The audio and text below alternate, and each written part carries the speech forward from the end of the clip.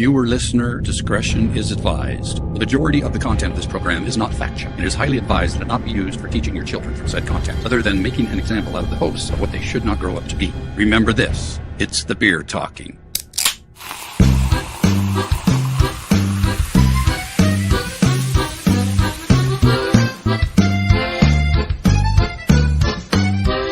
Welcome to the truth about beer.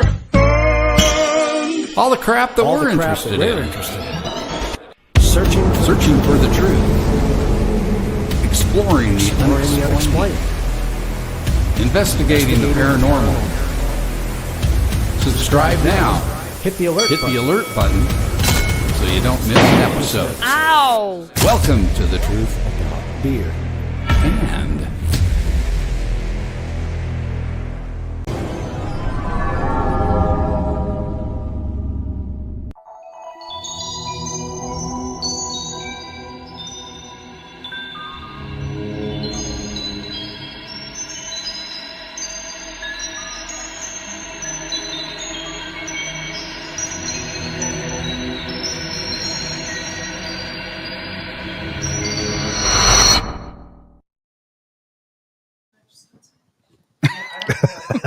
hey, what are you doing on that side of me? I know, it's weird. We're backwards. Welcome, everybody.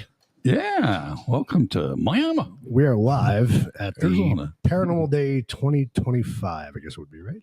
Yeah. So At the Bullion Plaza, Miami. you can fix the camera. What do you want? You can adjust it any way you want. Yeah, I can tip it up a little bit. Tip it up. You almost could bring it lower, too, and tip it up. Actually, that's not bad. You like that? Okay. I Nice. Can see your shirts. So we're advertising? We are advertising. I like it. Yours is kind of cut off, though. But that's It all right. does. It's kind of weird. So, yes, we're going to be hanging out with you guys all day today from 10 a.m. to about 3 o'clock this afternoon. So, we got a huge lineup of speakers going to happen today. We got activities going on outside today. There's a lot of vendors outside. So, and It's going to be a fun-packed day. it is going to be a fun packed day. Except I've got to leave at noon, I know, unfortunately. I'm bummed. Really bummed. I got double booked today. That does happen. So, this is our first time here at this part of Miami. Miami. Yeah, so we are we're at the Bullion Plaza. Kind of a neat place. I think this was a school at one time, and I think it started out as a school, Yeah. perhaps, from what I remember. yeah, it's a pretty cool building. I haven't had a chance really to walk through other than to come to this room, but I'm sure we'll learn more about it as the day goes on. we will. Yeah, yeah. We're going to sit down with Vinny a little bit later on. I'm sure he'll talk about it in some detail. So should be exciting. So we got our first speakers coming up here at 10 o'clock. So they'll be on with us, and we'll be doing the little breaks between the speakers as the day goes on. So good lineup today. Should be a lot of fun. I'm looking forward to it. I'm excited about it. And we are streaming on multiple platforms, although Rumble did not go. So I think the link was broken. Oh, So we'll I have to hate put it when on. that happens. I know. We got any comments or anything? Not yet. Waiting for people to jump on. So, Of course, it wasn't advertised. I mean, you can hear there's a lot going on. yep. So, getting stuff set up right now. Like I said, our first speaker's coming on at 10 o'clock. So, hang out with us. Hey, Vinny, what's happening? Hey, Vinny. We're live on YouTube right now. So, yeah. I didn't even put the links out on my Facebook page. That's all right. We'll figure it out. Yeah, send me the code. It ain't working. Pop one down. Yeah, I tried to get Vinny on Vinny's YouTube yesterday. Remember what it did to us? Kept sending us the code, and we had trouble getting on initially. yeah. He was doing the same freaking That's thing weird. yesterday. So, yeah. But it will come before this text in. You were on the spit. And I look at it, and I open it, and then it goes. Then one time I put a number in, it went away. And it just, we did it That sounds like paranormal activity to me. like 8 times or something. Hmm. You have his PSA. What's that? Daryl's PSA, that 2-minute video. I got to upload it, but yeah, we can do it. Yeah. What are you streaming on? YouTube. A whole bunch of YouTube channels. Downtime, they're going to be 40 minutes. Okay. So we're on Ghost Squad of Scotland too. We aren't are, we? yeah. Yep. So Yep. it's in the afternoon there. Yep. Almost going into the evening. That's why I said, well, I guess we're doing it for YouTube. So I do have to record his video too and bring that over. So we got some people hanging on or jumping on, I should say. So Cool. Is that you, Lindsay? Going live?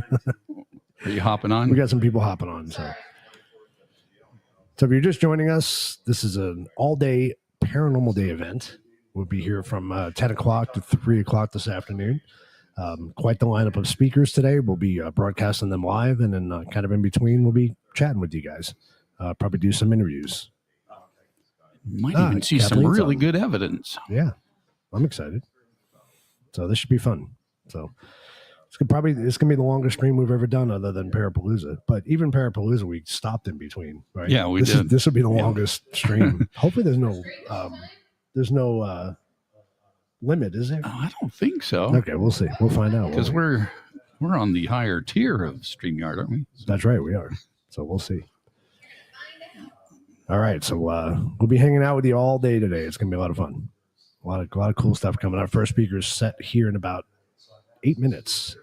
So we'll be broadcasting that live, and it should be a lot of fun. I'm excited.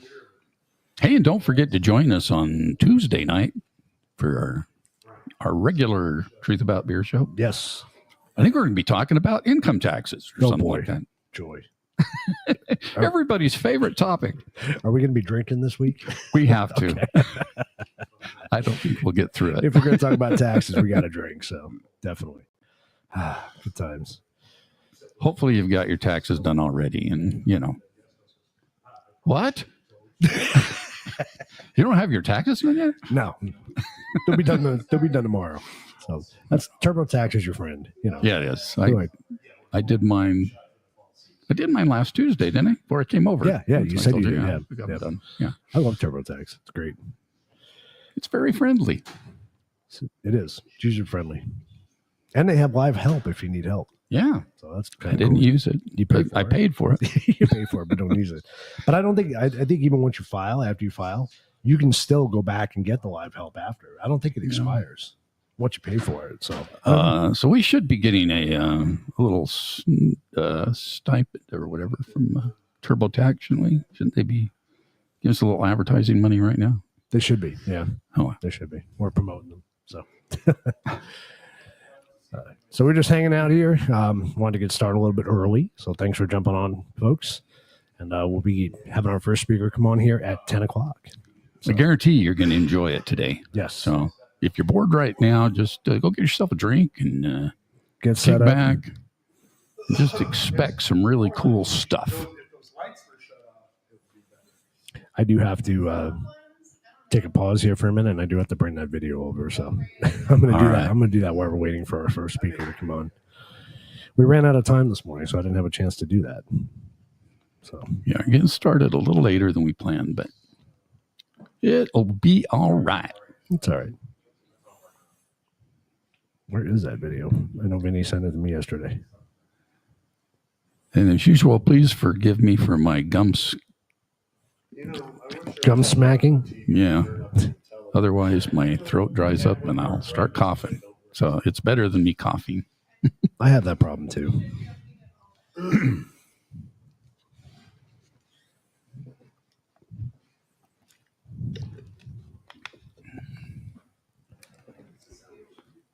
Well, this is going to be exciting. I'm excited. It's going to be fun. We got some Vulture City stuff. So we got all kinds of places around Arizona that are just absolutely fascinating when it comes to paranormal investigating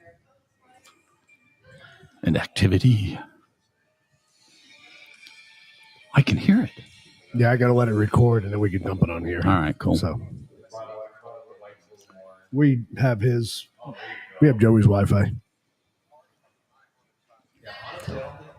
Does anybody else need some Wi-Fi?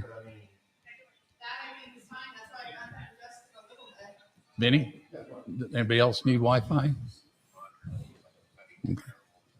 Because I'll share my Wi-Fi if you need. It's called Alice. I think she's already got. She's using her hotspot. Oh, she's Okay. That's Alice. Alice. That's Alice. That's Alice. It's T-Mobile.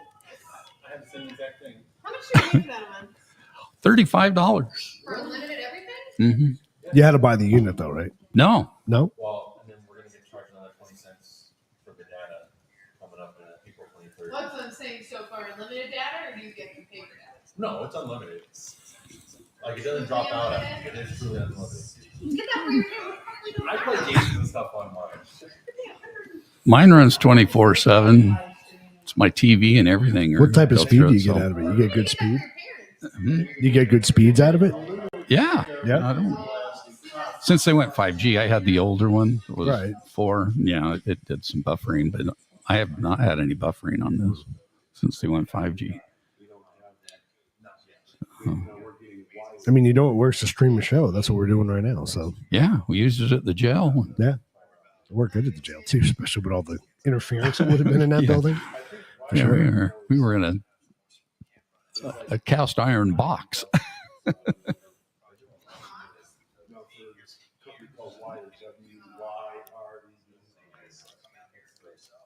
But yeah, Cox Unlimited costs us $170. Yes. Because we have to have the. We both work from home.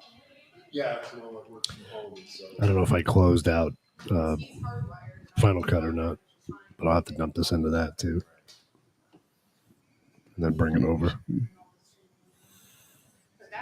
I just watch. That's still open. Is it? Whoop. Okay. And that for his parents would be perfect because they just watch TV and. I'll send this to you. Return to sender. I guess It's 2 minutes you're not long. returning So it. It shouldn't take too long to upload. hopefully not. See if I make it past level 4. If you're just joining us, we are at Bullion Plaza in Miami, Arizona. Hanging out here, Paranormal Days 2025. Paranormal Day, I should say, 2025. Got a good lineup of guests today. They're going to be bringing them live here on the show. So we're going to be running from 10 o'clock to about 3 o'clock this afternoon, 3:45 possibly. So you guys can jump in and out as the day goes on. A lot of good stuff going on here. And if you're here local, make sure you stop by because we have some great vendors here today outside. I think there's some music outside. So it's going to be a fun day. So Fun for the whole family. fun for the whole family. So we appreciate you guys hanging in with us here. We're broadcasting, and it's free. Yeah, so can't beat that for Free. for Saturday. We are streaming on multiple platforms today. Our parent platform here, Truth About Beer, and catch our show every Tuesday at 7 o'clock Pacific Standard Time now Yeah. until we change again. But In the PM. in the PM hours. So yeah, appreciate you guys hanging with us. Yeah, we're not that ambitious to do it at 7 in the morning. So. No, I'm definitely not that ambitious. So it's gonna be a lot of fun. It's gonna be a fun day, and it sucks if you have to leave. It really does. Yep. I did get double booked and got a gig out in AJ. He's got a gig. So if you joined Keith and I a few weeks back when we were streaming live from the Brews and Blues, whatever festival? Yeah, it was a festival. Yeah. Yeah. Oh, that's the same place I'll be today. But I'll be on the stage instead of behind the streaming microphone.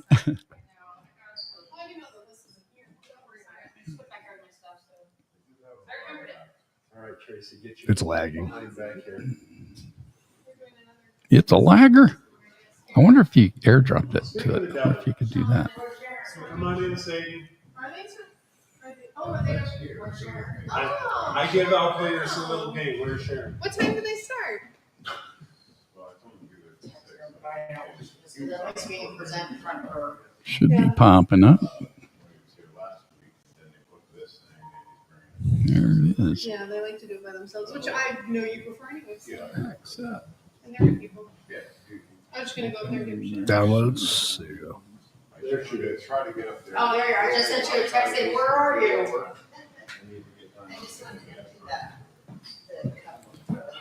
Yeah, because I mean, we don't got anybody here, so we as well. So excuse a little dropout here in the stream. Well, you'll still see us, but we won't see you. Of course, we never see you. Right. We just won't see us on the screen. I should make them come to this first I told them about it. on their way up. I'm up early, check this out. Yeah. Get something to eat. Where am I? In the message on her. Yeah.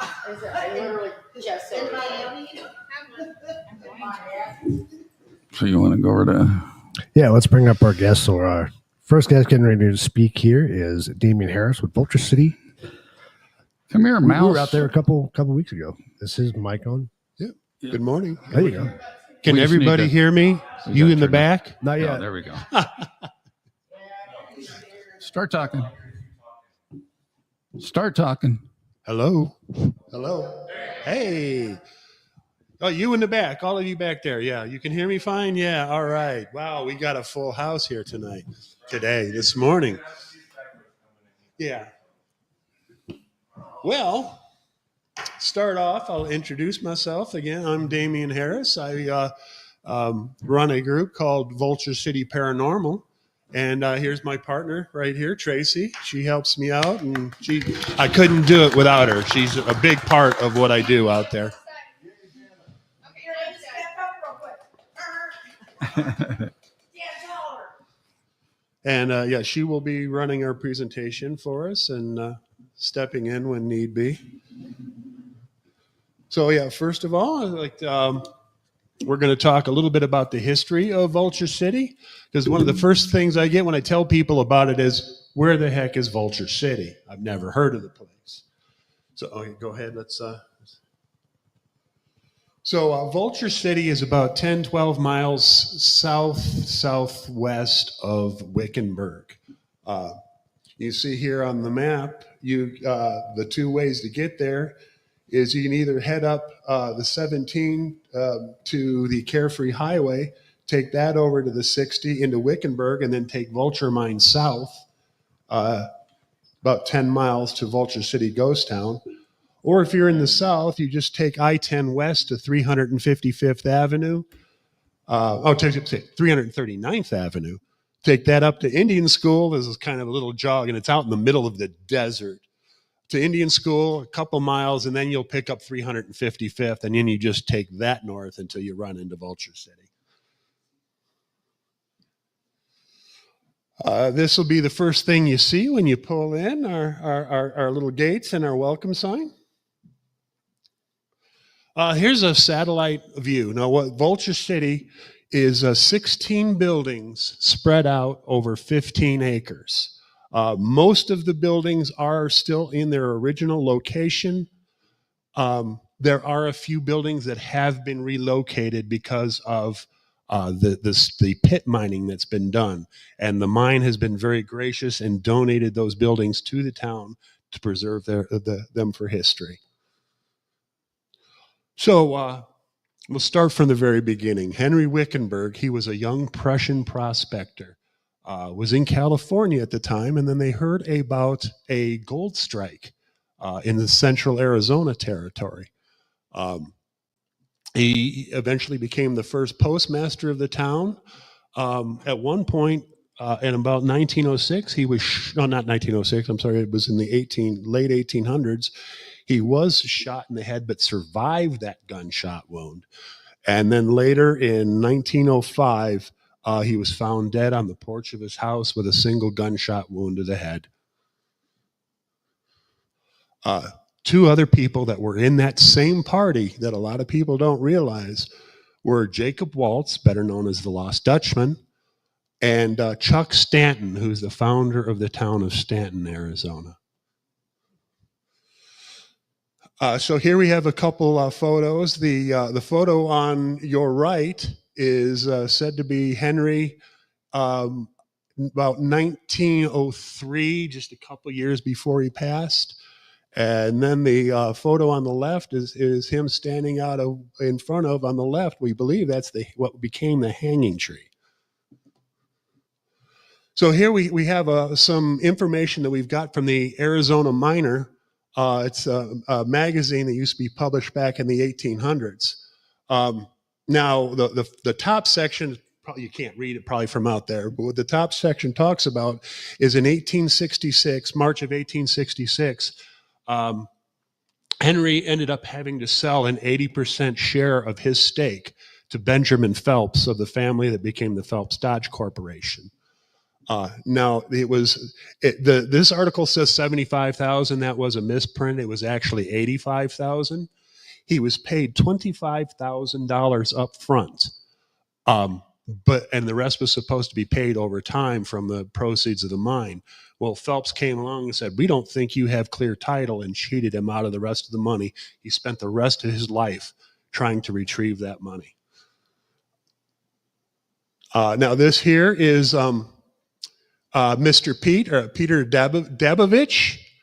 He was the caretaker, you see, around 1913, and he took a lot of the photos that we do have available. Oh, Twitch. Okay. Here's Waldo. Okay. He took a lot of the historic photos that we have on site. If you come out, we have a lot of these historic photos, so you can see what it actually looked like back in the early 1900s. He was the assayer. He was the guy. That's who ran the mine. He ran it from 1912 to 1914, and then he moved on to New Mexico after his term as assayer. This here is Miss Hamill. From, I think it was 1910 to 1913. She was the school marm. She ran the schoolhouse and taught all the children that were out at Vulture City. Now, this here is a very recent photo of what's left of the schoolhouse. You see, it's in pretty bad shape. We're currently working on doing something to fix that. Here's a shot from inside. You can see it's fallen victim to a lot of vandalism and the weather. The remains of an old piano that's still on the site. This is the second school building. It's fared even worse than the main building.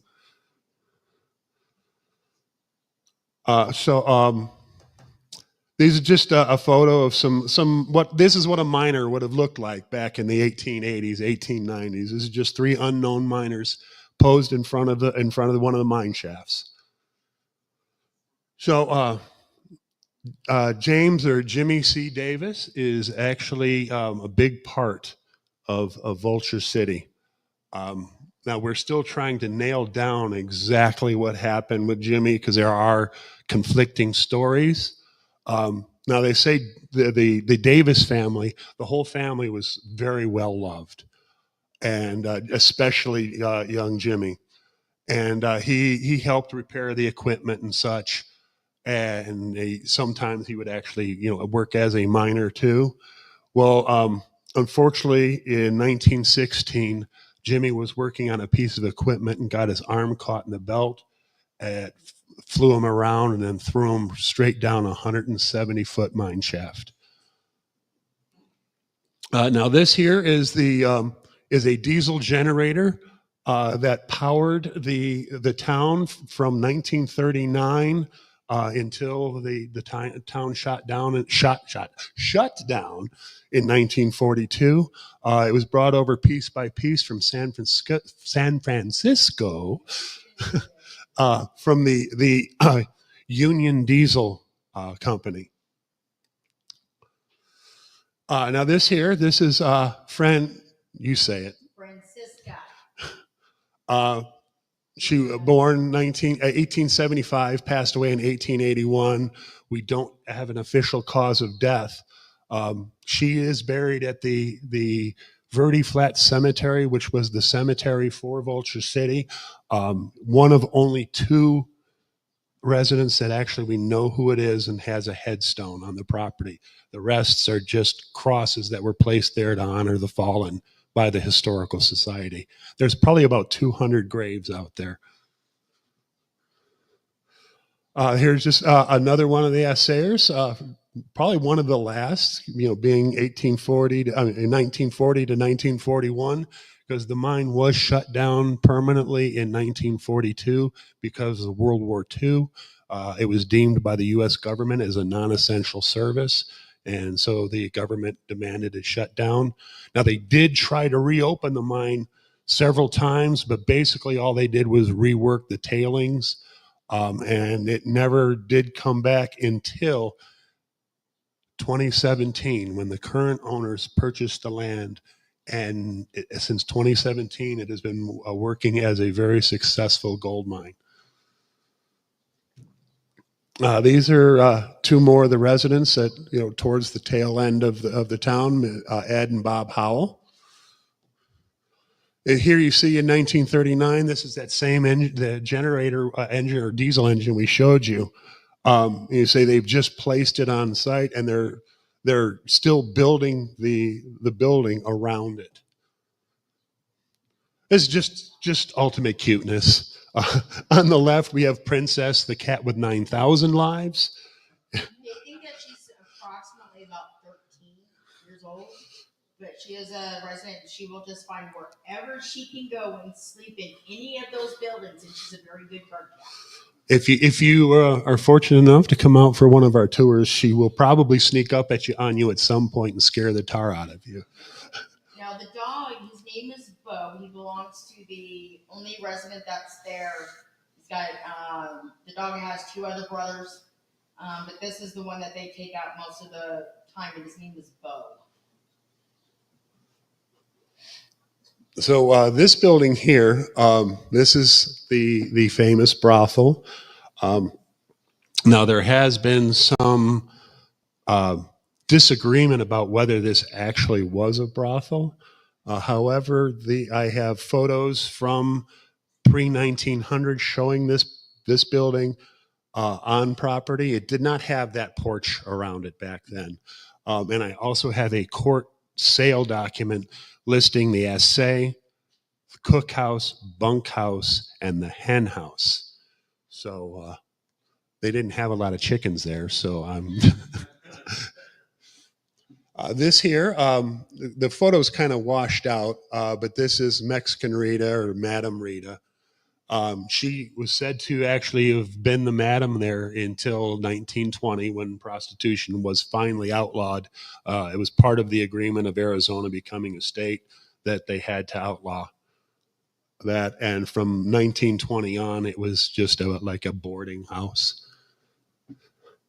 Here are a couple of shots. On the left, we have the kitchen area. A lot of times the miners would come in and it wasn't about adult activities. A lot of times it was a female to talk to, scrub your back during a bath, make you a nice meal. Now on the right, we have a photo of the, what's the word I want? The parlor area when you first step in. So the room on the left that you see, there's a doorway that, right in here. Yeah, that leads into the kitchen. Right here.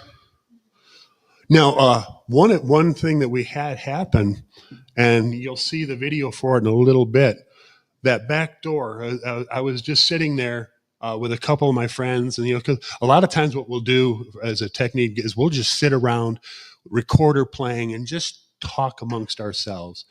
All of a sudden, we heard a very loud bang on that back door. And so we went out to, try to debunk it. Was it an animal, a branch hit, whatever? No, we never found anything cause. And I will stop the story there because we have the evidence of what happened. No, it's not. It's coming. This here is the assay office. It was completed in 1884. This was the nerve center of the mine. This is one of the three most active buildings on the site. There's been shadow giants that have been seen inside on the left half of the building. That right half is where the shotgun guards stayed. We've had to close the top, the upstairs to the shotgun guards off for safety reasons. We've had 3 or 4 people pushed down the stairs by an unseen hand. Yeah, the left here, yeah, that's the stairs. So you can kind of see the gate there that we have blocking it off. Now on the right there, that is the living quarters for the assayer. It's where they cooked their meals. You can't see it there, but in front of those chairs is a fireplace. In the back is an old-fashioned ice box. I have a video on Vulture City Paranormal on TikTok. In that room where you hear on the SB7 a very slight Henry, and I said, Henry Wickenburg, is that you? And I had light sensors placed around the room, and I said, Henry, as soon as that you, the light sensors start going off. Now this is the room where they process the gold. You see there in the back those little cubbies. That's the actual furnace where they would melt the gold down and form the bars. This here is our infamous hanging tree. Now they say 18 men were found their demise on this tree. In reality, it was probably much more. That's all they've documented. We believe we know the name of one of the victims. Long story short, too late. His name was Juan Ramos. And what he did was he took a liking to a teenage girl named Sabrina, and she didn't reciprocate. So he decided he can't have her. Nobody can. He assaulted and murdered her. They grabbed him and strung him up on, they call it a tiptoe hanging. They don't drop you and break your neck. They pull you up so you're just on your tiptoes, and you hang there for sometimes hours until you act. It was a very slow, painful death. Now this here, it looks kind of modern. This is what we call the church house. They rent the property out for weddings, and they've made this very nice. This is where the brides get ready. Now originally, this was actually 3 miners' cabins. These miners' cabins were moved into the town of Wickenburg itself. And while it was in Wickenburg, it was used for several things. At one point, it was a morgue, a Sunday school, and the last thing was a church house. In 2019, they donated it back to us. And over the last 6 years, we took it from an empty shell and made it into this so that the bride has somewhere nice to prepare for her nuptials. I want to talk about some of our current residents. This is Dolly. We believe there's a spirit of a young girl on the property, and through different methods, we believe her name is Izzy. Now Izzy will, especially with men, you'll feel like a small hand grabbing your hand, or you'll feel like a tug on your trousers. We believe that's Izzy. Now, Izzy was brought to us, and I think late 2019 by a psychic medium who picked her up in a secondhand shop in Wickenburg, said she wants to be at Vulture. And one of her first nights there, we were working with a YouTube team that was shooting a video. And all of a sudden we heard, and we didn't even know, because she was sitting in a chair in the corner. We didn't even know she was there. And we heard, "Do you want to hold my dolly?" And we look around and we see the doll and start walking towards it. "Do you mean this doll here?" And as we started walking towards the doll, a music box starts playing in the doll. This here, now she's one of our original residents. That photo on the left is the first photo I took of her my very first time there in March of 2019. We call her Libby. Libby's gotten real good at talking to us through K2 meters and different ITC, instrumental transcommunication applications.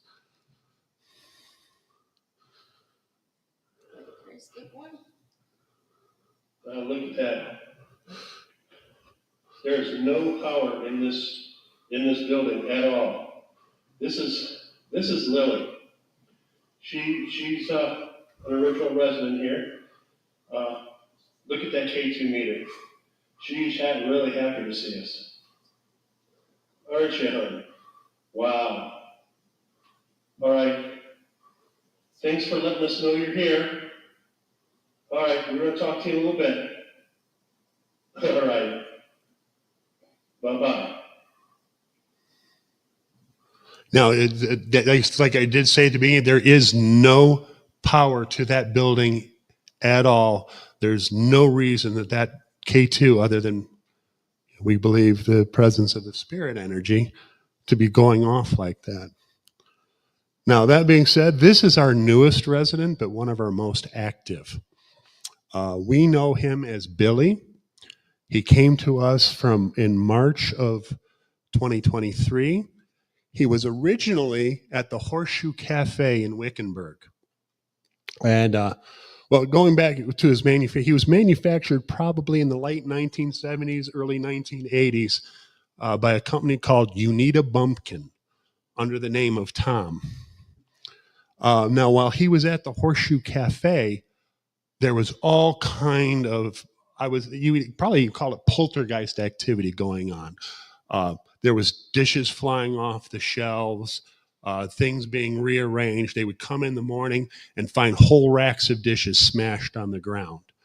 At one point, they would put Billy in one corner, facing one way. They'd come in the next morning and he'd be facing the other way. Yes, sir. Where do you have Billy housed at now? He's in the roost with the other girl, with the dolls. Yes. So here's our little family with Billy, Izzy or Dolly, and Libby, and their big sister here. She loves them very much. This is just some shots from the roost that you'll see. A lot of the artifacts. The roost is again one of the top 3 most active buildings, and we believe that's because of the presence of the dolls, some other haunted objects, and just all of the artifacts. And there's so much energy gathered in this building. Here's the main front room. You see a whole, some historic photos, and everything in there is stuff that was found on property. So, which one's this one? Okay, pause this one. So to continue, this is going back to the kitchen, the bang. Now, when I first reviewed everything, I thought, okay, I don't have anything, until I got to the last few seconds of the video, and you will hear a very clear Class A EVP on this.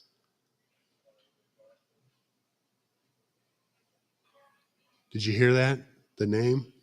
I don't know if you could hear it because of the...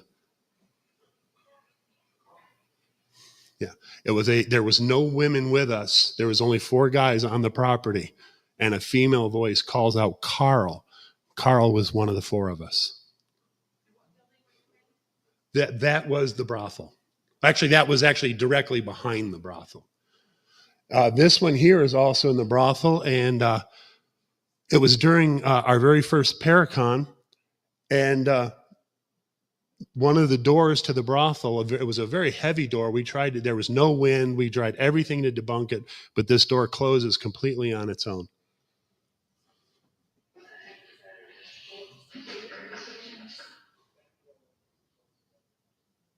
Can you shut this door? Oh, come on. You wanted me out of here, didn't you? See, it kind of slow, and then it picks up speed. Come on. Sweet, thank you. Oh my God, I got the chills. And that was the center bedroom of the brothel.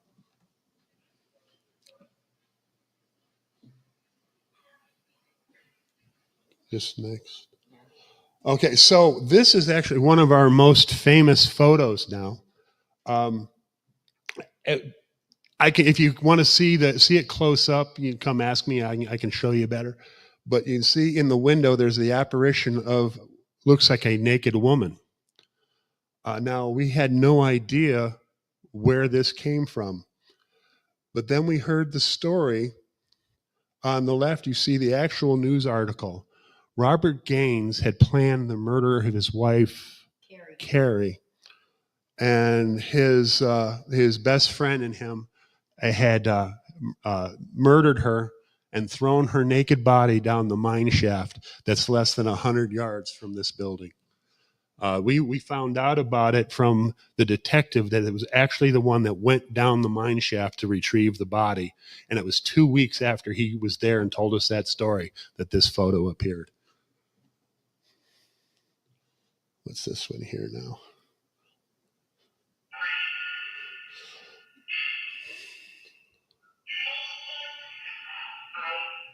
Where was that one? That was inside the roost.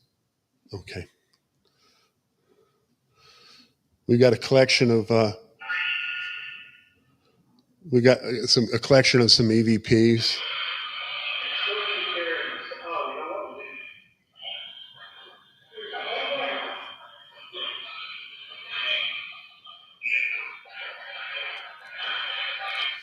That was taken inside the generator building running an SB7 box on AM backward suite.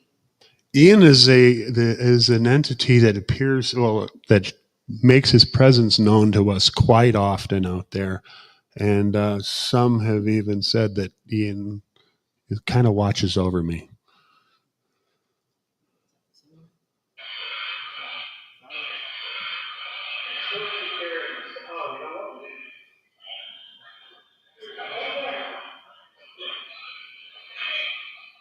Yep, say one. I'm not sure what one this was. Oh, this was in the gas station.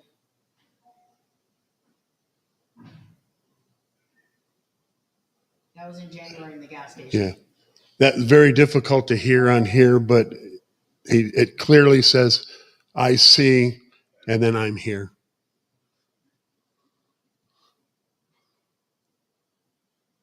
All right. Yeah, and get to go to the next slide. That'd be great. There we go. Okay, so this one's very recent. That is here.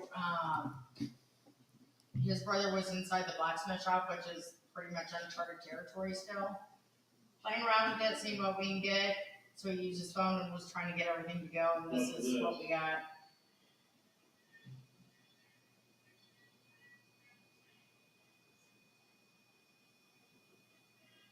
The music on his phone is very faint. It was like 1920s music trying to act as a trigger.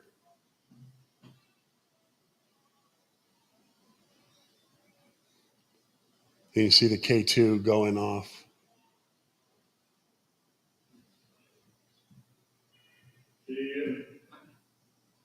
Stinking computers technology.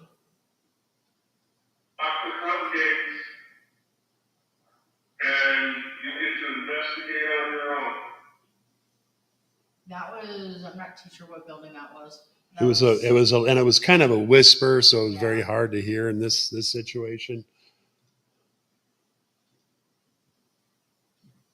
Dr. Cupcakes, and you get to investigate on your own. Plaza.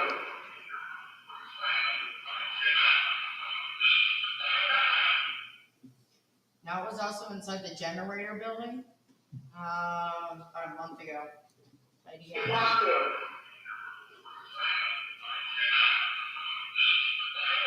And that did not come over ITC. That came over the spirit box. The K2 that you're here, sweetheart. What did she The say? K2 that you're here, sweetheart. Shit? Is that what Sure. oh. Sure. I'm an old man. I got old man You hearing. never know when kids are present.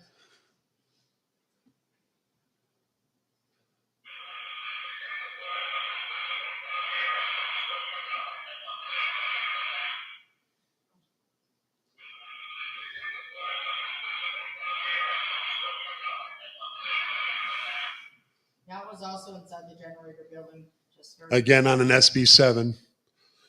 So that's basically our presentation, except we do have one little surprise for everybody. We're gonna get that set up here real quick. But please visit us at vulturecityghostown.com. We do usually monthly flashlight ghost tours. Now here's our surprise guest. We brought along Billy, and we're gonna try and talk to him. Now before we start this, we've had different methods of trying to communicate with Billy. We've had different mediums. We've even had very prominent psychics from out of California. And through all of our different techniques and the different mediums, we seem to have identified what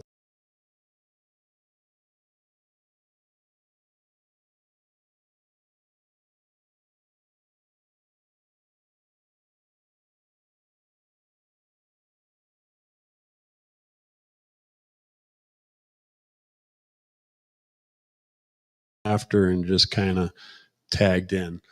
So we're going to go ahead and we're going to fire up a necrophonic and see if we can get Billy to hear with us.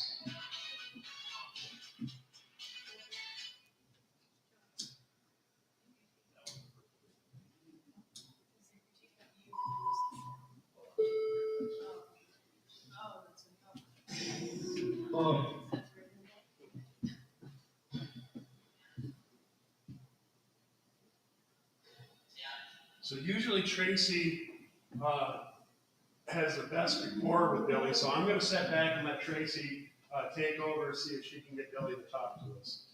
He's been kind of shy lately, so we don't know what he's going to do. Did he just curse at us? Yes, sir.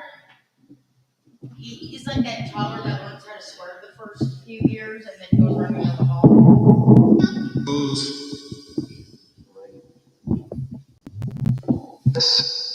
We actually had him say some pretty vile things.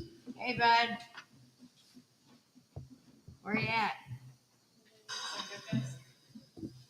I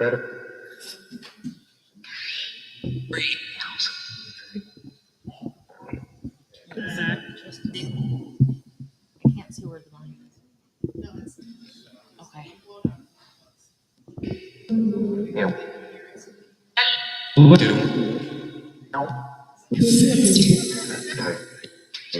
What's that little laugh? There you are. Can you bounce it over to everybody? No, we're trying to put you up in front of everybody.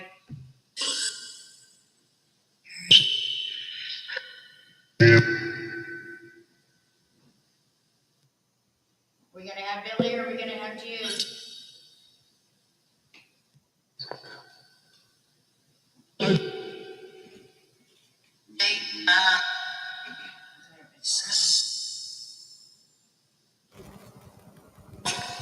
You got the whole building to run around in.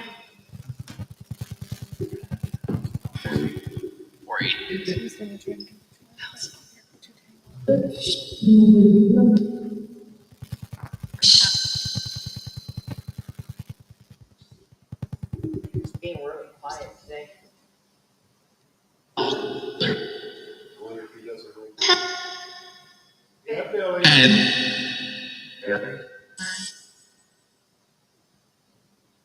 Did Ed follow us over here? Good. Billy! There you go.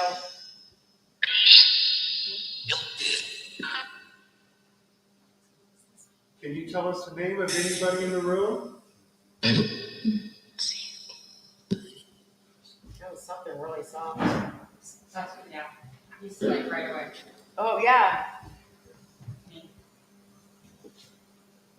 You can tag along with her for the day. You like Samantha? She's cute.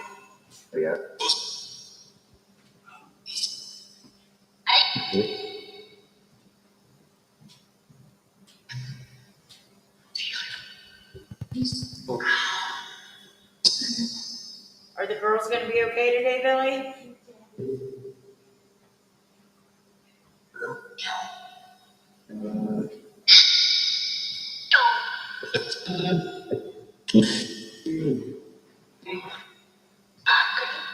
Oh, you know what? I didn't even bother bringing in my cat ball because usually he likes to put out the cat ball in my car. Here,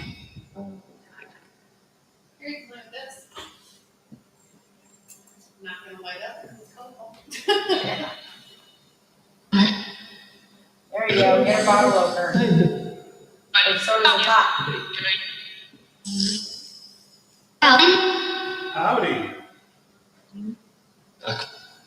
You got everyone taking care of you today.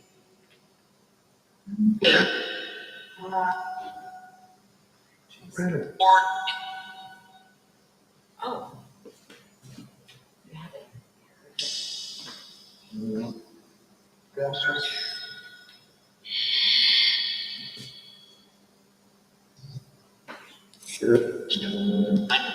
It's like,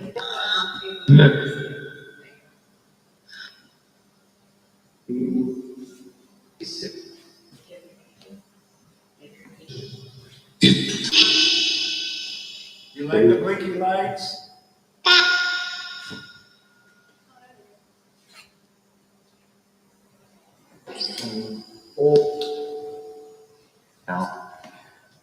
See if electronics. There we go. This may make it easier for you. oh, that might get a lot. Oh, it might be a lot of electronics, yeah. Everything else. Yeah. Yeah. They work great at Vulture because there's no There's electricity. nothing there, yeah. Yeah. Everything There's else. electricity over there at all. But the cat ball will work perfect. See if you can make that one decide to go. He's actually pretty good about making it go off too. Hey, can you guys push the ball? Billy, you're really good at it. Billy likes to be a little bit of a trickster,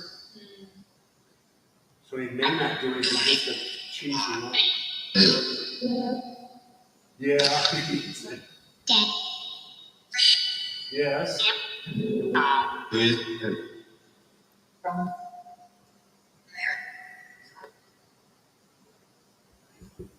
If anyone would like to try and ask Billy any questions, feel free. If he says nasty things, I have no power over it.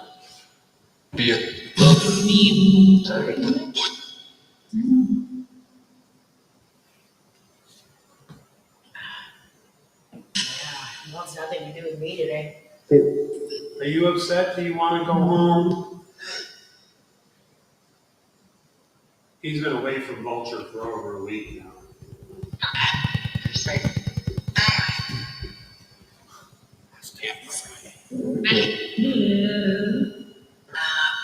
Well, at least you were in the backseat with the seatbelt on today on the way here.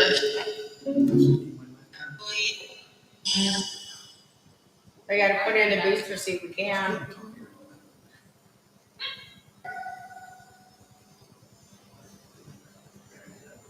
Well, Billy, we only got a couple more minutes left here.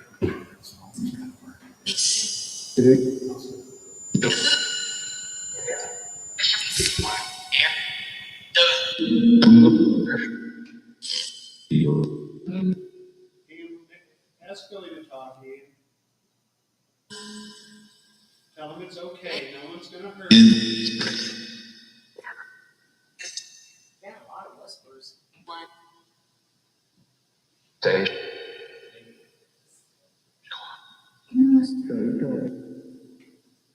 Is someone in danger? Who's in danger?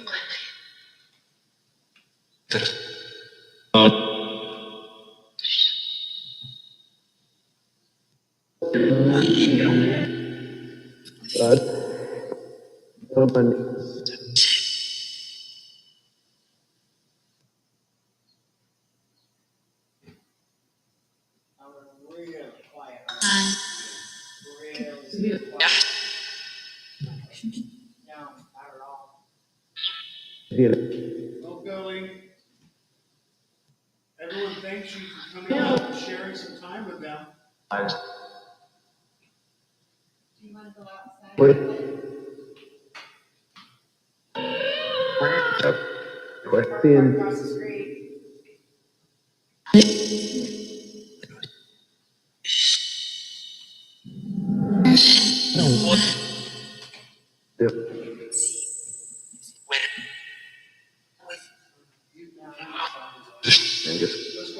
We'll go ahead and wrap it up. Is that okay, Billy? Yeah. Jude, Ken?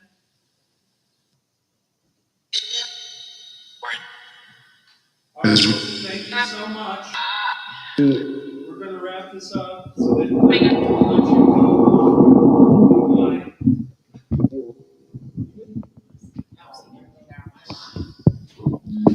So again, thank you. Thank you for coming out and spending a little bit of time with me. I hope we've been informative and a little bit entertaining at least. Again, the website for Vulture City is vulturecityghostown.com. You can find Tracy and I on YouTube at Vulture City Paranormal. We've just started the channel, so there's only a little bit there. TikTok, for as long as it's still around, Vulture City Paranormal. And on Facebook at Vulture City Paranormal Sightings. Again, thank you so much, everyone, for coming. Let's give a round to Billy. Say thank you, Billy. And thank you. I really appreciate everyone coming and spending a little bit of time with me, and hope to see everyone out at Vulture City sometime. Thank you.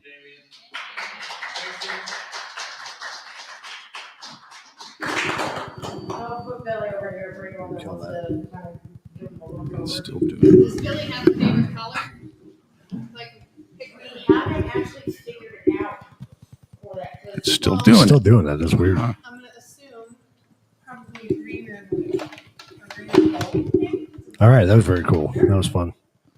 So it's Damian Harris. Yeah, I gotta hold this so it stops doing that. that's so bizarre that it's doing that. I don't know why it's doing that. Very weird. Very strange. So coming up next, we got Lori Hines, who's a psychic medium. She'll be coming up here at 11 o'clock. So if you guys want to take a break and jump back on at 11 o'clock, we'll be here. We're hanging with you guys all day long.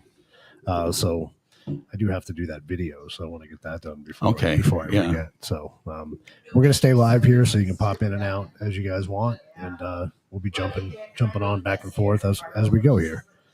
So give us a like in the chat if you guys can, or we're on several platforms today. Make sure you check out our platforms and like, share, and subscribe if you get a chance. And we'll be back here shortly. You can always Google Vulture City and find all kinds of stuff on It is a really cool place. it. It is. Yeah, we did Paracon out there. Mm-hmm. Yep, that was a lot of fun. So cool stuff. All right, gotta do a couple of quick commercial breaks here, and then we'll be back.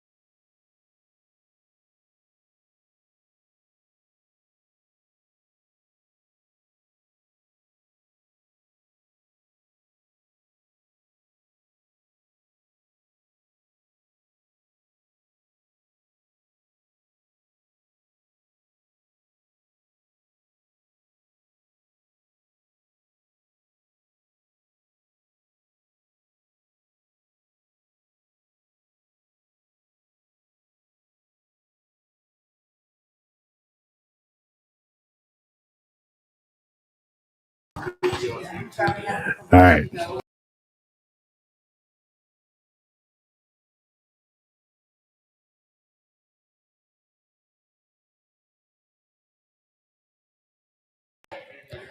All right. We're having all kinds of fun here. So, for some reason, the thing just went away. Yeah, I just got there. We go.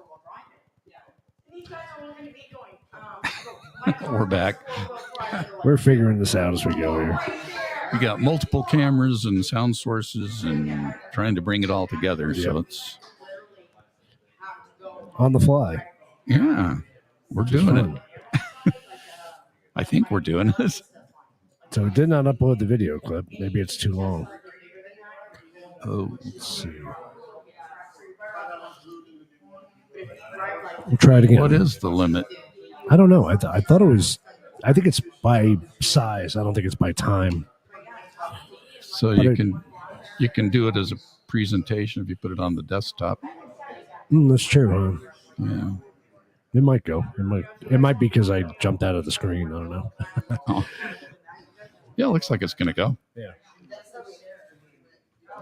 Excellent. Nice. All right, so coming up here in a couple minutes, we have Lori Hines, who's a psychic medium. I should probably get my other microphone set up, huh? Yes. In case we need to use it. I'll do that. So you get to look at my face for just a few minutes. I'm sorry. But we're having fun here today. This is going to be fun. I just regret that I have to leave at noon, which is just a little over an hour. It's a bummer. So the shindig's going until 4 p.m. this afternoon. So this will be one of our, well, this will be our longest feed that we've ever done on the channel. So you can jump in and out, and there's going to be all kinds of different speakers and guests and stuff. So all about the paranormal and spots here around Arizona. So today we're in Miami, Arizona, which is by Globe, and you may have heard us talk about Globe quite a bit because it's where the Healy County Jail is and the train depot. And most recently, we've been at the Elks Lodge. So today we're at Bullion Plaza, which is just in Miami. And it's an old school building 1923. So it's like 102 years old this year. And Vinny's going to jump on here sometime today, I think. Aren't you, Vinny? You going to jump on with us sometime today? Okay. Sure. So yeah, some really cool presentations coming up. So please stand by, and got Lori Hines coming up here in a few minutes. Psychic medium.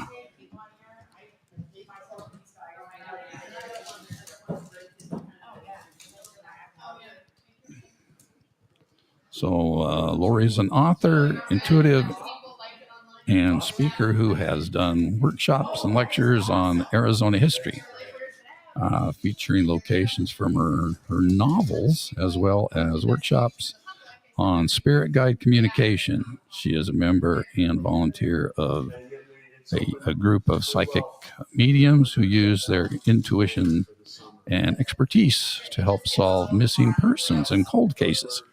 I find that really fascinating.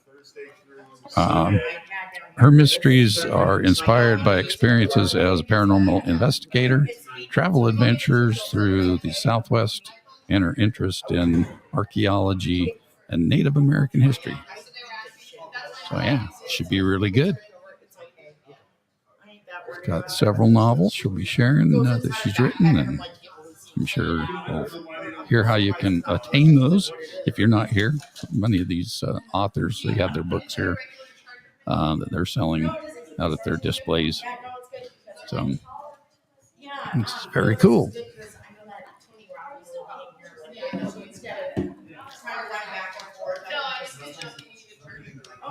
I didn't bring the other mic. Oh, well, So we could extend that other one out. 'Cause this one? once Yeah. once I leave, we'll We need two. we'll just need the two here. So Yeah. That's why I was gonna unwind this. So we can put that one on a stand out there if you want to do it. Yeah, we could do that. Can I Where there's a unplug will, this? there's a way. It's muted, so yeah. Yeah. Can I unplug this? Because if I can unplug this, that will make my buttons. I still hear the tit. I don't know why. Got so much power running around here. That... Oh, wait. I think I just got rid of it. Oh, good job. Don't know what I did. All right. Because I don't think 3 people would have. And then it came back. Huh? It did, and then it didn't. So it might be the. Oh, is that better? We use a long cord. Oh. Unplug that one. Yeah.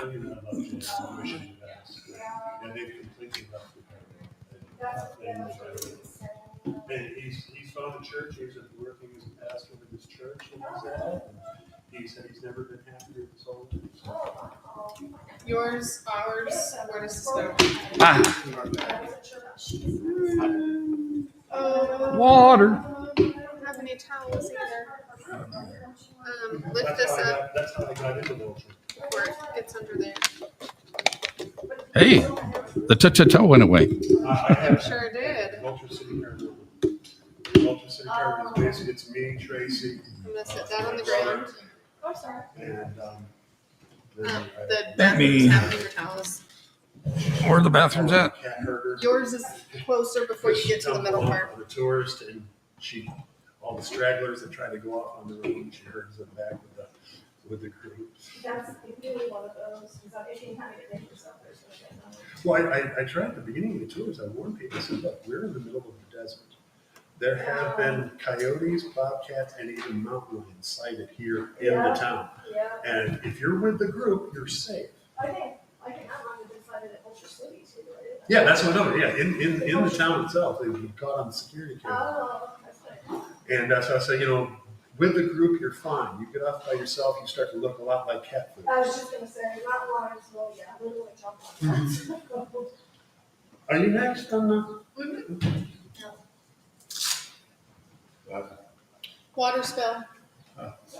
So it's going to get paper towels. Not good. We're trying to get this out of my car. No, not so much. So I'm waiting. Yeah, but as soon as I get to the stairs and. You know what? Screw it. Laura, do you have any audio stuff or anything you can share? No, it's just, I just do stand presentation. Okay. Yep. No I'll PowerPoint. zone into you on the Okay. microphone then. Perfect, thank you very much. So I'll reach out to Daryl at 11:30, just tell him, get into the green room, Got it. make sure it's working, and then I guess you and I have to do an interview. Would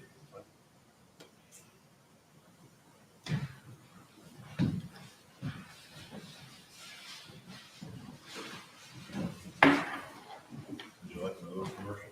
Yeah. One towel at a time. I've been playing it for two. And then like sit. All right.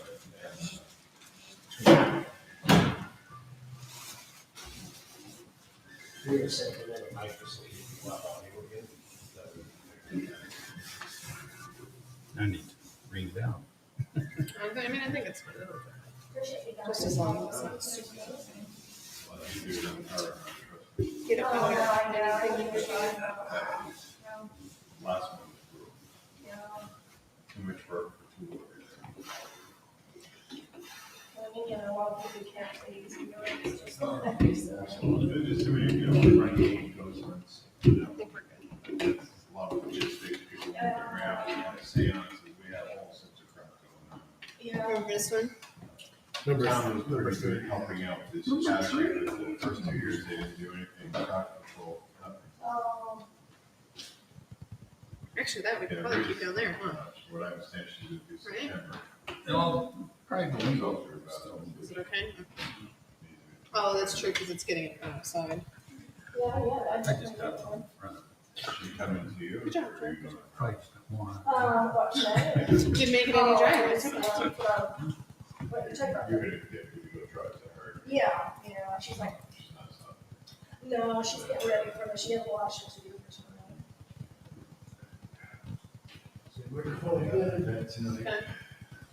You know what it's like to pack up equipment and recharge So stuff. that goes.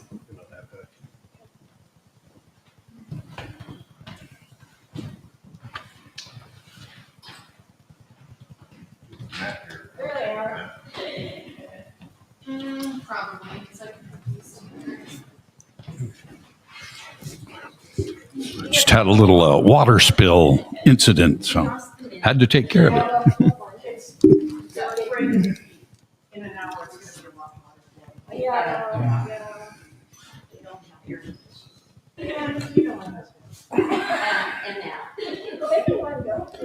Let's get rid of that. Comes and goes. Yeah. I'm not sure what mic it's coming from because I mute them all and still hear it a little bit.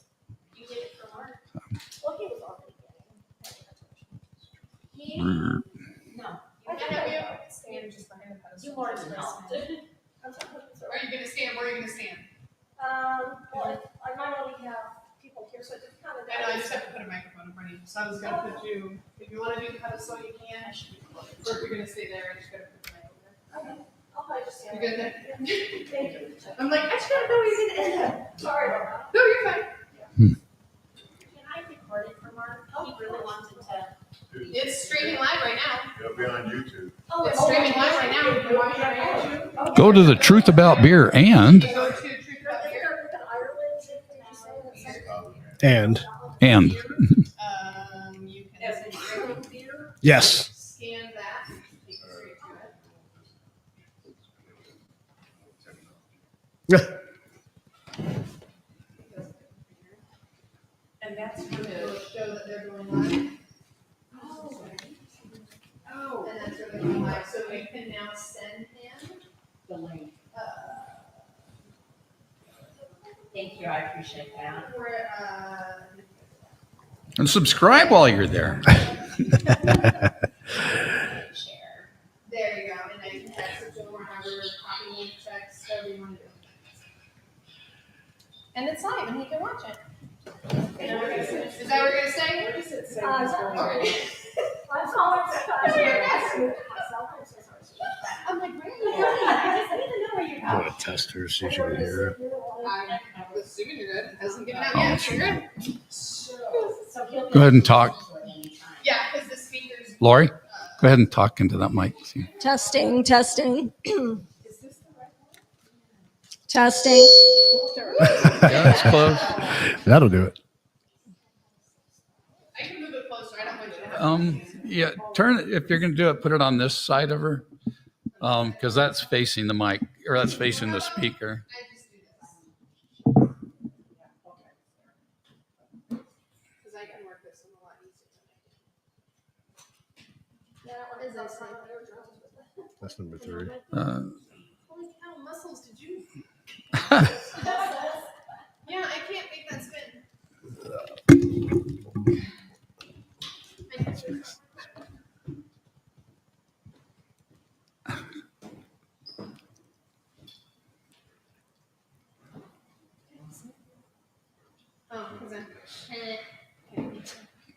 All right, I'm gonna unmute it and bring it up. So try this.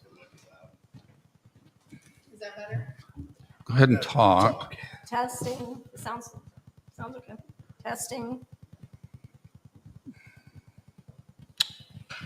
Testing, testing. It's got to be closer. The other mic's not going to feed back as much as that one will. The other one's not going to be better. No. Lord, Jesus. That's what I joke. All I'm saying is, here, I'll adjust it. Put it where? It just can't be facing the speaker. Well, you have that speaker too. Yeah, but it's not facing that speaker though. Gotta love technology. I don't know how to work this stuff. Looks like a big toothpick. I was gonna say, it looks like a big hard Q-tip. Testing. Testing. Is that better now? Well, let's see how. You can mute us so it doesn't feedback. Testing. Okay. Not sure there'll be anybody all the way in the back, but sure. These are the two most important people right here. Yeah.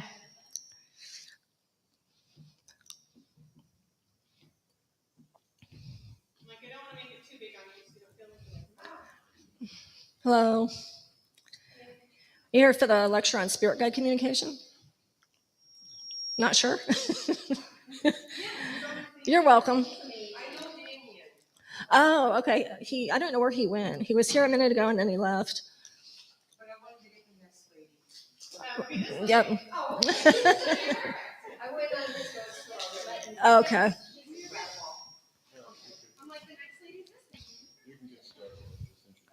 Okay. What'd you? I sent it, they're on your, but yeah, I can't get it, but. Yeah, I think I've seen you. You look familiar. I think I've met you before.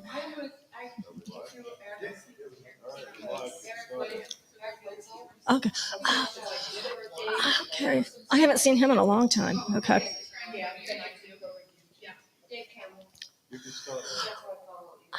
Okay. Okay, so good afternoon, everybody. My name is Lori Hines, and getting a few technical things worked out here for a second. I'm the resident psychic medium for AZ Ghost Adventures. We're another paranormal group that features Miami history, Globe history. We do a lot of investigations in downtown Globe area in Oracle, Arizona.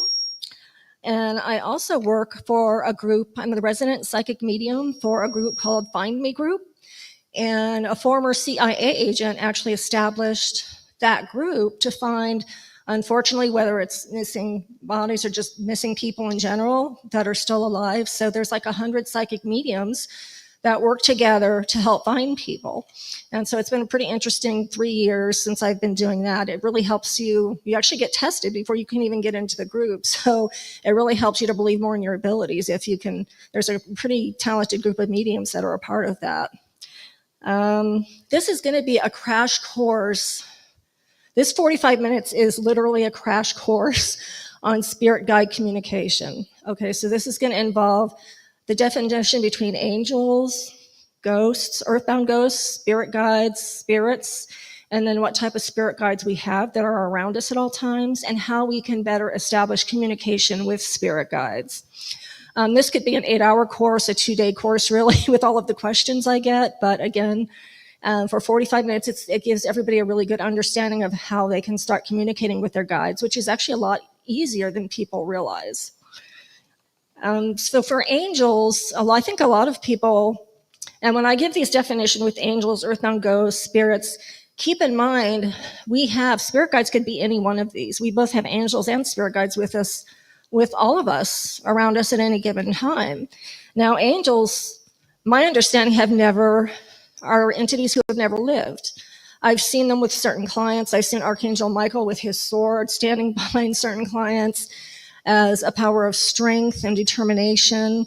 He's a very powerful angel to have. Now, has everybody heard of Mother Teresa? She passed away a long, long time ago. Don't ask me the year.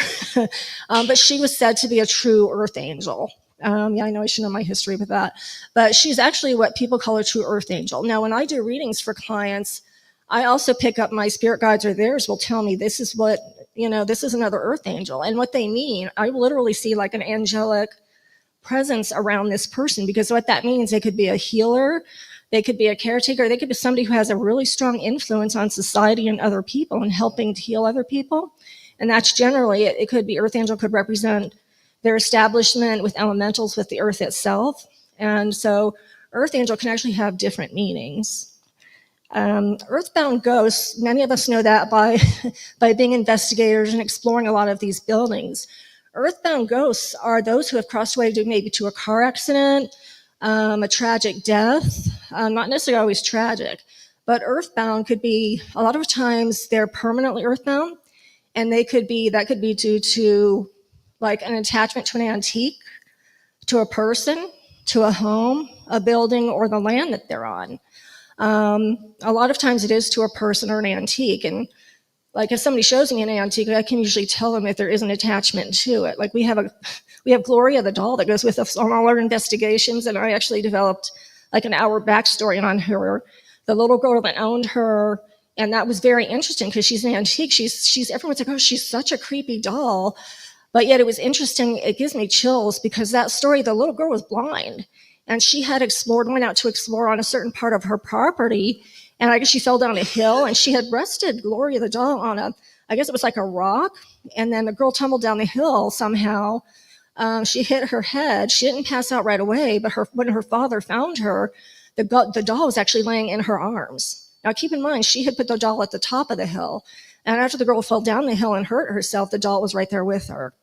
So yeah, and it makes me choke up almost because I got a visual of that as I was getting this past life story about her. That's kind of a form of remote viewing only into the past. So that was pretty interesting. And May is the little girl that talks to her. And so May, since I identified May, she comes through on all our investigations. And she's like, May. And then Rita kept forgetting who that was. I said, Rita, that's the girl that's attached to the doll. And she was like, oh my gosh. So it's really interesting when you can kind of pull forward stuff like that from antiques, because people don't realize what there is to learn from those kind of antiques. There is a real story behind pretty much everything. So earthbound ghosts, as I say, they can be attached to objects, people. We can actually have some of those as spirit guides too. And they can be, most of the times they're very benign. Like when I have a lot of clients come to me, I'll tell them, Doris, you have like a portal in your house, or I'm sensing a spirit, a male spirit, a female spirit, or both, but they're acting as spirit guides for you. And that's the definition I'll be giving in just a minute as well. So this doesn't go in certain, or it's not like somebody passes and then they're a ghost first and they become a spirit. It doesn't necessarily work that way. So when we talk about spirits, what would you say based on the definition of ghost, what a spirit is? Think of a higher level of kind of transcendence. So if there's an earthbound ghost that is ready to pass over, they come to terms with the tragedy. A lot of times they do pass over as what we call a spirit. And there could be a holding pattern with that. With an earthbound ghost, they're actually caught on the physical plane, or they could be caught between the physical and astral plane. There could be a holding pattern there.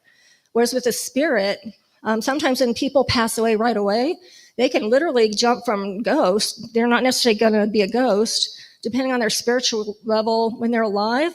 A lot of people, I've talked to clients whose parents or loved ones have crossed over right from, when they passed over right to spirit level, or even better, in some rare instances, they immediately become a spirit guide. I have a good friend, his father is Native American. He passed right over to become a spirit guide. And I see that because I see wings behind them.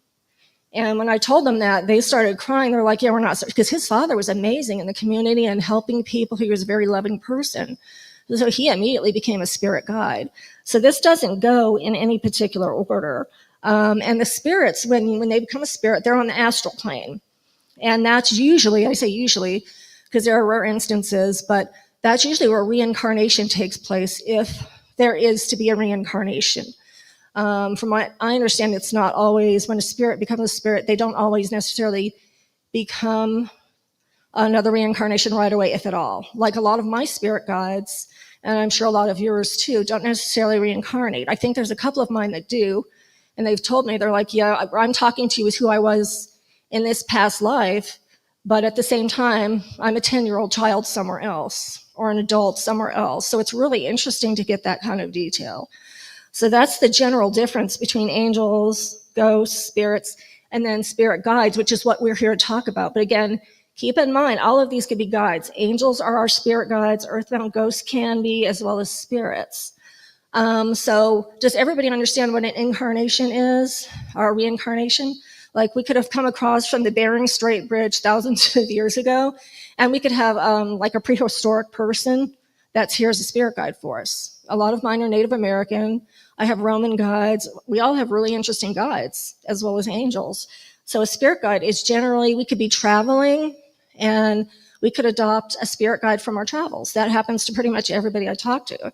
My sister went on an Alaskan cruise, and she came back with an Alaskan indigenous spirit guide. I'm like, do you realize you came back with something? And so, but people kind of freak out when I first say that. I'm like, no, this is a really good thing. These are very protective forces. They're powerful people. Spirit guides are here to protect us and guide us on our journey. So I just wanted to finish that. So yes.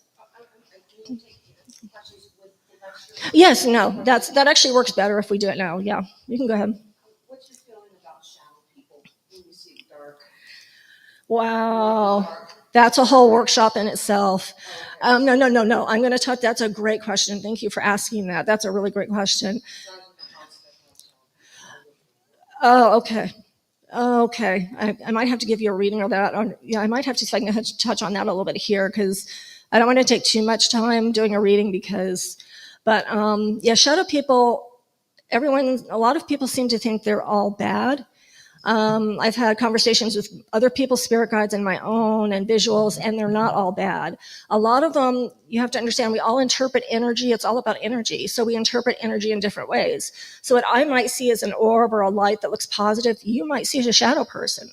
Maybe that particular energy wants you to see it as a shadow person, usually not. For you, they're saying not in this case. So I don't know if that's the way you're interpreting it. I'm getting like a visual of a doorway being opened with the shadow person that you're talking about.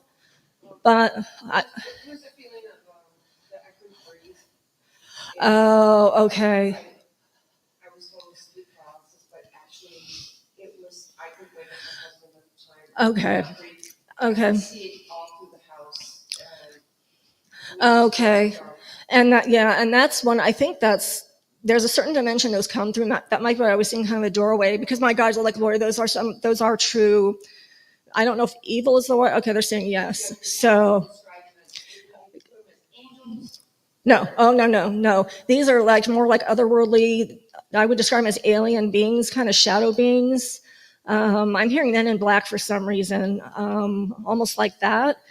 But my guys are saying, no, those are probably some of the worst entities there are, especially with, like, the way you're describing being held down. Nothing good is going to do that. Because sometimes something, like I said, will appear as a shadow form, but it doesn't mean to. That's how you might be interpreting it. Or it could know that you're going to be comfortable with it. Sometimes I've heard clients say, Lori, I have a relative, but I'm seeing them as a shadow. But they're okay with it because they know it's their relative. So it's a different story for everybody. But yours, no, yeah, that was definitely a bad situation. So, but there is a certain doorway my guides are telling me they come through, a certain portal, so to speak. And they're very specific beings. I'm seeing something really tall on that one, but maybe afterwards we can touch on it and see. But yeah, no, okay. And that's the worst kind, but there's different variations of it. And it's energy and interpretation. But thank you for that. That was a great question. So spirit guides, again, that's usually the highest level. Sometimes like maybe 20% of spirits, from what my guides tell me, actually ascend to become an actual spirit guide. And sometimes you might have earthbound ghosts that might ascend to that, but that's pretty rare. So it's not like you become an earthbound ghost and then a spirit. It doesn't always work. I can't hand a book to anybody and say this is how it works, and we all interpret things differently. But based on those definitions, does anybody have any questions just on these definitions before we move forward? Okay. I'm sure, are anybody in here paranormal investigators? I know you guys haven't, but you are? Okay. And that's when you guys, okay, I thought you were. So when you guys explore buildings like this, there are a lot of ghosts and things like that, all different kinds of things and energies in different buildings, especially in historic places like this. So, but there are spirits here as well. It's not just ghosts we're dealing with. So the types of spirit guides, so this will give you guys something to think about. Of course, what I always pick up on during readings is deceased relatives, deceased friends, acquaintances, people like that. That's a lot of who steps forward in the readings that I do for my clients. And I used to pick up on a lot of past life stuff, which I still do, but the more I've been doing this, the stronger a medium I've become, and the most of the people that step forward are deceased relatives. And obviously that's to give messages. It's to let this person know, hey, I'm still here. I love you. Please keep communicating with me. That's the important thing. Our guides want us to talk to them on a regular basis, especially the deceased relatives. That helps us grow and come to terms with death. Well, sometimes. I mean, you have a loved one that dies. That's not something that's ever. I have a friend who lost a 27-year-old son, and that's just to lose a child as a parent. Any death is brutal, but especially that is, that's pretty brutal. So, and of course, like I mentioned with spirit guides in general, the definition. So this could be guides that we've known from previous incarnations. So a Native American, a Cherokee person from 100 years ago, it could be, maybe a tree even. It could be, we could have been a male if we're sitting here as females, but we could have been a male 500 years before, 100 years before. You could be a tree, a rock. I mean, it sounds insane, but it's true. It's all about energy. And then, of course, how many know what an elemental is? Okay. Okay, so it's so what would you? I'm going to ask you, what would you consider it? It's not really Okay. a thing. It's more the kind of put together. Okay, and like when you're talking about Earth, and it does involve a different plane of existence. So we're talking about fairies, dragons, elves, hobbits. I love dragons. I've actually seen them with other people. I mean, it sounds insane, but elementals, like she was saying, are associated with the earth. Some are associated with fire, earth, water. And so when clients come to see me, when I pick on sometimes past lives, I can pick up actually on certain elementals as well. Depending on what steps forward. Sometimes it's just a deceased loved one that I see because they have a strong message for somebody. But it's really cool. A lot of people have earth energy, like she was touching on fairy energy, and I can see that around people. I have a children's book coming out, hopefully in the next 4 months or so, that features elementals, describes them, and they're the characters. There's a dragon in there. Everybody loves dragons. Some people actually tell me they can see theirs. So then we have spirit animals. And I'm sure, does everybody in here have some animals that might have passed or crossed to the other side? I think we all do. So those are actually a form of spirit animal as well. Does anybody in here have experience seeing a particular animal over and over, whether it's an owl or a Harris hawk or something like that? Is there something anybody here has had experience with seeing on a regular basis? And I'm asking this for a reason.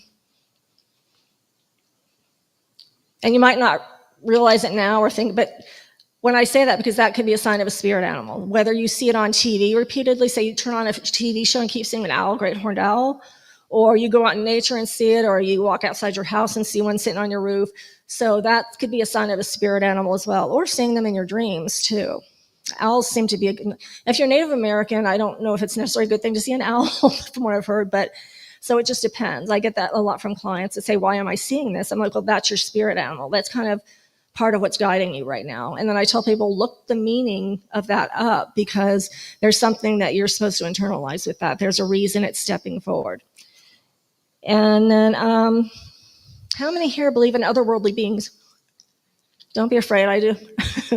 More and more people are, because we're all seeing things, but I'm not necessarily I'm not talking about a sighting that you walk outside your house and see something in the sky. I'm talking about things that could be with you as spirit guides. And I say this because I've talked to clients who have been abducted, and I know that because my alien guides have told me that. I've been abducted. And I want to say abducted is maybe the wrong word. Taken. Abducted is in the maybe a more negative sense. Taken is maybe more positive, and this applies to your daughter. We know that whole story. So she's got some very strong spirit guides that are otherworldly. Those are most of her spirit guides. And so people don't realize you could actually have actual alien beings as guides, and they can show themselves as well in dreams. I was on a spaceship. This was I think a year or two ago, and it was a round spaceship, and there was a portal straight above. And I remember seeing this huge triangular spaceship right in the portal. It was like looking down on me.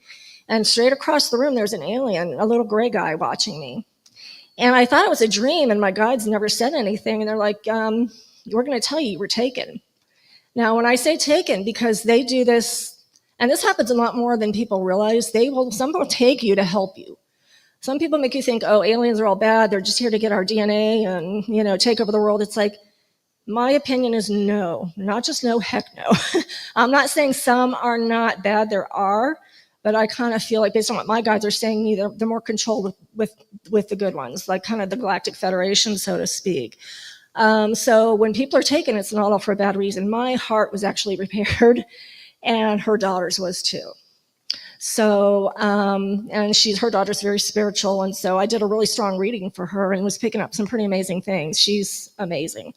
So a lot of that happens more than people realize. So I wasn't even planning on talking about this aspect either. Just there's reason things come out of me. So maybe somebody in here needed to see that or hear that. And I can usually tell somebody if they have been abducted in a bad way, but if they ask, that's because they're ready to hear. And usually they'll say, yeah, I knew that. So that's kind of when I say otherworldly beings, I always expect people to laugh when I say that, but no one does. They're actually, it's like people are ready to hear it. And also, I touched on this earlier with your question, there can be other entities, whether ghosts or spirits, that live in our house with us, that come through portals, and that act as spirit guides for us.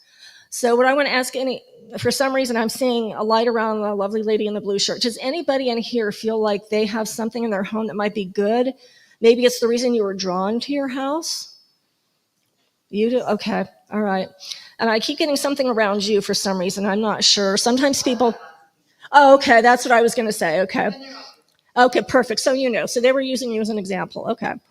Okay. Yeah, I'm seeing at least 4 or 5. Okay. Both male and female. So that's pretty cool. And that's what I'm saying about spirit guides. They're at all levels. We can have them in our homes, and they're very protective. She has some, you have a band of Native American people walking through your house on a regular basis every afternoon. And I've talked to them. They're pretty interesting people. And it's not residual. So does everybody know like the difference between residual and intelligent? Okay.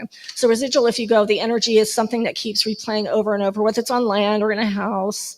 It doesn't necessarily communicate or talk to somebody, whereas intelligent, it knows the second you walk through the door, okay, there's a person in my house. What are they doing here? Or they know you're trying to communicate with them, like on our investigations, and they'll react because they want the attention.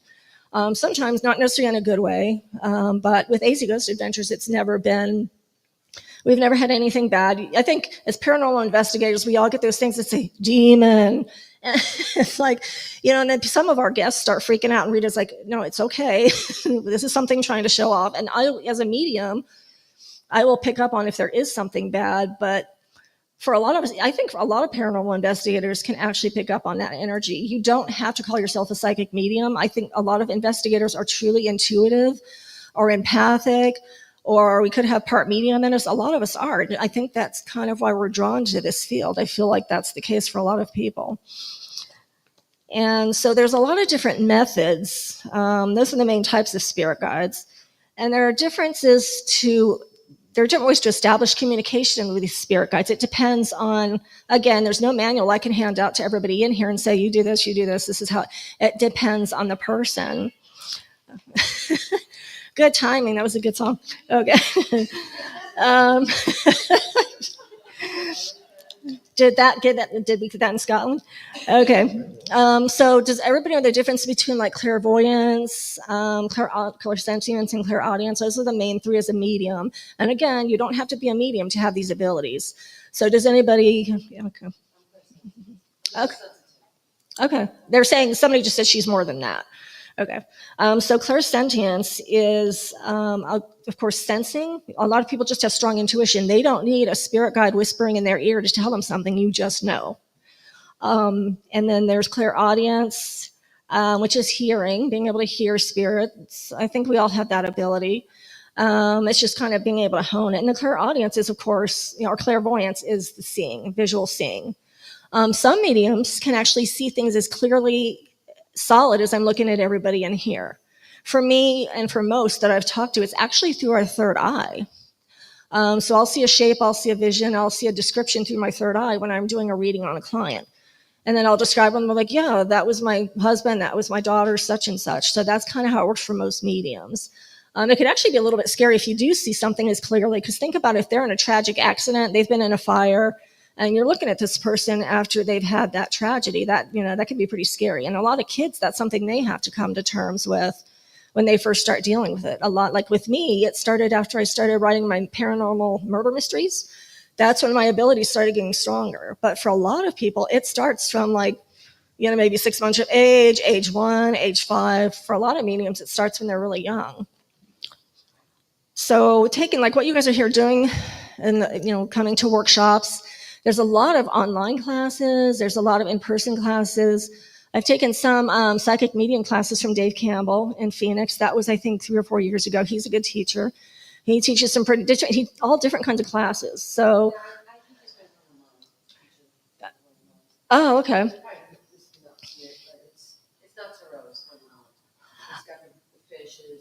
Oh. Oh, okay. Okay. Oh, okay. Yeah. We said, okay. Yeah. I haven't done one of those. He had, I think, 3 or 4 classes that I took, and he does them like every few months, I think. So if you want to open yourself up, just do research too. You don't usually have to take classes.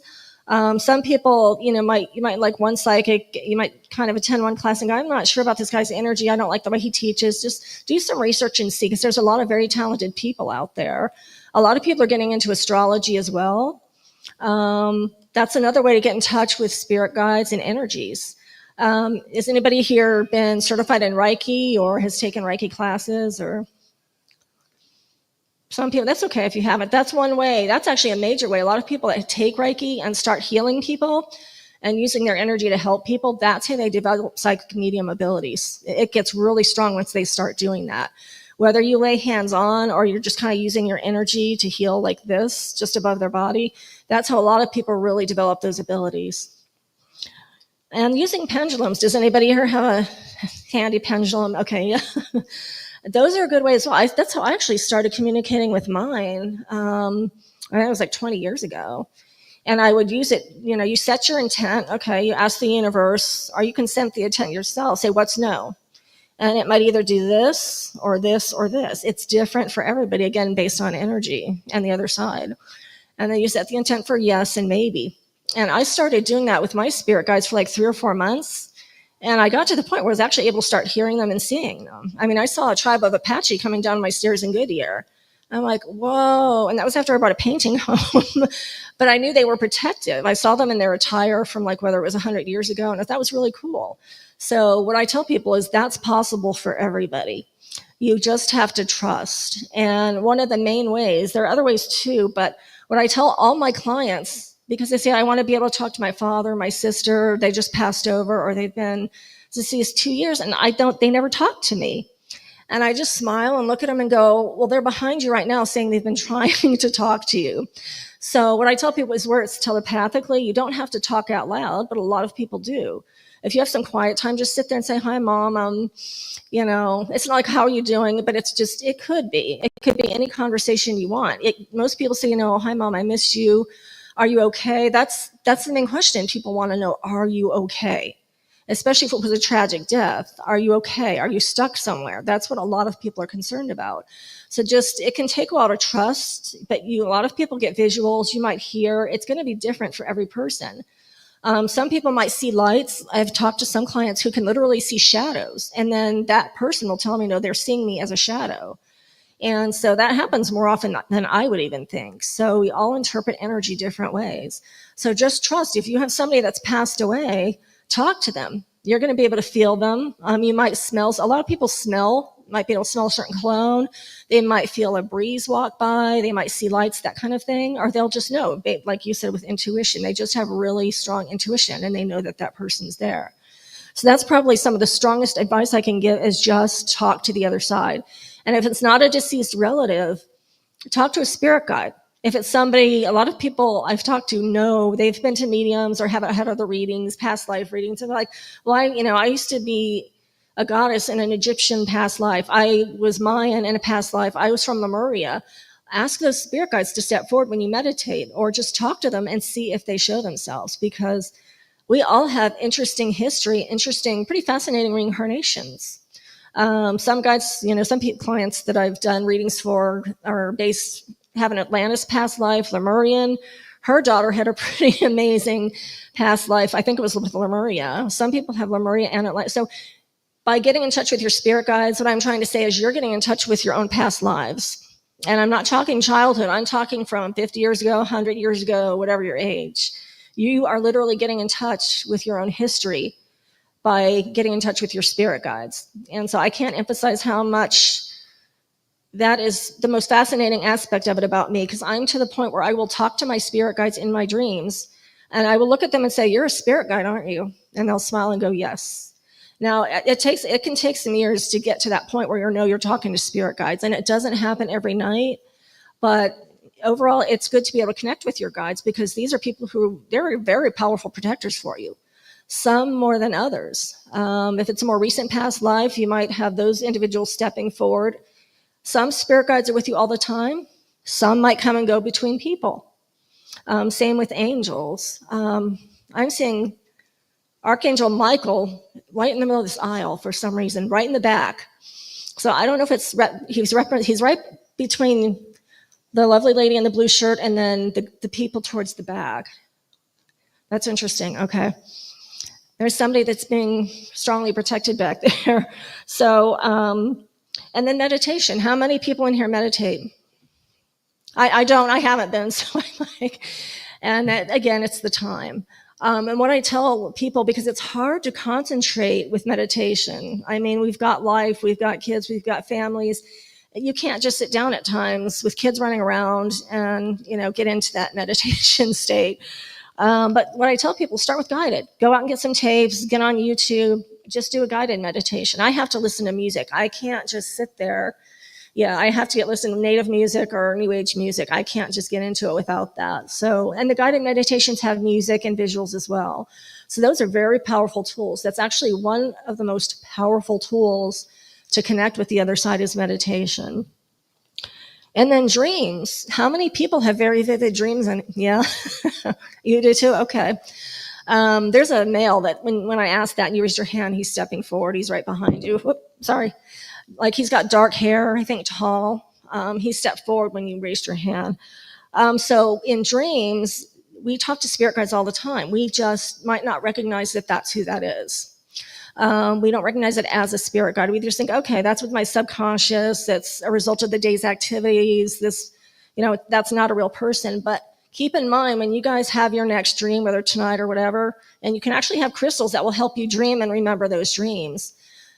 Most of the time when we dream, we are talking to spirit guides. We do have spirit guides around us at all times in our dreams. We need that protection. Sometimes you might be talking to people that might not be guides. When I wake up, sometimes I'll be like I'll be like, who's that scary person I was just talking to? And they'll be like, oh, that was somebody that wasn't so good. And that happens in dreams too. People don't realize that bad people can come through into dreams. And then that's how we're protected as well. And then creative endeavors can help us establish communication with spirit guides. With me, it's been through my 4 murder mysteries I've written. And my communication with my guides has gotten stronger through those endeavors with writing. A lot of people are artists, make jewelry. So all of that actually helps you become more in tune with your guides. And I want to make sure, am I running out of time, Vinny? I think I am. Okay, all right, so we're going to wrap this up. We're done. So using crystals or rocks, a lot of people love crystals and rocks. Yes, there's a very powerful, yeah. You've got like clear quartz or something for you. Yeah, a lot of people.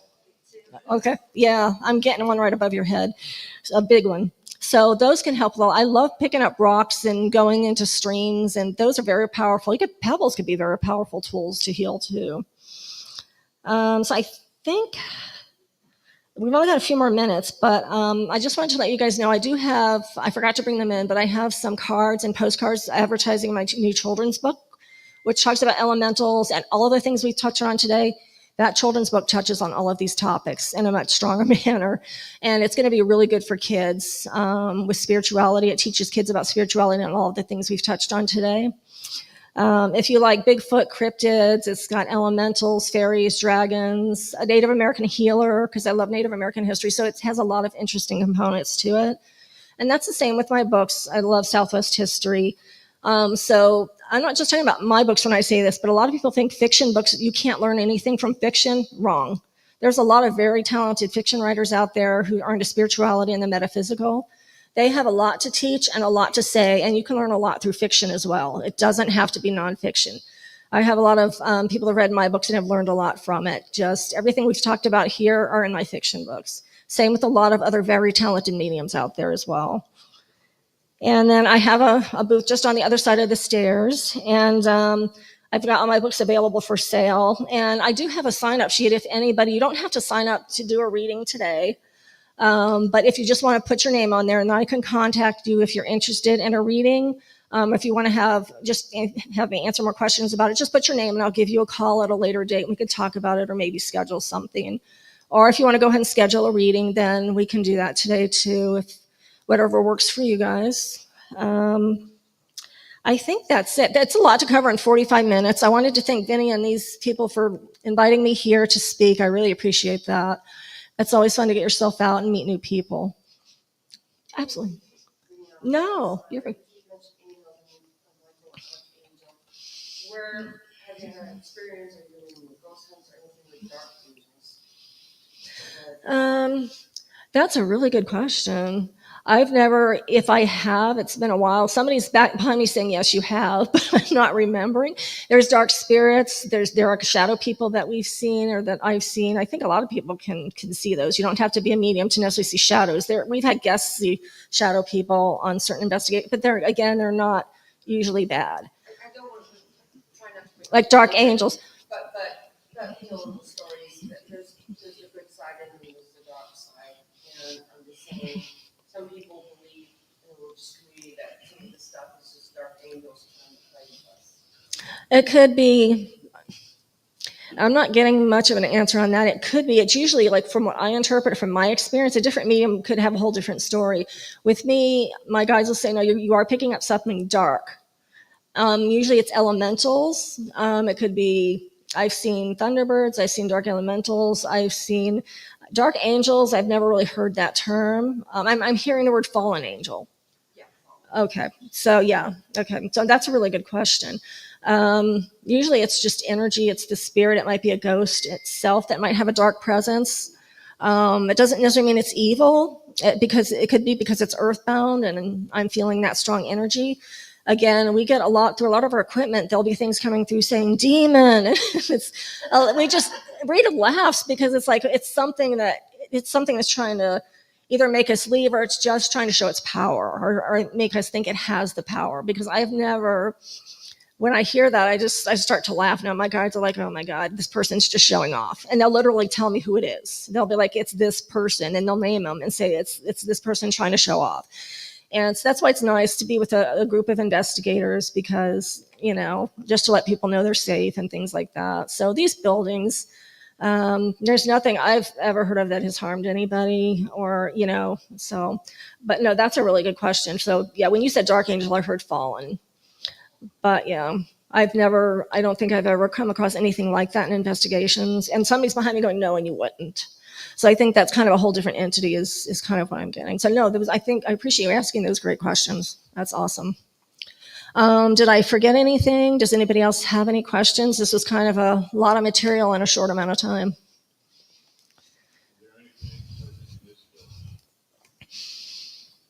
Well, Vinny, you know that. Yes. Yeah, it would be an 8-hour workshop to go over, but yeah. Oh, yeah. There is in every building. You've done a lot of the same buildings AZ Ghost Adventures has, and I'm sure we've picked up on a lot of the same stuff. But yeah, absolutely. And that's why we tour them, because we come, with unique. I'm sure you guys probably come up with some unique evidence each time you go, whether it's the same people you're talking to or.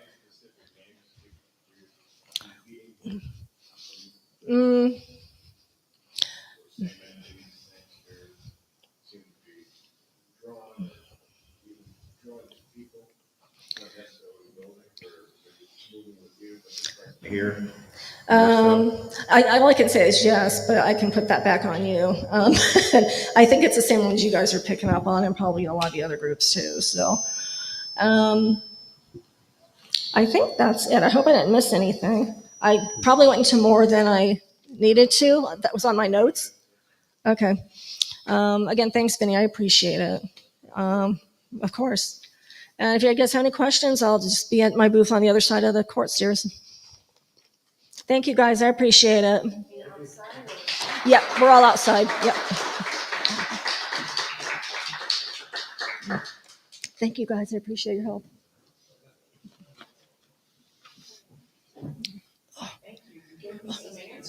Oh, I did. I thought you got them all in your reading window. Just kidding. There's a lot to know. I hope I'm not destroying your equipment.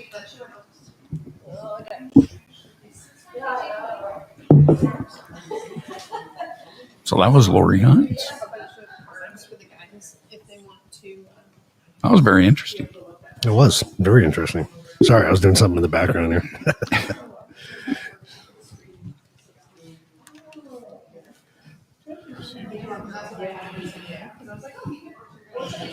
All right, up next we're gonna have Daryl Marston from A&E Ghost Hunters. So that's I'm really excited about this one. Cool. Vinny's gonna jump up here and talk to Daryl. I know you have to take off, don't you, soon? Yeah. So He'll take my place.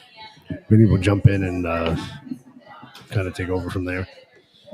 So if you guys are tuning in, we are here at Paranormal Day in Miami, or Miami if you want to say, Arizona.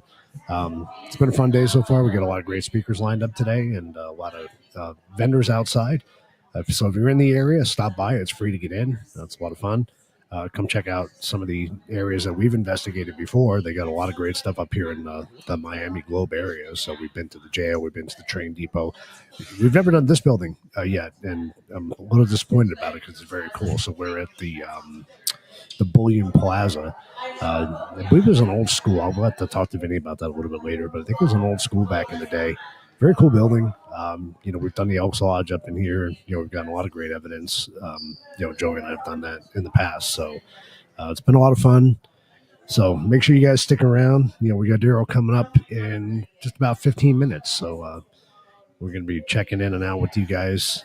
And look forward to joining back up with you.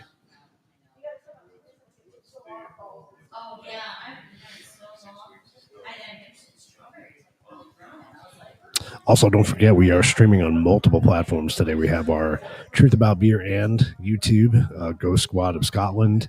We've got our Suds platform. So if you're streaming in on any one of these channels, please be sure to like, share, and subscribe. And go check out some of the other channels as well. Ghost Squad Scotland is kind of a partner with us. Got a lot of great material on there, a lot of good guests, other people that stream live on this platform. So make sure you go subscribe. And, of course, the Truth About Beer End, we come to you guys every Tuesday with a new episode. So be sure to like, share, and subscribe there as well.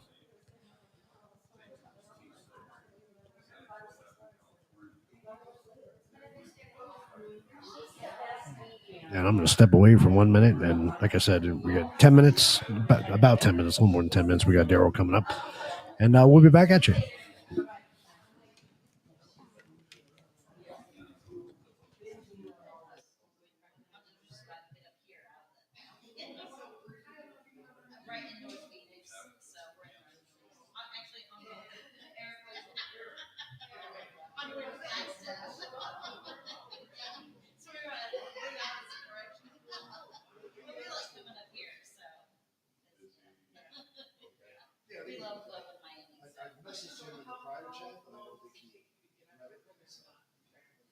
Well, from North Phoenix, because we used to live on the east side, like from Chandler, and it would just take with no problem. And then from Phoenix, so it's an extra hour, so it's about 2 hours. Which, and that's just because of traffic in the city. It's like, I remember when I moved out here in 1990 from Pampas, and I remember being able to drive from one side of the valley to the other, and it would take me an hour to get back.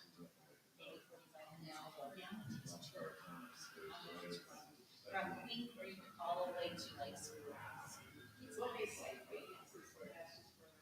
the, I think it's not Murray or something like that. So it's like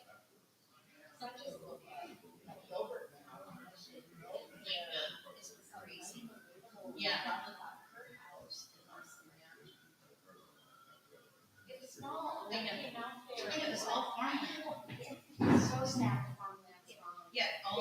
Yeah, they're just building up on Santian Valley and Queen Creek. Yeah, and then Apache Junction's growing, although they're trying to keep it small, but And then we were driving through Bull Canyon, and I remember it just being nothing. But now it's morning. I was like, wow, this is really becoming quite big. So, I mean, it's still small compared to like some of the other areas around there, but there's so out there to see. And I'm like, okay. All right. My friend and I used to go on horseback riding. They had ranches out there. So, and it was like nothing. It was just like, okay. Yeah, lots of people moving from California. Right, yeah. Want to get out of there. Yeah, right. Yeah, so I'm like, we're ready to get out of here because of the heat.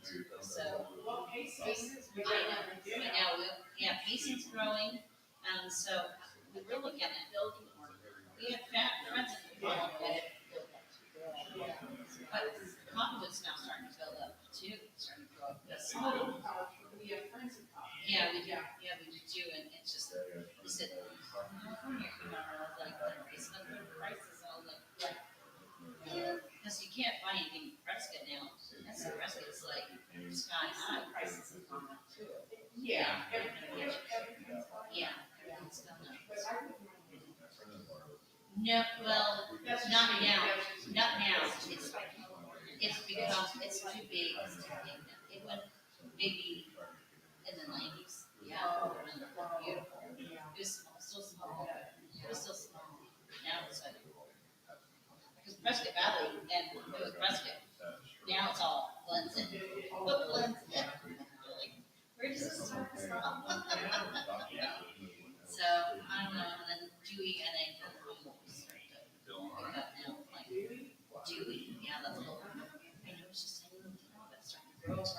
All these little towns starting to grow up because everybody's trying to either get out of Phoenix or they're trying to go to California. Small. I know Flagstaff wants to keep it small, but they just can't.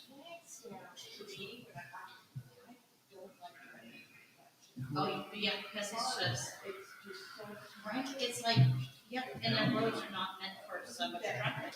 Like, Queen Creek is the same way. Queen Creek was just a tiny little town, and now it's just boom. Yeah, one way. Yes, right. I remember when Chandler Gilbert was up. I used to go to Chandler Gilbert Community College, and it was like nothing. It was like pitch dark. I mean, I was living in, my family and I were living in the Phoenix area, and on the 10, and I was going to Chandler Gilbert Community College, and it was like dark. So I took a night class, dark, and no city lights, nothing. And the only way you knew you were coming close to it was smell the dairy farm. Dairy farm right across the dairy farms. Yeah, everyone was saying, right at my daughter's house, and I feel like, yeah. She's like, the running joke was, you'll smell it before you see it. So, but I grew up in Ohio, so I was like, I would see. Pad was cold, but it was reversed. What the hell's wrong with Joey? Jesus.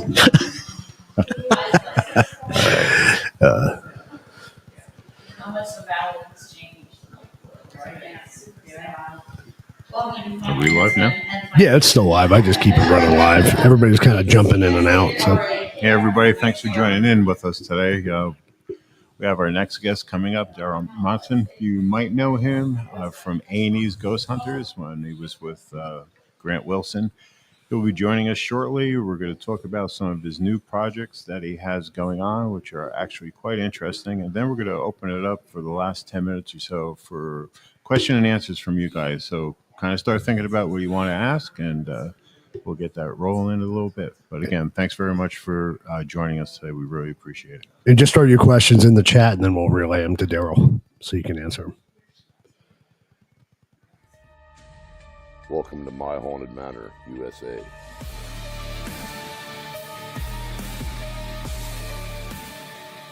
Do you want to investigate My Haunted Manor, USA? Part of the My Haunted Project, filmed right here in the Samuel Miller Mansion in Columbia, PA. Hey, George, move. Get opened up. With 24-hour surveillance monitored by professional paranormal investigators. Did you see that?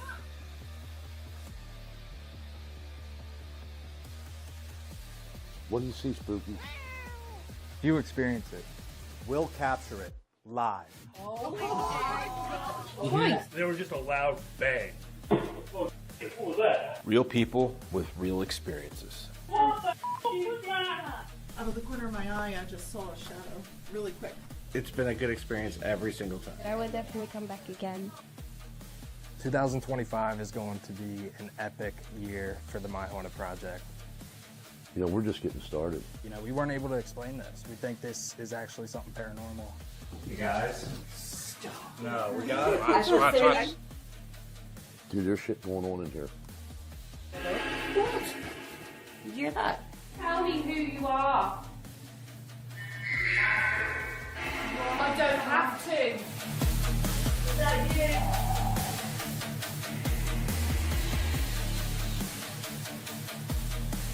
Look at that, man. Dude, that goes just like that. We got an amazing season for you guys coming up. Dive way more into the history here. We're going to find out more about what's in the basement, who these kids are running around, get spooky out and about more in the manor, have some more spooky cam running.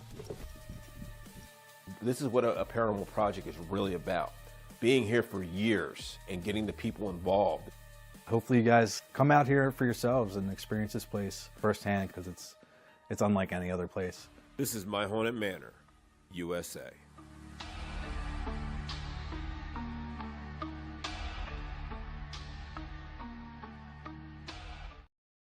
Yeah.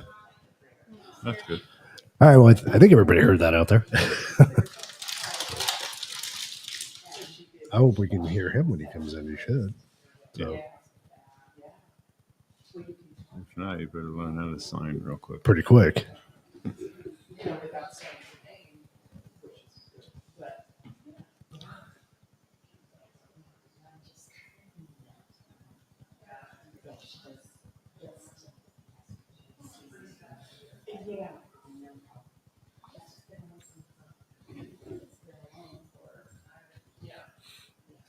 You want to bring him on a minute early just to see, make sure that everything was good? Yeah, good.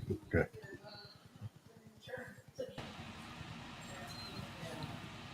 Hey, Daryl. Hey, what's up? You hear me? No, can't hear your audio. Do an audio test, Daryl. Testing, 1, 2, 3. Can you hear me? Nothing.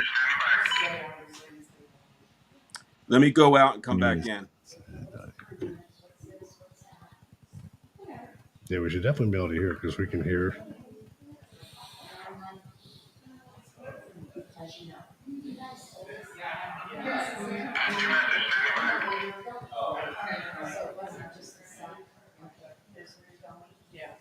He's going to jump back on. Let me do a test real quick.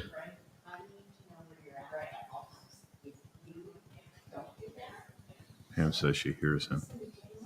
She's watching, so they can hear. We can't. We can't hear him. That doesn't do us any good. Why can't we hear him? Oh, we're going to have to open up YouTube and listen to it.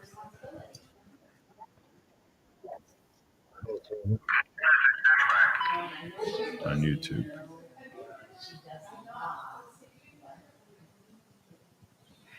Well, that doesn't have. Well, that's us. Never mind. Yeah, we should hear him feeding back through here. And why he's not doesn't make any sense. We heard before.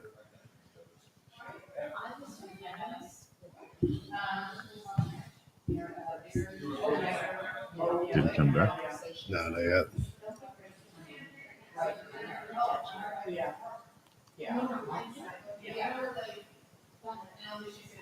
We literally tested this earlier, and it worked fine. Can you hear me? So if you can hear us, Daryl, everybody can hear you, but we can't hear you. It's weird. Oh, okay. It's okay. That's weird. Let me see. I can hear you perfectly. You have your channel up? You want to?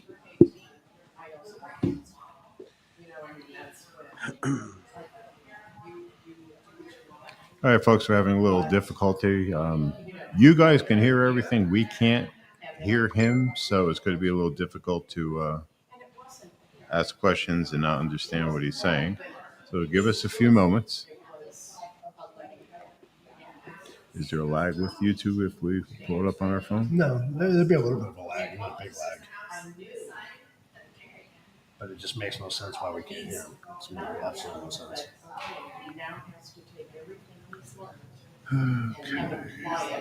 Yes, because I'm going to ask Joey real quick.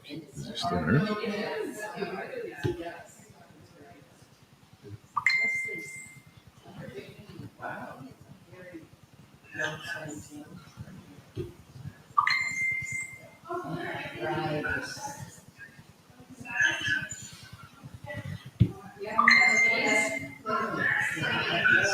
Hey, how come we can't hear any? We can't hear any talk back in the system? Remember what happened before? It's just fine. Okay. All right. Joey's gonna come back out. Well, we got a lot of feedback with this, but I have the audio. What is it all feedbacking from? I don't know what is feedback from. And it's also like a 3-second delay. Give us a sec, Daryl. You're good. I don't even know where your feedback's coming from. That's weird. You have YouTube up on yours? Maybe we can just get the audio from it.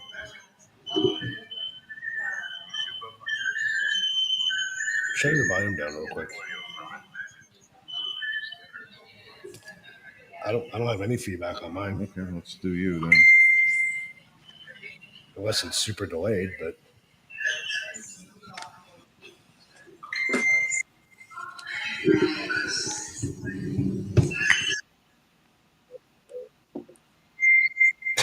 Okay, we're gonna run with this. Daryl, thank you very much for joining us today. We really appreciate it. Everyone, if you're not familiar with this good-looking man here, Daryl Monson, lead investigator from the 80s series Ghost Hunters. You all remember him from that. We're going to talk today about some of his projects he's got coming on. There's some exciting things this man and some people that he's working with are doing, and we're going to share that with you today. What's up, Daryl? Hi, how you doing, guys? Can you hear him? it's delayed.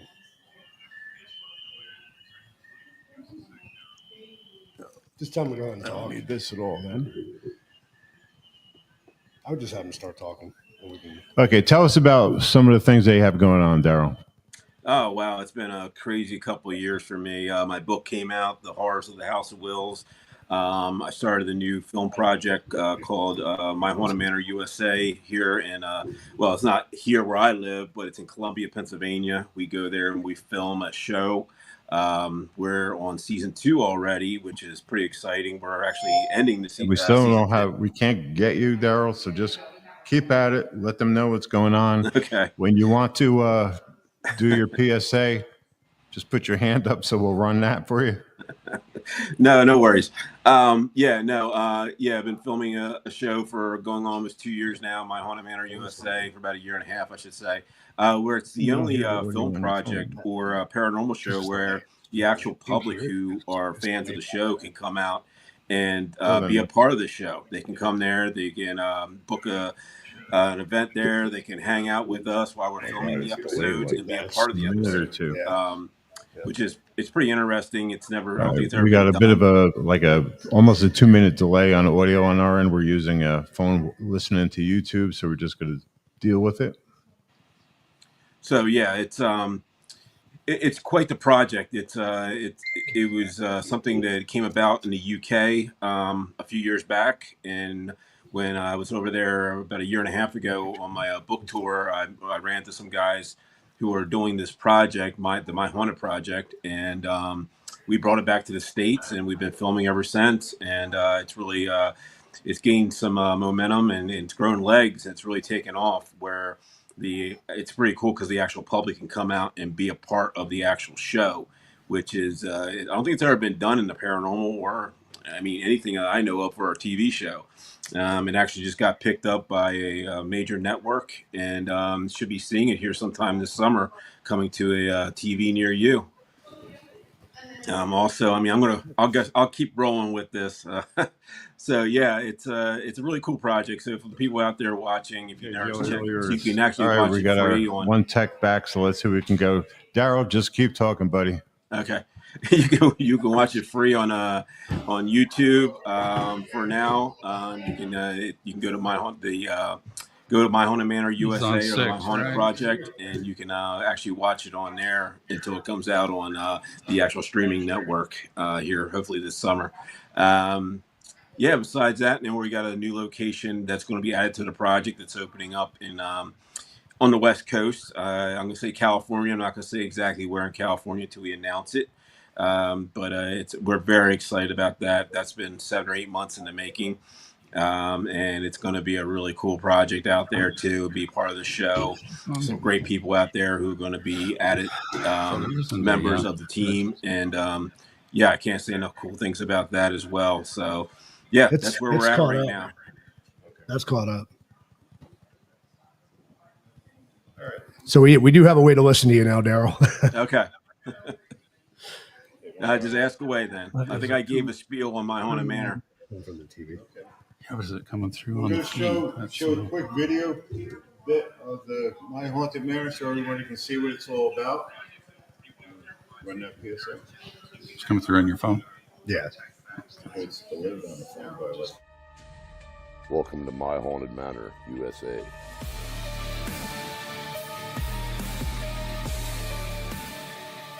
Do you want to investigate My Haunted Manor, USA? Part of the My Haunted Project, filmed right here in the Samuel Miller Mansion in Columbia, PA. That door just moved. It opened up. With 24-hour surveillance monitored by professional paranormal investigators. Did you see that?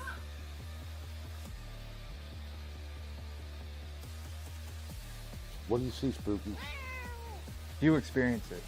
We'll capture it live. There was just a loud bang. What was that? Real people with real experiences. What the was that? Out of the corner of my eye, I just saw a shadow really quick. It's been a good experience every single time. I would definitely come back again. 2025 is going to be an epic year for the My Haunted Project. You know, we're just getting started. You know, we weren't able to explain this. We think this is actually something paranormal. You guys, stop. No, we got it. Dude, there's shit going on in here. What? Did you hear that? Tell me who you are. I don't have to. Is that you?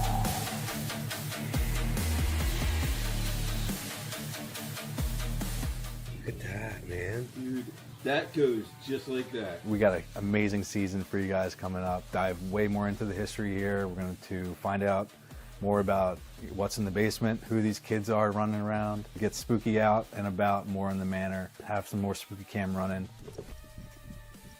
This is what a paranormal project is really about. Being here for years and getting the people involved. Hopefully you guys come out here for yourselves and experience this place firsthand because it's unlike any other place. This is My Haunted Manor, USA.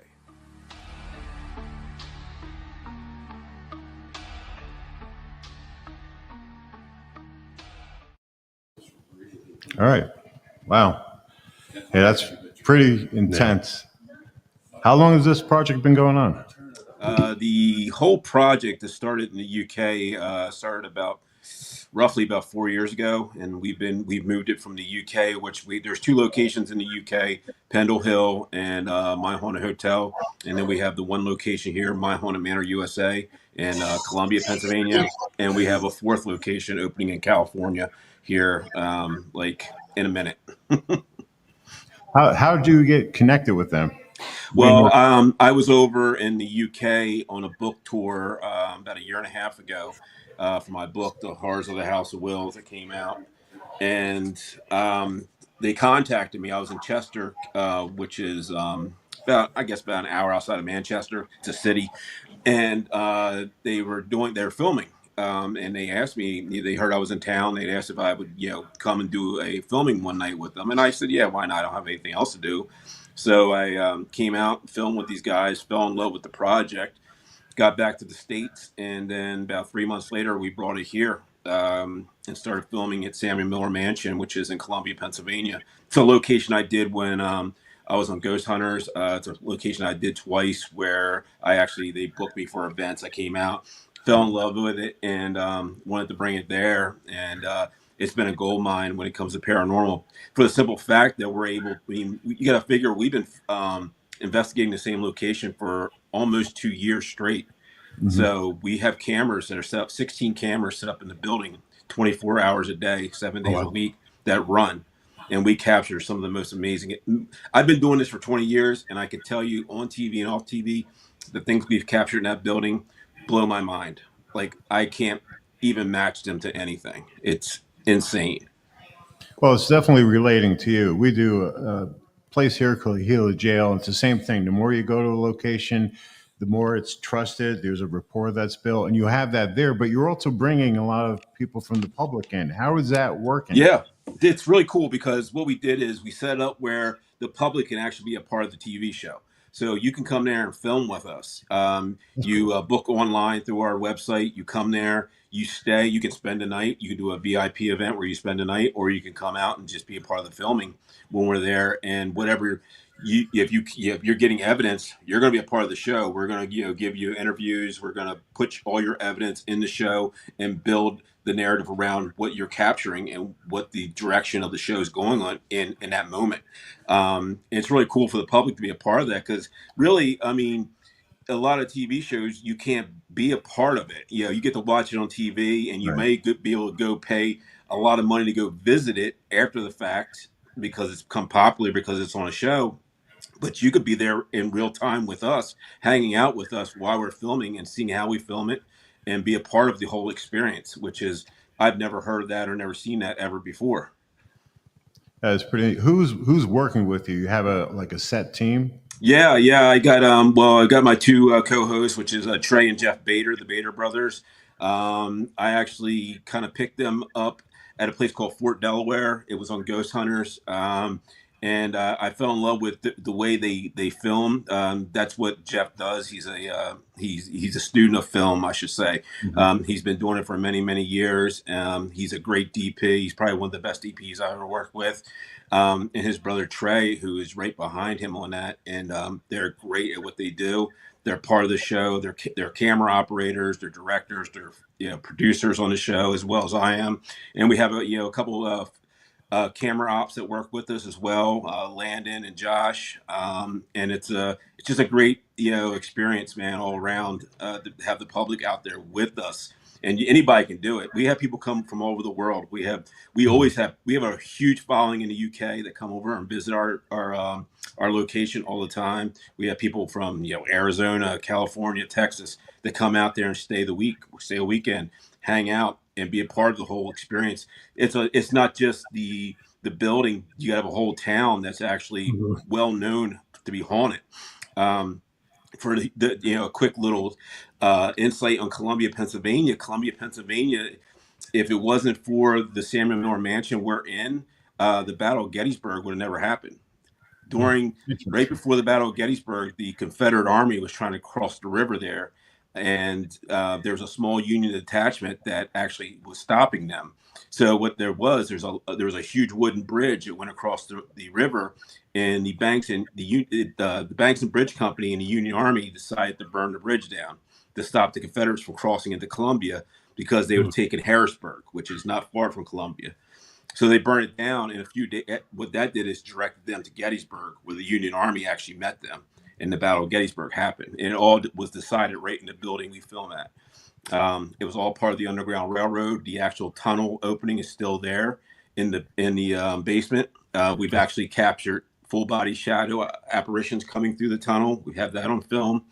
It's a pretty wild location. And about 5 months ago, I was actually out in Sacramento, California, and doing a Paracon. And I actually purchased a haunted doll and brought it back to see do an experiment on the building to see how it react. Yes. Since bringing the doll into the building, things have been happening. If you go watch some of our last 3 or 4 episodes, you'll see the things we've been capturing. All of a sudden, we're the guest and some of us have been seeing. I have personally haven't seen it, but we captured on film what looks like a crouching woman crawling around the building, and people have captured that. This is all since the doll has come into the building. So there's a lot of things going on, which and we're always doing crazy experiments to try to change the activity in the building to see how it reacts to it, and to further our investigation into the paranormal. We have some great historians that work behind the scenes with us. A local historian there in Columbia and one out of Philadelphia that actually delve into the historical history and find the truth behind the hauntings there and the true names and the real people who actually lived there and died there. So we're adding that to it as well. Now, are you guys there with them all the time? Like, do you leave them alone for a couple hours and leave the actual location? Yeah, we so what we do is we'll open it up. We'll do the investigation with them, meet and greet Q&A. We'll film with them. We will sit in the control room and watch on our camera system. Everything is going on. We see something happening. We go out and we film what's going on. And then if you do a VIP, you can spend the night there by yourself. And it's all captured on film. We can sit at the comfort of our own home and watch on our cameras what's going on in the building while we're not in the building, and we can take notes and say, okay, we're going to touch base on this, and we start filming, on Saturday or whenever we're back. And it's such a cool way of doing it because you don't have to be there 24/7, but we pretty much are there 24/7. But other than you guys, you got to have an army reviewing that evidence 24/7, 365. I mean, nuts just doing an investigation with 8 cameras. I can see with 16 all the time. Yeah, we have some great people behind the scenes besides Jeff and Trey. But tell you the truth, most of it is done through Jeff and Trey reviewing the evidence. God bless you, man. Yeah, we have it set up in our camera system. We have a pretty high tech camera system that tells us when things are happening. So it'll show us when we're scrubbing through the footage, it'll show us hot spots where activity's happening on the camera, and we can go look at that hot spot. Oh, okay, this is what's happening. This is what happened in that time. Someone walked through the room, or actually you had evidence, a door open or closed. We have doors opening, closing all the time. We capture that all the time. We hear children, audible children in the building. Disembodied when no one's in the building, running around. It's pretty crazy, man. To be honest with you, it's a lot. And when we first started the project, it was very hectic for the first 6 months to a year, trying to figure it all out and try to get your hands around it. And we're to the point, a year and a half into it, where we're actually able to nail it down, and it's getting tighter and tighter and tighter in a better production where we're able to figure it all out behind, being remote or being there in real time. Do you notice any more evidence when you're not there versus when you're there? I think it's pretty even, but I tell you what we really get when we're not there is the children. Like, they come out. We don't know who these children are because there's no documented deaths of children in the building that we know of yet. It's something our historians are looking into. But you hear these children, loud as day, running around the building, giggling and laughing, responding to certain things we leave in the building for them. You'll hear them running up and down the steps. You'll hear, and it's all in real time. It's not EVP. Yeah, we do capture EVPs, but this is all in real time. And there's no kids there. So it's pretty interesting to see that, especially when we leave the building, that type of stuff's happening when we're not there. Yeah. How isolated is the mansion from the rest of the town? Is it in the center of the town? Is it off on one end? Do you have a lot of contamination from the area? No, it's on one end of the. It's right next to the river and the railroad tracks. So we get a lot of when you hear the train come or go, the activity actually spikes in the building. Yes, that's something we've really documented. And we always get a lot of crazy activity between 10 and 11 o'clock at night. That 10:30 mark is when you start hearing the children when you're there. So it's all stuff that we've been able to document and correlate and write it all down, the times when things are happening, and just keep track of it. And we just keep getting more and more and more added to the plate.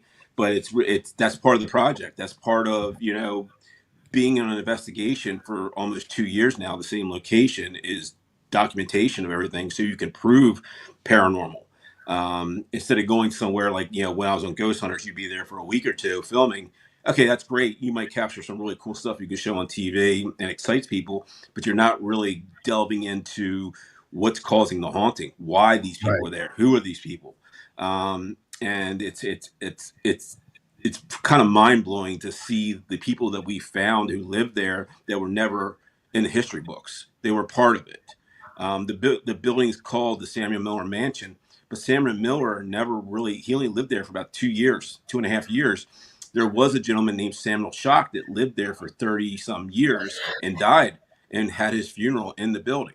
So stuff like that, where we're able to actually find the true history of the location is very exciting, and to bring those names forward and actually visit the cemetery, which is about 3 blocks down, and actually see the graves of the people who lived there or died there, which is, it's very exciting. It's all part of the town, the town, I can't say enough great things about them. They really came out for this project, for the show. They've actually made us members of the Chamber of Commerce, everything. So, and the mayor, the chief of police, everyone's on board. It's been such a great project. The owners of the building, who are Rowdy and Amy, and and also there's a print shop there that runs. So there's a print shop attached to the building, which is part of the building. You can actually investigate it too. That runs Monday through Friday, and that's owned by Rowdy, that's what he does. He has a print shop there, so it's pretty cool to be a part of that. We have cameras in the print shop as well. What has the building been over the years? Has it always been a private residence? Did it change? Or is it a shop now? Yeah, it was a private residence. It's been a toy factory. The paddle ball, rubber paddle balls, they were made there. We find those rubber balls all around the building all the time.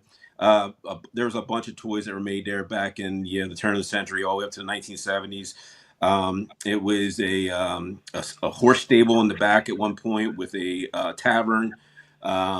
It's been a mill. So down in the basement, there's actually a location we have kind of blocked off. We're going to try to get it where the public can actually go there, because it's not really that safe. But it was part of the mill. The mill actually came up to the center of the building and actually goes through our control room, where you can actually see the cuts in the floor where the mill used to come through. God, it's been so many things. It was the Bridge and Banks Company. There was they were a huge part of Columbia, Pennsylvania, and here on the East Coast at one point. It was you had the Union Army that was stationed there during the Civil War. It was a lot of things going on in that building. So that toy shop could be your connection to your kids. To the kids, yeah. Yeah, that's true. Yep. Well, we do know kids came through from the Underground Railroad. There was children who came through it as well, and we're kind of leaning in that direction right now with the investigating and with the historical part of it, to see if there's any records of what children came through, if there's any names. We do have a few names that we're adding to the list, and trying to maybe make contact with them and see if that's the children. But it's a work in progress right now. And I understand that there's a 4-legged investigator on site. Yes, Spooky the cat. Spooky is part of the building. She actually wears a camera. We have a camera that was made for her. She's like the 4th investigator behind the 3 of us, and it's pretty interesting to see what she captures, man. We'll strap the camera on her. She takes off and she does her thing, and she'll be wearing it for several hours, and she'll respond to stuff. She lives on site. Yeah, she lives on site all the time. She actually, in the kitchen, she has a bed and everything, and she stays there, and the owners feed her and take care of her. But she's become quite the little celebrity herself. She's got her own Instagram page and everything. Spooky the cat. Yeah, gonna have her own YouTube channel soon. Yeah, she's cool. That's awesome. Yeah, that's crazy. That really is. Having a place like this is great to access. That's one of the biggest things. Being there, having access to it all the time. There's nothing like that. Now, you mentioned the counterparts that you have in England. Do they have the same type of setup where they're there 24/7? They have access to it, or yeah, it's the same setup. They have cameras set up 24/7. I believe in my haunted hotel, they have 24 or 28 cameras. I actually investigated that a year and a half ago. My haunted hotel, that was quite the experience. Let me tell you, almost a 600-year-old tavern. It's pretty wild. The city that it's in, Chester, was an actual Roman city that has the Roman walls still around the town. It's pretty wild. So yeah, I got to. I haven't did Pendle Hill yet. Pendle Hill's new. It just opened up a couple months ago. They also have the same camera setup there. And our location we have that's getting ready to start in California. It's going to be the same setup as we have here in the States. It's going to be about 20 cameras set up at all times. It's 24,000 square foot. It's a jail. Wow. So nice. It's going to be, it's been 8 months in the making, getting everything lined up, and getting it ready to go, getting cameras installed. We have the complete blessing of the town and, the mayor of the town there. We'll be mentioning the town here soon. It's right out, it's about an hour outside Sacramento is all I want to really say at this point. A little north, okay. Yeah, it's further north. It's beautiful. I was out there last year. I had a great time, and the location I fell in love with. It's huge. It dates back to the 1850s, and it closed down in the early 2000s. It was a jail that whole time. It wasn't that long, yeah. Yeah, and probably really crappy conditions too, I'm sure. Yeah, from what I understand, I mean it's nice now. They got it all cleaned up, but it's creepy. Let me tell you. Well, speaking of cleaning up your place, I'm sure there was a lot of debris and different things left in the basement, in the attic, etc. Did you find anything of interest that you now still use as, like, say, trigger objects during investigations? Well, yeah, besides for the toys we find everywhere, and we make it a point to tell people to leave the toys there because they are part of the building. We have had people take them and actually post them online and stuff. Like, I get it, but leave them, guys. We found Native American artifacts. So what happened was there's rumors of a woman who was murdered in the basement. Now, these were rumors. Rumors, yeah. It was rumors in the town for the last 100 years. So what we did when we came in, we brought in GPR, ground penetrating radar, in the basement, and they actually hit on 2 locations. There could have been bodies. Now, this guy has actually discovered other bodies with GPR, so he knows what he's looking at. He said, look, man, I'm not saying this is bodies, but it's the same description as what I usually get when I find a body with GPR. So what we did is we brought in a dig team, and they're still digging to this day. They've been digging since October. It's a big basement. And our next step is cadaver dogs, but they went down up to 600 years. So the ground levels. This is what the archaeologist was telling us. We found Native American artifacts, found bone fragments and things of that nature, but we also found what looks to be like a Native American, maybe a hatchet or something they used to kind of break up grain, a bunch of pottery, things of that nature that we have in the building right now that's in the basement still until we're done to dig. Some of that could be some of the reason we're getting the activity we're getting right now too, with this crouching woman. This is the new thing to us. This crouching woman. This was actually witnessed the first night I brought the doll to the building, by Trey, the other, my other guy on the show, and there was 3 girls from the UK that were there with him, filming, and they all saw it they all saw it in different times of the night, put it that way. And we actually captured on film with one of our cameras what looked like this crouching woman coming around a corner. So since then, this is October of last year, this woman has been seen multiple times by people in the building. I have personally not seen it yet, but the interesting thing is not the original owners, but the previous owners that sold the building in 2017, we found out, and they don't want to be on film, so we couldn't interview them, but we know people who know them, so we interviewed them. They have eyewitness reports of seeing this crouching woman as well before that. Now, we didn't know anything about this, and all of a sudden this woman shows up again. We're not sure if something has sparked the energy and made her reappear. We're not sure, but they were seeing this woman back in the mid-2000s when they bought the building, especially the wife. She was seeing her. And these are not paranormal people. These are not investigators. They own the building. They used it for a print shop. They owned a print shop as well before that on the other side of the building. And so they were seeing the crouching woman, which that's all new to us in the last 4 or 5 months. And now we're seeing it again. So this is something that people are really like going crazy about, the doll being there and the crouching woman and things of that nature. So it's a pretty interesting thing. And I'm kind of, I don't know if I want to see her, to be honest with you. I'm not gonna lie. Yes, you do. Yes, you do. I've Yes, seen you some do. creepy stuff before, man, but I don't know if I want to see this crouching woman running around the building. Yes, you do. Well, this is taking up a lot of your time, but you also wrote the book. Was that before the manor, during the manor? Oh yeah, no, How it was did that come before. about? How Yeah, did no, that I come wrote about? the book is from an investigation I did 10 years ago in Cleveland, Ohio, called the House of Wills. It's a location that was a funeral home in Cleveland, Ohio. And I did an investigation there back in 2015, and it was the one location I always tell people that it almost made me quit investigating altogether. What was there followed me home, played havoc on my life for about 5 or 6 weeks, and it's something I never want to experience again. It really did a number on me, where I actually took a good break from paranormal. But over the years, when I was doing podcasts and and radio shows, people would always send me that softball question: "What's the scariest place you ever been?" And it was always the House of Wills.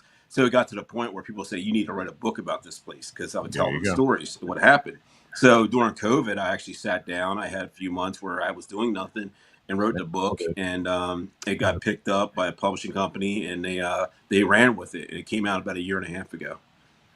Great. What else you have coming up? I mean, we have the manor. You have your book. What else is in the future for you? Well, the big thing right now is the whole the My Haunted Hotel. I mean, My Haunted Manor USA, and the new location in California, and the people over in the UK.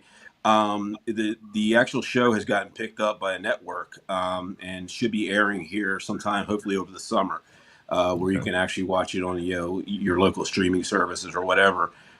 Which is exciting to us. We're just in the midst of working on that right now. We've been doing meetings with the people, and we actually signed on for the project probably August of last year. We signed our contracts and just waiting for it all to happen. And besides that is getting the place in California off the ground 100% and to the public, so they can come visit and do the same things we're doing in England and over here in Pennsylvania. No, it's outstanding work you guys are doing. Really appreciate it. Thank you. So we're going to open it up for questions. Anybody want to ask Daryl? And then we're going to let this gentleman go. Sir? Is there a spot where the general public can watch the streaming of the... You're going to have to repeat. I can't hear. Is there Come up to that go microphone. to the podium mic and I'll put you on camera. No, The other one. The podium. So is there a spot for where the general public can go to watch the camera streams? The live streams, we're working on that. You can watch My Haunted Hotel, which is the UK version of us, on a live stream. They run like once or twice a week. With us right now, we have not started a live stream, but we're working on that. You can go watch the show free right now on YouTube. We do put our new episodes up there for the public to watch. Okay.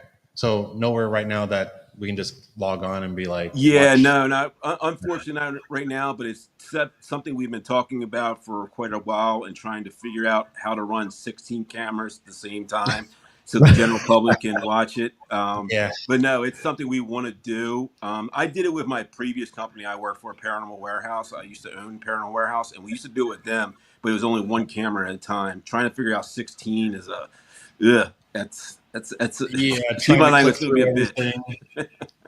Trying to click Probably through. just 4 for sure. Okay. Yeah. Thank you. You're welcome. All right, who else? A couple more minutes.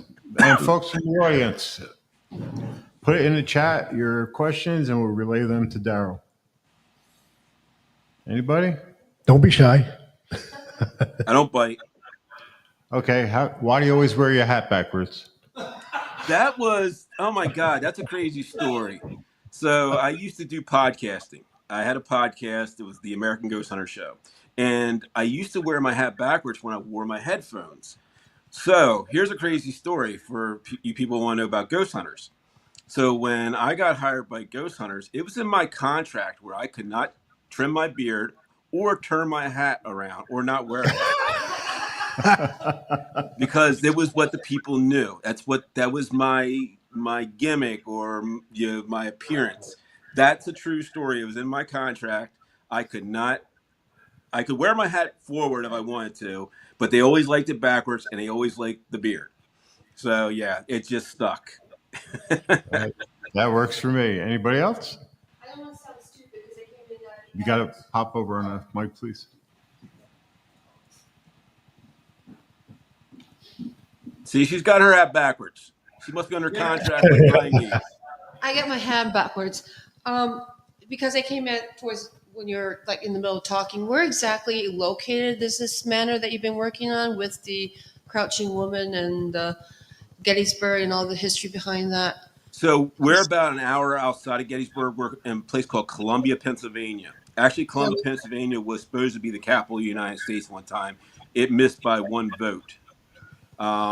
Interesting. So, yeah, because someone didn't get invited to a dinner party, and it missed by one vote. A very famous politician at the time. So yeah, we're in Columbia, Pennsylvania, which is it's steeped in Civil War activity. The Underground Railroad, the whole town. I'm going to lie, we're really branching out. The whole town's haunted. I mean, there's so many locations in the town we could do off the show, but we're in the Samuel Miller Mansion. Yep. What's the name again? Samuel Miller Mansion. Samuel Miller. Okay, thank you. Yep. For the people that are in the public that really are not ghost hunters, can they do a ghost tour or some type of tour of everything? Is that available through? Yeah, what we do is we offer tours. If you go on our website, we have different things you can do. We have VIP, which you can spend a night with your family or friends and hang out. We have cots in the building, or you can do one of our events where we are actually there filming the show and be a part of that. Or you can come and just do your own thing. Yes.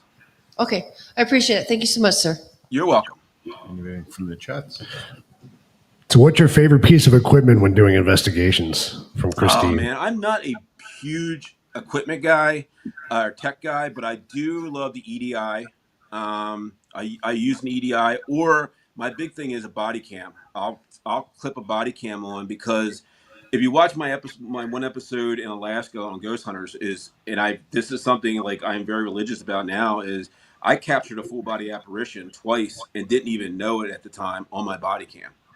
I heard it, I saw it with my own eyes, but I completely forgot I'd had this body cam on, and thank God I did, because it captured this apparition. So I'm a big person when it comes to audio and video equipment. So I always, when I'm doing investigations, I'll have the body cam on and I'll go back and try to review the footage, because you might capture something and not know it.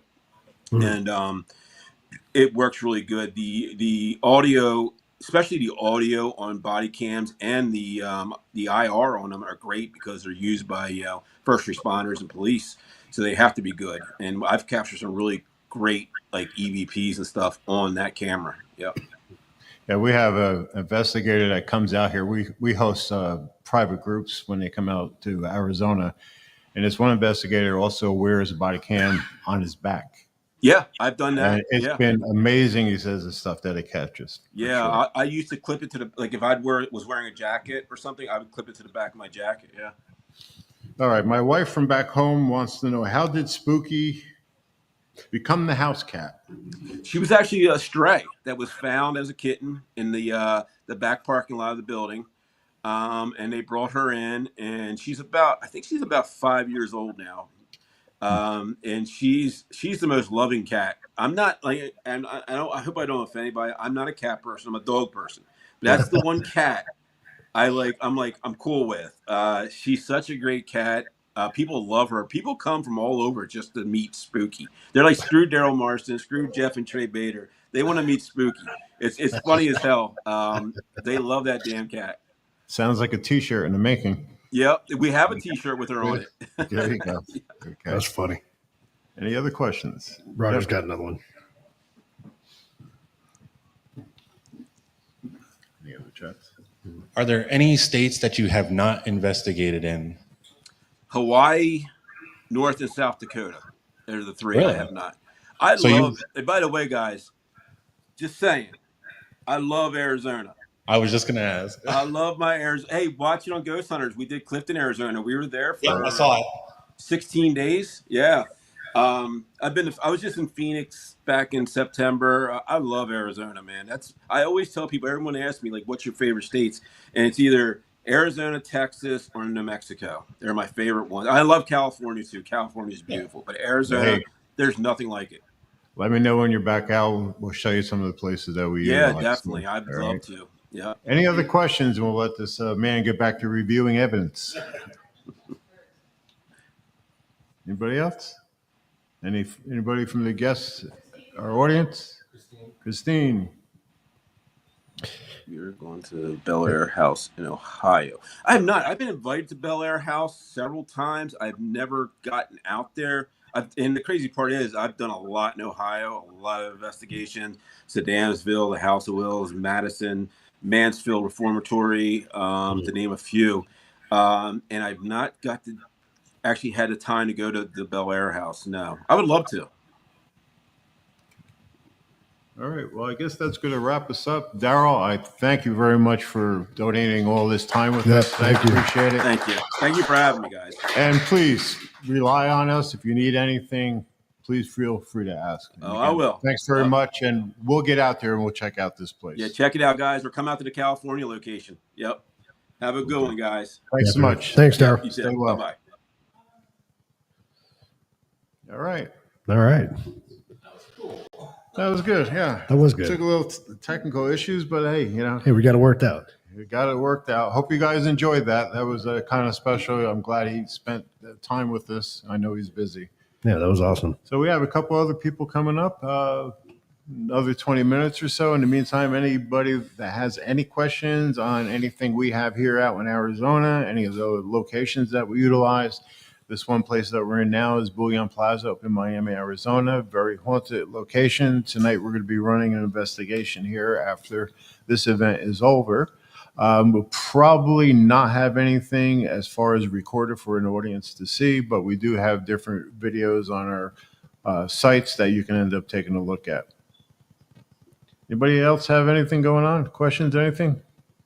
All right, I'm going to leave this to these guys. Thank you again for checking out Daryl and his My Haunted Manor, USA. Thank you. You guys roughnecks, right? You just do that. You need anything.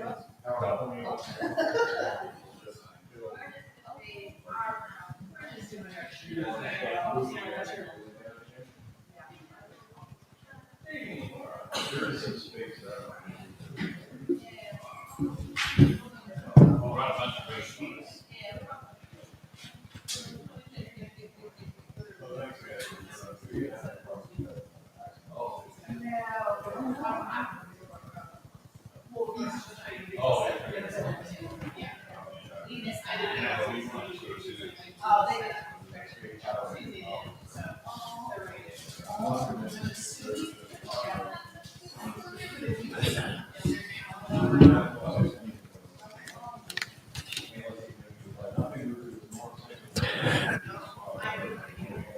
All right, everybody. So we're back here at the Paranormal Days in Miami, Arizona. So I want to thank you guys for joining us live here on YouTube. Don't forget we are streaming on several channels today. So we're on the Truth About Beer and we're on Ghost Squad Scotland. We're on Suds Paranormal.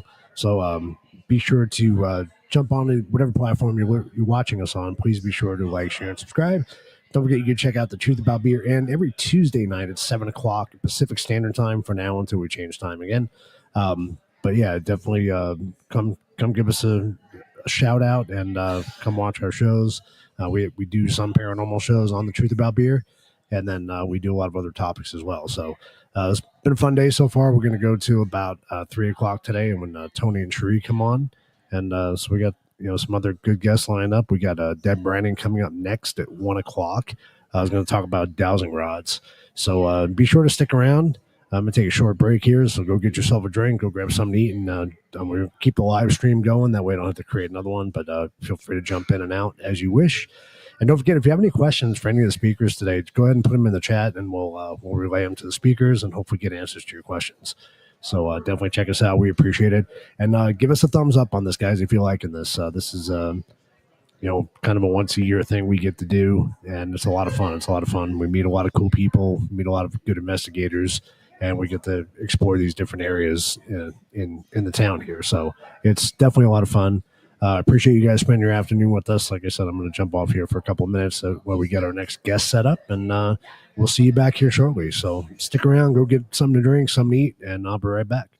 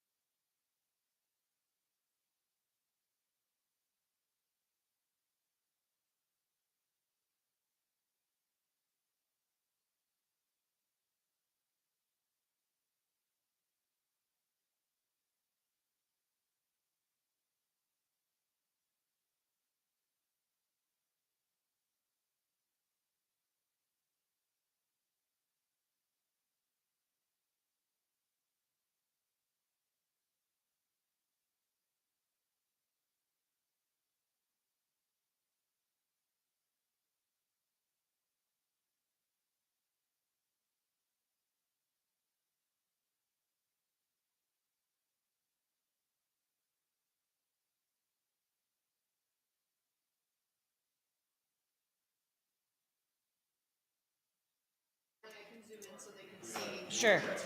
Sure. So do you want a chair in the front?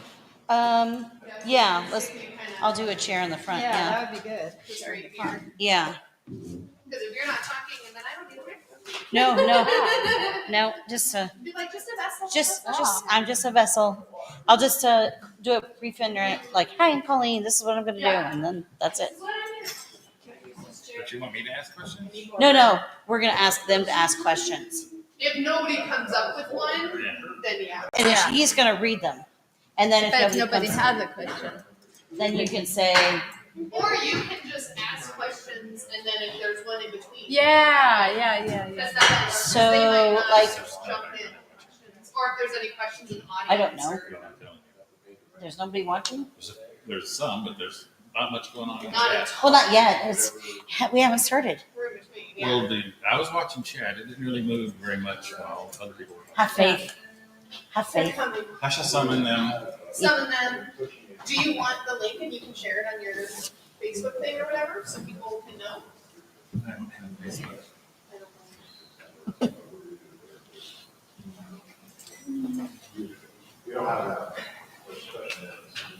Yeah, because if there's nobody, if you don't get any questions, then yeah, or ask the audience. Yeah, the chance. Yeah. Okay. We'll go with it. All right, we have about 10 minutes. We're setting up our next speaker here. It's going to be Deb Brenning and her group doing some dowsing rod demonstrations and some other demonstrations. So should be a good one. There's going to be some audience participation in this one. If you have any questions, you can ask them, and I'll put them up on the we'll put them up on the screen there for them to see. So about another 10 minutes, we'll be starting our next speaker. So hang out just for a couple more minutes.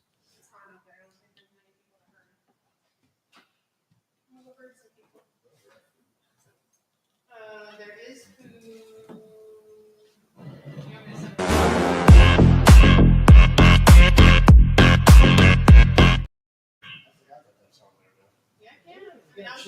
I'm awake now. I know. It's like Gave her a heart attack. it's a little cur- Please don't. Heart patient as it is. Please don't. I don't feel like doing CPR today. I don't feel like it either.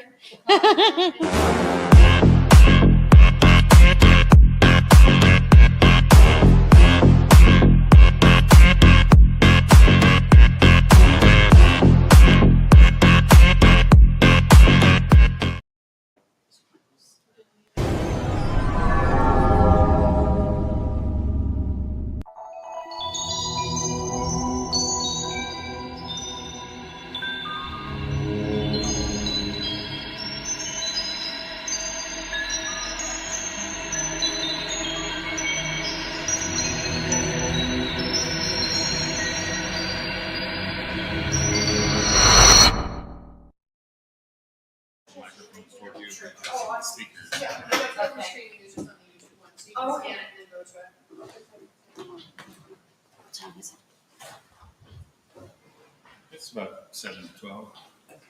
We need one. Go on. We got some time. You got a few minutes. You're good. Oops. These things are so sensitive. Oh, that's what she said. We're not live, are we? Yeah, we're live. That's okay though. That was Caroline. It's okay. I'm known for that. People are just cracking up in the audience. Don't worry. For my next trick.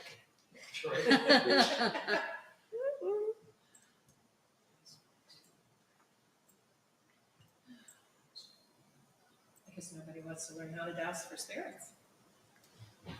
The more for us. You get questions. Oh, okay. I'll have an answer. Don't worry, I'm not afraid to speak up. Oh, good. Remake the word cards. My wife will get some people in here. She's like the opposite. Flag them down. People in, Oh. Lock 'em in. We got Doritos. Right? Come on. I would have found it if I didn't have Eric. That's how I found it. Yeah. Through Sadie, who met me at the Elks Lodge, did an investigation. And through his side, that's why I found all about this. So I don't know what He advertises. I don't know where he advertises. But the algorithm, it's funny, we advertise our podcast all the time, and the algorithm is so weird, because I'll get people that tell me, I didn't know about your episode till a week after it aired, so it just depends. You guys are too quick. Yeah, we've done this before. Yeah, it's like we've our- been doing this for a couple years, this presentation. It's like our, what, 5th, 6th? Something like that. I think last year we did it at Phoenix Fan Fusion. Yeah, and then we did it at To like 300 people. 400. 400, Almost yes, 400 people. They always give us the double room because we draw close to 400 people. In fact, we had more the year before because they had to remove standers. Yeah. Because of the fire law. Oh, right. So that was really That was- amazing. that was- 400 people come to see us. It was pretty freaking cool. It wasn't because they wanted to douse for gold. No, that was our Route 66. Yeah, that time we did was Route haunted 66. 66. Yeah. What Oh, we okay. did. And with the PowerPoint. And that was That was a lot of fun. a lot of fun. This year we're doing the top 10 haunted places in Arizona. That we have done, that have been researched through archives. So this isn't just like reality TV folklore, this is the real stories of the people who lived. So it's kind of how we operate. If someone says, oh, I heard this story, we go, okay, hang on. Let's check it out. And then Let's see Debbie what does really her happened. research stuff, and she'll come back and she'll go, well, no, not quite. He didn't kill himself here. He died in Colorado. Yeah. Exactly. Yeah. He might haunt this building, but he didn't die here. No. We're waiting for us to be healthy enough to start our next book adventure. Yep. We're doing the Harvey houses Oh, okay. That would be cool. of the Southwest. That'd be neat. Yeah. We've already, I think we did Needles and we did the one up on Route 66. Williams, we've been there. Williams. We've got a few more to do. Is that a hotel? No, the Harvey House was the Harvey House. Fred Harvey built these hotels, dining rooms for the trains that would head west. Along So the the Santa travelers Fe. would have a place to stop. Oh, yeah, the Harvey, okay. Yeah, and the Harvey girls had Okay, had that's specific right. uniforms on, dress and stuff. Right. And one thing people don't know is when we do investigations is we dress in period costume of the environment that we are in. So we do, since we do so much of the historical, the late 1800s up to 2000, our period costume can get pretty elaborate. But what we've discovered is those that will be familiar with the costuming are more comfortable stepping forward in contact. Yeah. Rather than going in 2025 street clothes, they're like, you're showing too much skin, whatever. But if we come in our full dress, then this is something they know. Now, when we did the Hotel Magma in Superior, we even spoke in the time period. Yeah, we did a tea Newspapers. party. We had a tea party. We did all of that. And the tea party was phenomenal. Oh my gosh. Michael Jackson came. No. Don't listen to him. No, but No, I didn't. Debbie, and we used teacups from my grandmother and great grandmother. And in this tea party, we're in period clothing. Debbie's teacup with her finger just kind of lightly on the lip, and we're talking about the teacup. Teacup started going in circles in the saucer. Really? Yeah. Yeah. Yeah, I got it on video. Yeah. And then it stopped. Yeah. That was an amazing, That was amazing. It drained me. That's how good it was. Yeah. I was So drained. that's kind of how we approach. Yeah, we have matching T-shirts and all that kind of stuff like people do, but we like to dress in the Uh-oh. period. Little I mean, pre-chance. people need to feel comfortable. Oh with yeah, us. yeah, for sure. Did I talk enough? We there? I can hear you. Oh. Yeah, we have people coming in. You got about 2 minutes. And that's where we find the divination works a lot too, is that if they're intimidated by the electronics, they're not intimidated by a glass upside down or a pretty little rock. And they're familiar with dousing only with willow sticks, Mhm. so many of them already know how these operate. So when they see us using them, they're like, oh, I can use that. Makes your job easier, No, you don't have to drag all that equipment like you got. right? I'll get to that. I'm usually the last one to present, and I'll show how that works. So we always finish strong. With a cardiac patient. Yes, so you can imagine what these road trips are like when we go. They're heart stopping. Boom. Too soon.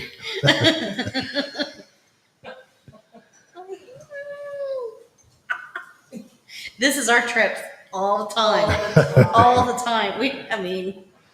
Sometimes I think the ghosts tell us to shut up. Can you please shut up? We're trying to sleep. Sorry. What was that one? Where was the place where we were at and they had it set up for their seance room and they had mirrors all over, so we start moving all the mirrors around? Because remember, the mirrors are bouncing off each other. I'm not owning up to that. Oh, you weren't there. It was Good. Devin was with us. Remember? Oh, it was when we were at Virginia City. No, we were in where's the one where the Clown Motel is? Oh, Tonopah. Tonopah. Yeah. So we were staying at the hotel there, and we went. Oh, this room's like really. Oh, it was one of their little conference rooms. Yeah, a little conference room. This room's like really, really haunted. And we We're were not allowed to go back. and we went in there by ourselves, and we're looking around. There's a mirror there. A mirror there. The door was open. There was no mirror sign there. that said you couldn't go in. So we started moving. We moved all the mirrors so that it would break up the mojo. All right, you guys are ready to go when you want. You're all set. All right, well, let Chance open and give the intro. Are we ready? Yeah. Hello, everyone. We have a presentation called Dowsing for Spirits, and we'll do introductions in a second, but I will take my attempt at telling you what dowsing for spirits means, and then everyone else can correct me. I will. Okay, so we'll start with me. I'm Chance Houston. My first ghost experience was when I was 10 in my grandmother's house, and I have essentially had a relationship with hunting the paranormal ever since, and that was a few years ago. So that's me. Dowsing with spirits, or dowsing for spirits, is not really. It could be simplified down to ghost hunting for spirits, but that's not really the case. To douse, you generally form a relationship with a spirit companion or a set of spirit companions, and so it's almost like we're dowsing with spirits. And so that's a bit about the show. It's not a show; it's a presentation, but whatever. So I'm going to have everybody introduce themselves now. I'm Colleen Solzer, his better half, and I'm going to show you dowsing, but in a different way. But Debbie's going to go first. I'm going to go first. You're going to go first. All right. And I'm Debbie Branning, and I'm a paranormal investigator, author, and I'm going to show you how I work in a graveyard with dowsing rods and pendulums. And I'm breaking the equipment. My name is Carol Lee Jackson. I run Friends of the Other Side Paranormal. I've been doing this for over 50 years. I'm here to show some divination styles, and let's get the party started. Heck yeah. All right, so let me just set you up, and then I'm not one of the psychic presenters, and so I'm just going to set you up and then kind of turn it over to them and help them out. Here's the setup. So dowsing has been around forever. You could say it started with the Druids and their relationships with willow trees. Willow trees are water-loving trees, and they're said to prefer to have their roots in water. That's how come they chose a willow branch as the main water hunting tool. It looked like a Y. They would bend it under tension, and it would allow it to come through the channel and deflect the rod whenever there was something to detect. That was around forever, basically, since the Druids, for sure. Over time, though, dowsing changed. One of the major variations is dowsing rods. Dowsing rods are not under tension like a willow branch is, and it's allowed to move freely. And there's skeptics really enjoy picking apart the dowsing rod because it ultimately, to a skeptic, it comes down to unconscious motor movements of the presenter, right? And we're here to tell you, right, that's what is going on. But there's a spirit, there's a connection. These gals have, if once you get to know them, you'll realize they have a small ego. They're not here to convince you anything, and they're not interested in. They don't get. They don't try and create a change in your beliefs. They're just here to show you. And so because of that, they're not invested when the rods are being asked a question or you're dowsing, because Carol Lee's going to douse a lot of different ways. They're not involved, right? It's their job to stay out of the answer and let the answer occur, and they learn the answer just as you do. So that was so dowsing rods was what got really popular, but it changed again. The French had to change it, but they recognized a very key flaw with a dowsing rod, and that is to find something, you had to go stand near it. What if you wanted to find something from afar? And so they started using pendulums as a way to study large areas at once, and then basically would send in dowsing people when they had an area of interest. So so pendulums were a modern invention by the French, reasonably modern invention to contribution to dowsing. Lots of things are dowsing. Basically, if you're presenting your hands to an object with the intention of having answers presented through, you're dowsing. And so a Ouija board, or a planchette, really, not the board, is a form of dowsing. Let's see. So that's kind of the history. Man, I can really go on and on about this. I accidentally did for a long time at one of our presentations. There's a lot to this, but it's more fun to just watch it. And so let's start with Debbie's going to go first, and this is not rehearsed, so she's going to have to tell you what she's going to do. Okay. I'm going to tell you what I'm going to do first, and then we'll get some volunteers down here. I am a volunteer at the Pioneer and Military Memorial Park Cemetery in downtown Phoenix. That's Phoenix's first cemetery. And we do a lot of preservation work there, where we're repairing the stones, repairing the grave markers, and sometimes we have to locate some of the dearly departed to make sure that we're in the right spot, and making sure that the person that's buried there is really there. So this is a form of dowsing where I'm going to show you how to douse a cemetery, and I'm going to need 4 volunteers, a male or a female, maybe a couple females, a couple males, whoever wants to be a volunteer and will feel okay laying here on the floor being dead. We'll help you get up. We'll help you get up. I'm not coming down there. Basically, what I want you to do I'm going to go through it, though. is all lay I'm going to go through it. with all of your heads facing this way. I need, do I have a gentleman? I got even right there. At least one guy, because I need this will one show guy. you how you can determine male or Four female. pairs. So we need one male. All right, so just lay in a row like this way. Yeah, you can put your all your heads back up.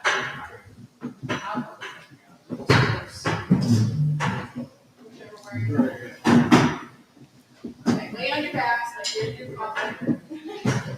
You look now, you can see what it's going to be like. All right, I'm doing the wrong way. Okay, that happens too. Okay, so you're all there. So say you're going to your family cemetery. You want to really find Aunt Marge. You know Aunt Marge is buried in Evergreen Cemetery, and but you don't know where for sure. You just know she's in one row that is soon to be family plot, and there's only one grave marker there, and all it says is green on it, so you know it's the Green family. So what I want to do then is kind of mark out the cemetery to find out the plots, because all you guys are under a lump of dirt right now. Okay? So I'm going to start from this end, and I'm going to get kind of near you, and every time that I come to a body, the rods are going to cross, because that'll tell me I'm near a graveyard. But that's how they are in interval cemeteries, about 3 feet away from each other, basically 2 feet sometimes. So as I'm walking, I get to a body, it'll cross. When I leave the body, it'll pop back out.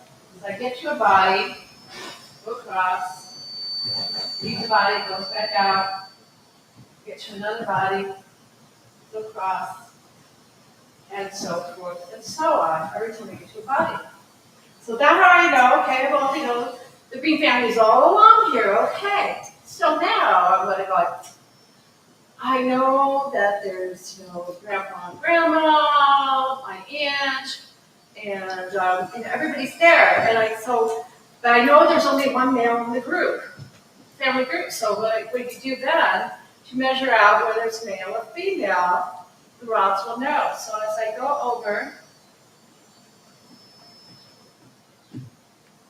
okay, you see it pointing up this way, towards our head.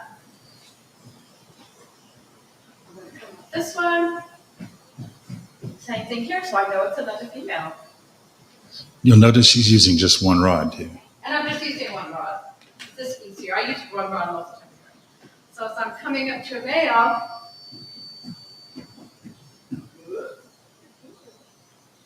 it flips. It's okay, so this must be where Grandpa George is. So the rod is now pointing away from the gentleman's head. That's how we know it's a male. Yeah, so I'm going to come up with this gal. So here, I'm going to actually flip that back like it was for male. As I come back up over her, it immediately flips it in. So that's how you can tell whether you have a male or a female. So you got to remember, women think with their head, and the men think with Something else. So that is how you can determine that. Something facing the other direction. Their toes, yes, their toes. They think with their toes. So that's something that it's something in the genetics. I don't know. I learned it down to a little Cajun woman from Missouri. She came to Arizona, and she took me on a little journey where she said, "Oh, we're going to go up to a cemetery, and I'm going to teach you how to down." I had no clue. I had no clue. She was bring some coat painters. All right, so I bring coat painters. We end up here at some crazy cemetery. There's a cemetery here. I know you don't see any markers, but if there's one here, because I grew up in this area and I know there's a cemetery. I said, okay. So she has me 2 rods, and I stand there the very first time, hold them like this, and they all of a sudden they're going like, just bouncing. The interview was so intense. And then she told me the story about how, to tell a male, I have another problem. So what if this body here was put in her coffin the wrong way? And so she's buried in here, then I'm going to have you flip over. But her coffin was put in the wrong way, okay? So now, when I go over her, still pointing to the head, right? Still that same kind of energy. I'm going to kind of review. Up here, over the gentleman. Let's use the other one. It's been very good. I'm over the gentleman. Right away, well, back over our lady again. He's got strong toes. Okay. So then we determined, okay, so we don't know really if that's a male or female here, although, we figured out, right? So what did you use? There's a way to do this. How many, especially the women, have gone to like a baby shower or someplace, and you have done the thing where the woman's going to have a baby, you get the wedding ring, and you put it on a string, and you put it over the belly, and then you can determine, it's a male or female.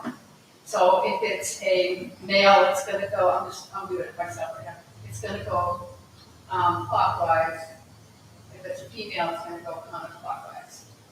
So what you can do then, if you're really not sure, like you think, Well, I know that must be Grandma George, and I know that Grandma George was, supposed to be here, but I'm getting too, going that direction now.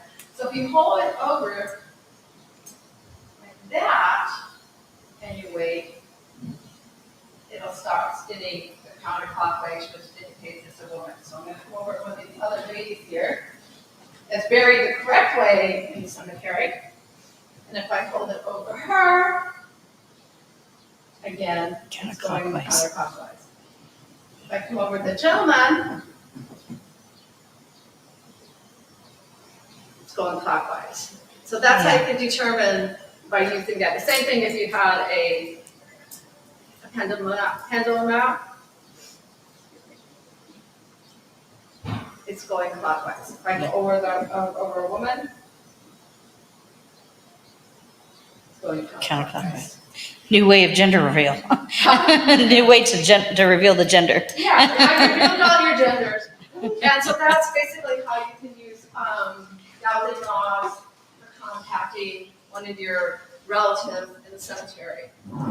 So you guys can sit up, and for helping me out today, you get a free cheerleading party gift. Give her a hand. Yeah. Thank you guys. Oh, don't forget your gifts. You have your key to the dowsing world. And you can use this as a virtual pendulum. Thank you.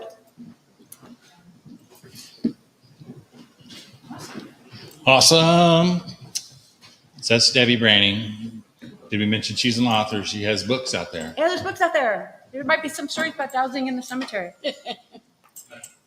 All right. So now we're going to go to Colleen. Yeah. Did you need? I'm going to sit over here. Okay. So I'm going to show you dowsing rods while I am blindfolded and have sensory deprivation.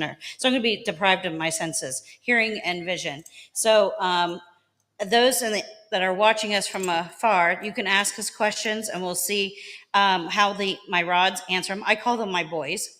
And they're going to cross for yes, and they're going to go to like in a Y for no.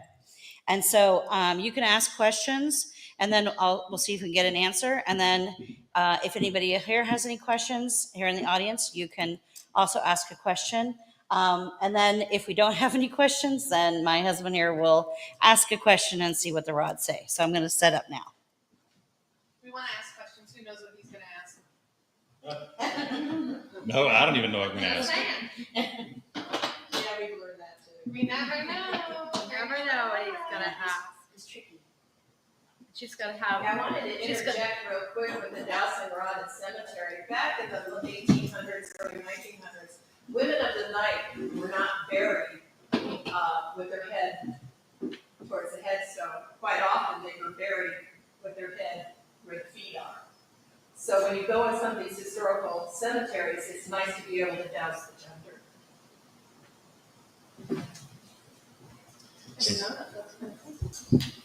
So she's blindfolded. The headphones are noise canceling.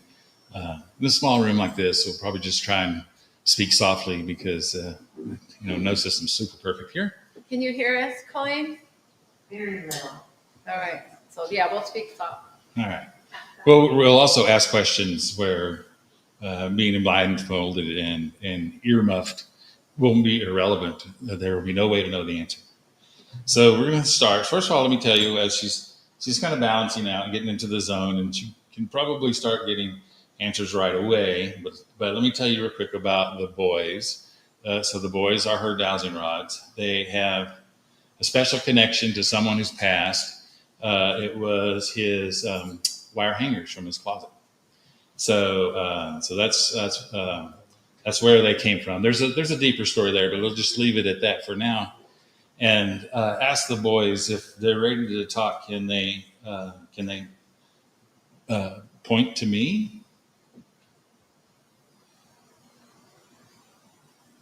That's okay. We've had this presentation where they didn't move at all. You're being ignored. Yeah, I am. Can you point toward our hosts and where they're sitting?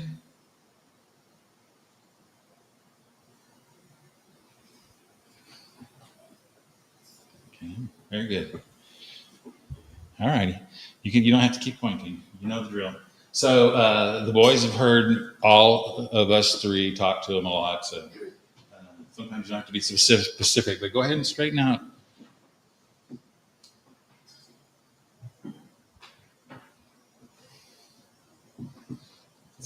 All the more reason why you can tell we're not trying to trick you. Oh, the fan may be interfering a little bit. Do you want to scoot her more forward? Because I can zoom in on her more forward, that's fine. I don't want to scare her. So Yeah, let's bring her up and have her just move forward. Since Yeah, I'm like, I don't want to scare her. Can you come out for a second? In case she punches. All of your clothes suddenly burning on fire. What? No, you don't know the fan. You don't know the fan is fan. iron.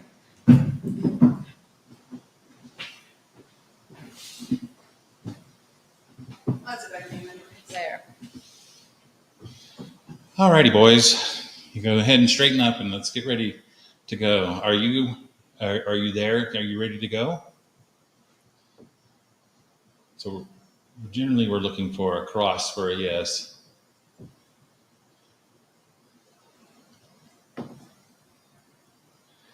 Boys, are there any ghosts in this building?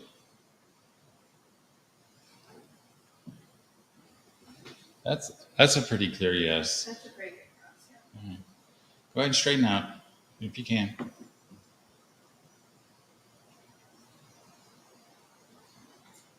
Boys, will Debbie sell 100 books this year? I mean today. This year? Yes, definitely.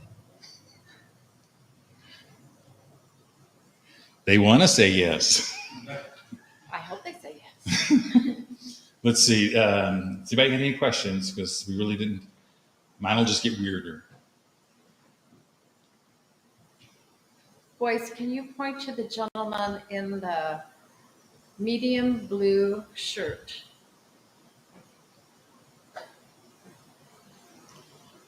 He's in the audience. Can you point him out?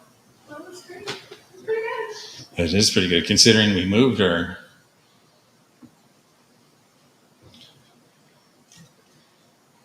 Carolee, do you have a question? I'm just coming up with weird stuff. Well, I'd expect nothing less of you. I know. Go ahead and straighten out, boys. Anybody in the audience have any questions? It'd be better if it was somebody that the rods didn't know. They know me. Boys, go ahead and straighten up. Are there any bad spirits here today?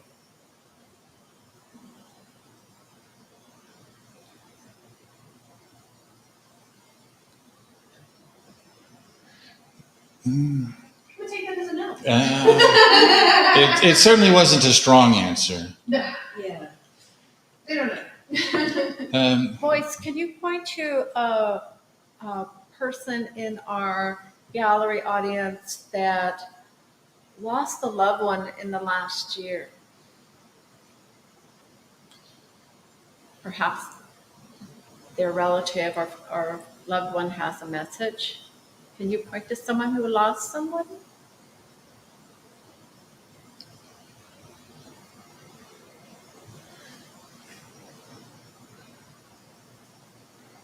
Well, if you're being pointed at, I'm sorry. But it's not a strong point. Let's see. Since she can't see her rods, I'm gonna tap her and have her reset. Reset. I'm gonna do a reset. The airflow is Can you interfering. reset? They seem Do you they want seem to have gotten stuck. No, in and out. that's all. Yeah, usually when we work, we turn everything off. Yeah. You don't want that in here, we'll die. It's fine. Yeah, you would die for sure.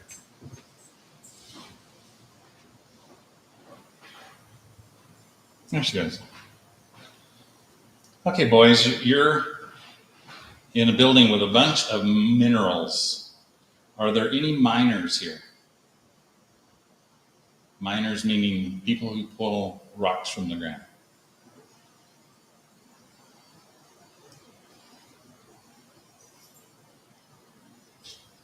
This is always a tough one because when it works, you're like, oh my gosh. But we're totally not here to fake anything, so this is subtle. I like this question. Boys, do books have souls?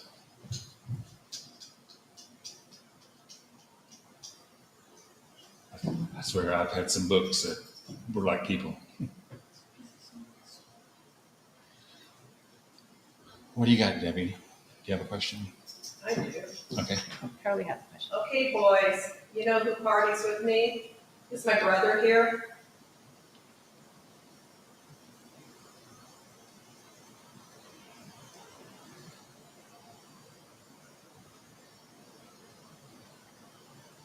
They're just not They're just, cooperating yeah. today because. Okay, let's do 2 more. Is there somebody blocking you?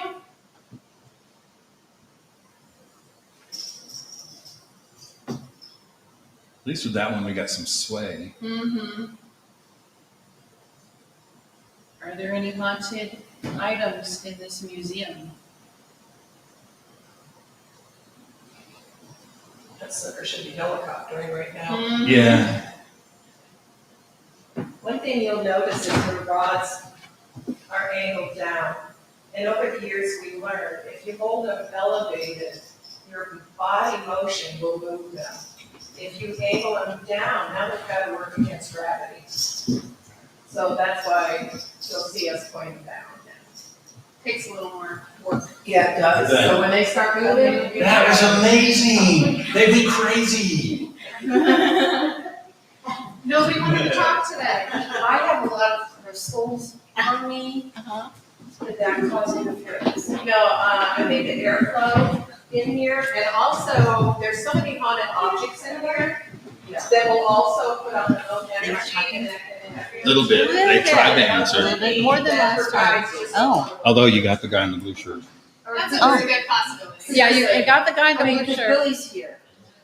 What- And When we asked the question if there was anyone had lost anybody recently in the past year, was there anybody here that had that? a manager. Not a one. Yeah. Well, we're sorry about your manager. I'm not. Okay, me neither.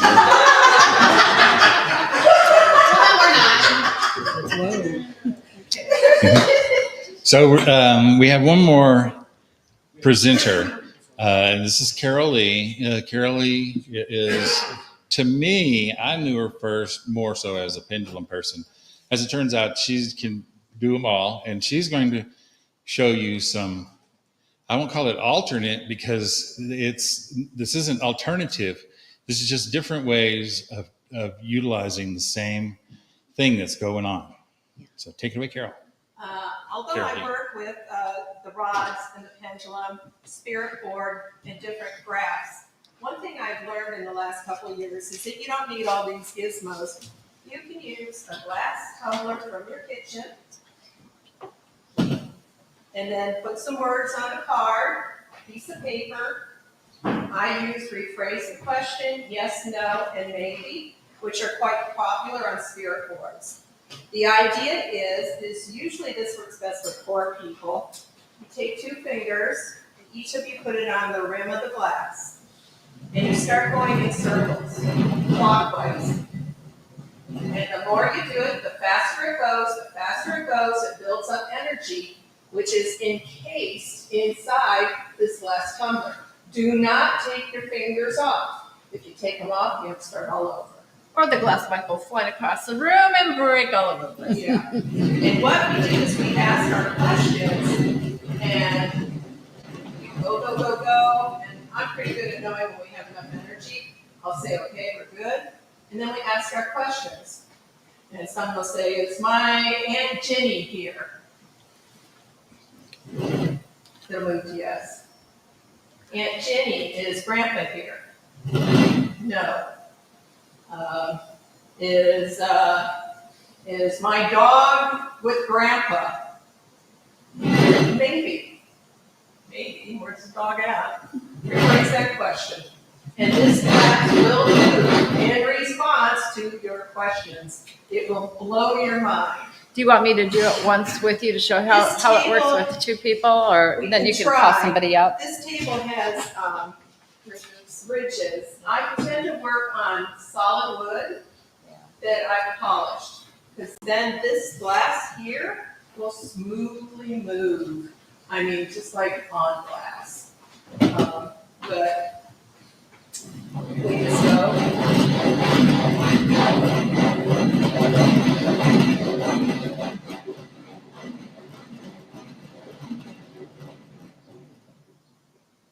Okay.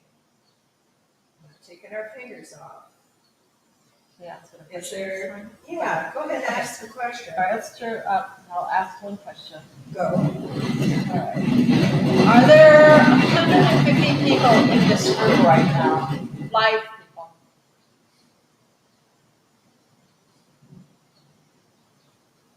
New. Recenter. All right, we'll ask one more, then we'll have a I'll- volunteer. I have a You want to? question. Okay, come on. Is Tony still here? Oh, that's what you're doing. Sorry. Is Tony still here? Holy crap, that went straight to yes. Okay. These cards I wanted to share with you with your words on them. You don't have to just use a glass.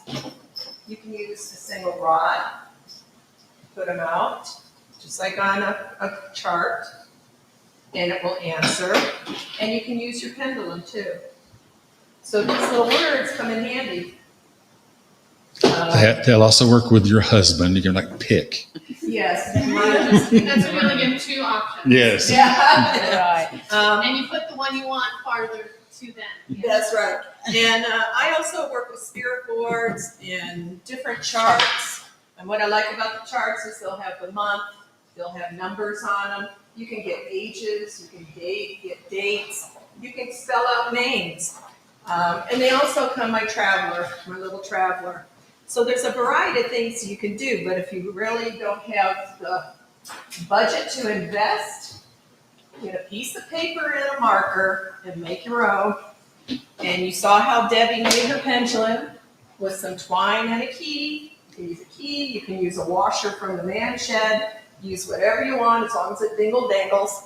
And it'll work the very same way, guaranteed.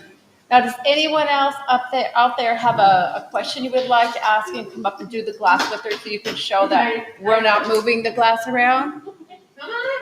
On the glass. I'm sorry. No, go ahead. On the glass, do you have to open and close that like you would a spirit board? I do. Before I ever start, I always open with personal prayer.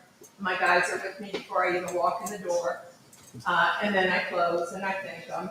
When I have a private client, I actually take all 3 of these because spirit may not be able to move one or the other. What I have found is they can always move the glass. So this is my winner chicken dinner. I like the glass too. This is one they use in Europe a lot. I was on tour, I think it was Scotland at the time with, remember Richard Felix, the Most Haunted, and they always had the screaming woman on there. You know, she always got possessed every single time they went out. And so he says, I'm going to teach you guys some new tricks on dowsing. And he brought out the glass, and I sat there and we dowsed with him on the table. And we actually became, we got in a circle and we all became like pendulums, and it was really weird. He could really douse good. But if there's somebody she wanted to try. Yes, I want to ask. You come on up. If my parents are present. Come on up here, and then I'm gonna let you put your finger on the glass with Carolee so you can see that we're not moving it. Here, let me stand And there, just and leave, when she spins around, just leave your fingers there. And when she stops, keep your finger there. Yeah, just don't remove your fingers. Some people can feel the energy build in the glass. Yeah, she's got a lot of energy. Okay, do you have a question? Hold it. And your question? Are my parents present? Ooh, that's very slow, but yes. I got it. See? Boom. It works. I also, Amazing. Thank I you. also got a Yes. I got confirmation. I got a yes too. Yeah, I got the answer too. And you can, there's a variant on this that I don't know if it's valid, but if you make your words single-sided and you turn them down, that way there's less of a inspiration for unconsciously nudging the glass. Yeah. There's always value in asking questions that you don't know the answer to. Anybody else have a question? I don't know how much time we have left. 10 minutes? Oh, okay. Yes, On ma'am. the pendulum part, does some substances and metals work better than others, like iron or a certain? Well, everyone says copper is the best conduit out there, and I have found that true with rods. But with the pendulum between my copper and my other, we have quite a collection of them. Yeah, I've It has stone. nothing to do with the material. Yeah. It has to do with Intent. how your intent and also how you hold it. I hold mine in my non-dominant hand. It's just the way I've always been. And I hold my dominant hand underneath. And then I had caffeine this morning, so I'm not penduluming. But, okay, somebody's being a smarty. I'm not doing that. Who is that? It's my brother. Now you show up. Thanks a lot, bud. Okay, my brother's been gone over 2 decades. Sorry, comes through. Anyone else want to So do? you can use any material as a Yeah. pendulum. Exactly. I'm gonna ask if there's any more questions. So I have a question. Yes. If, let's say, if you are using pendulum or when you are using dancing and they seem, let's say, not to work or just be static, does it mean that maybe perhaps you should not know the answers right now? That's very possible. And also, people need to realize that spirit pops in and out. They don't, for a good many of them, they don't just like hang out and wait for somebody to come talk to them. A lot of times they'll recognize, hey, there's something going on in that building. I got nothing to do. Let's go hang. And then they'll start showing up. But they also don't respond on command. No. No. And if you're a spiritual medium like I am, they often know that I'm coming. And they have their own language of communication in that realm, and they will chatter it out. Oh, look who's coming. And that happened to me when the docents had me do the Orpheum in Phoenix. And I got to do a reading on the building before they started ghost tours. And they knew I was coming and greeted me at the front door. And it was like a welcome party. It was actually pretty cool.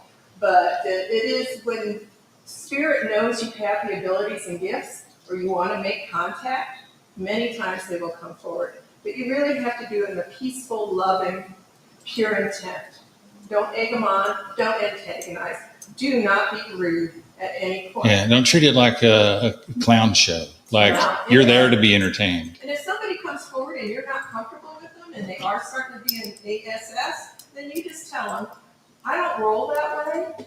Back off. Go back where you came from, and they will back off. And to make your dowsing stronger, one thing I've always found too is make your rods your own. Like I would say, Colleen, can I use your rods or anything? It's like your toothbrush. You're not going to say, here, go use my toothbrush. You're going to put your energy into your rods, and the more energy you put into it, the stronger they're going to work for you. Yeah. You'll see before I do my rods, we do this. I am building my energy in the copper of my rods. Yep. Now they're ready to roll. Probably shouldn't do that.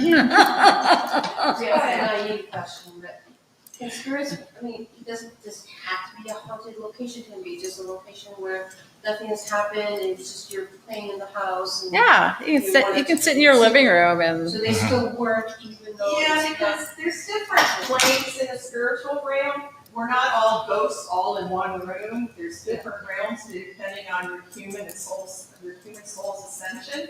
So some spirits are here and some are up here. So it kind of depends on the environment. And every now and then one will pop in to see what's going on and then pop out. Other worldly entities work the very same way.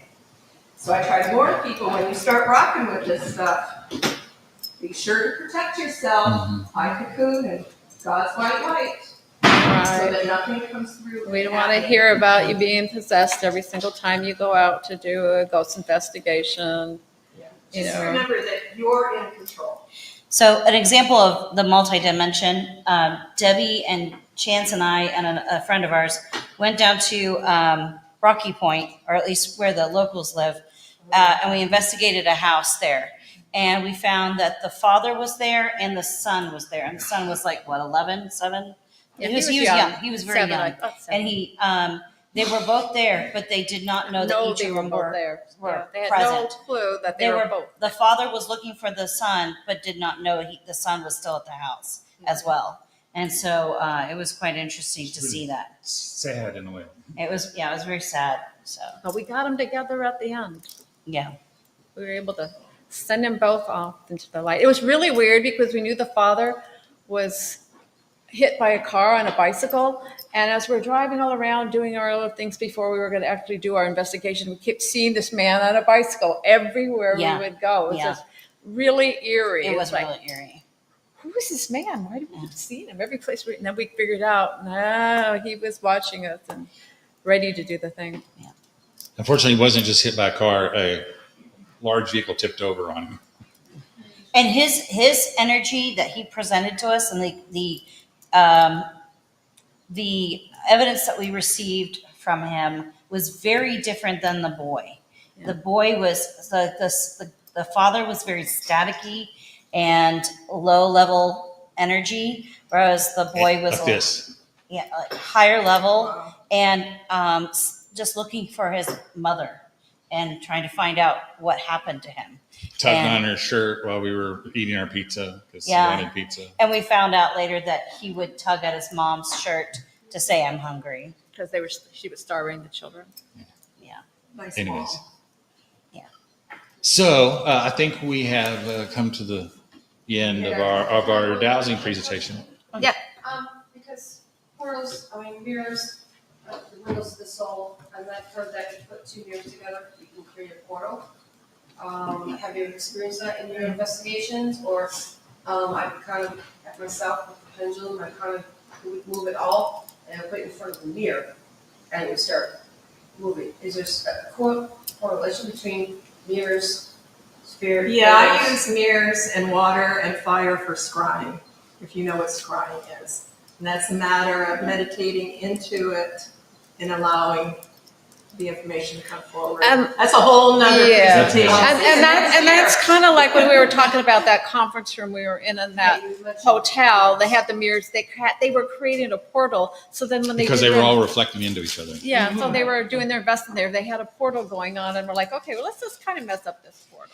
I had lived in an apartment. We both lived in an apartment in Chandler where they put mirrors, a full-length mirror on the closet door that was reflecting into the bathroom window or bathroom mirror, and it was like Grand Central Station in there. And I was like, okay, so I was constantly having to cover one of the mirrors. It was more like the scene from Poltergeist where there's a portal in the ceiling and the ropes hanging through. That's what our bathroom was like. No, it wasn't that extreme. It was. It was. I used that bathroom. One question? No problem. Sure. I watch too many horror movies.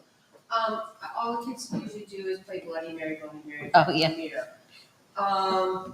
Is that really wise, or is I that wouldn't really- taunt anything that you don't have the wisdom to handle and send back. Because it's just all, again, intent and what you want to pull forward. You just have to be careful about what you pull forward. Yeah, but children do that. Okay, I admit it, whatever. But nothing happened to me. I thought I saw it, somebody mentioned it to me, and I thought, well, I'll go home and do it. And nothing happened. Same thing with the spirit board. I've been playing with them since a kid, and nothing has. Yeah, I know people say no the different Ouija than. board, oh my God, the demons are coming through.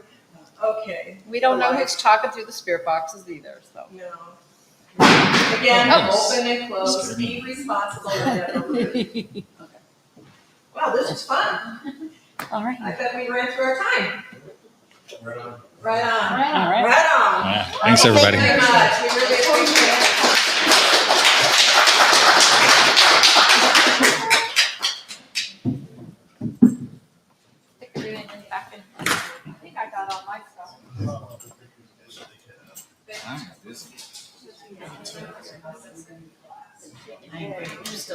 Yeah, I'm still doing it. All right, I'm gonna get rid of that. Tripping over all the wires. And knocking everything back.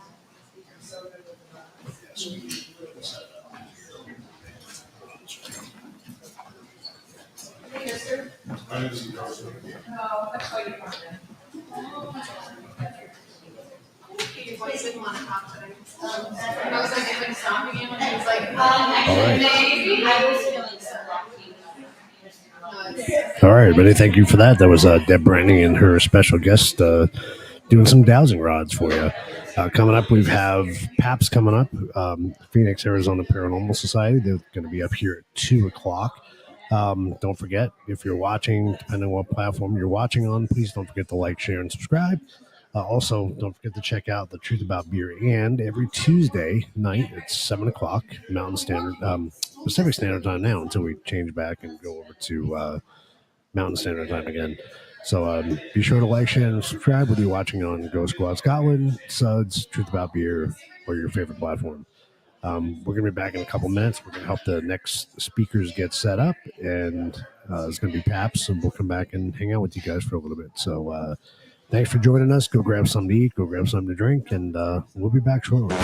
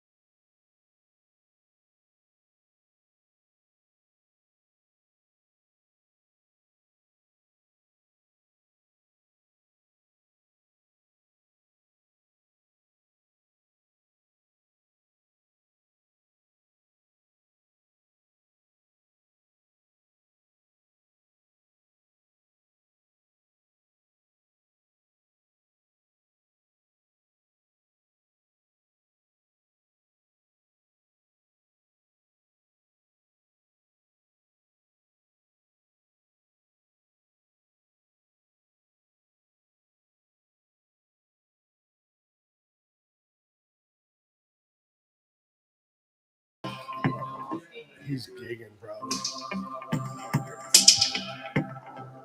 I can hear that perfectly. Yeah, that sounds good.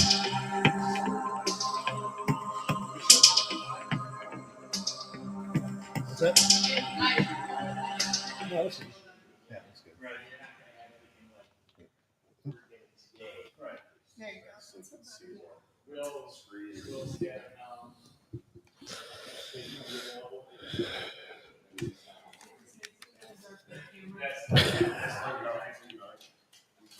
All right, we got about 8 minutes, and then Paps is going to be on with us. So hang out, grab a drink, grab something to eat if you guys have to, and we'll be back live here in a couple minutes.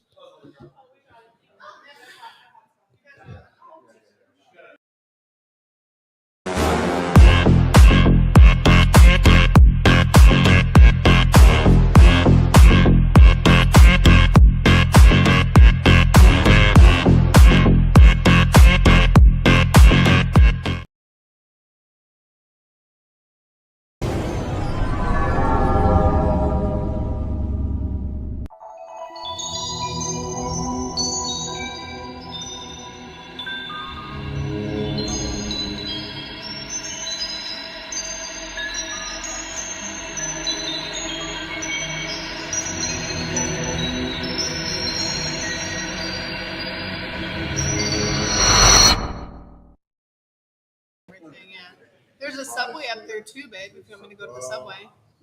That may or may not be open. We were doing a thing and we went on the subway and when it was closed, we go I don't know if it was because they closed it and people. No idea. So it's this area. Yeah. No, because the frequency varies from hertz to. Right. You've got the Burger House, Dick Roasted Chicken, Los Gilibertos, Gaius El Rey, the Soda Fountain, which he said has.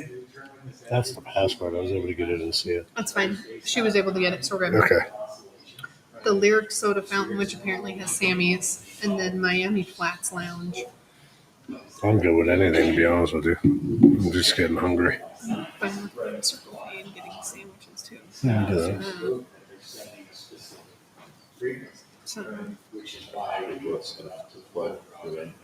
What's that? I should have brought like stuff for them to listen to.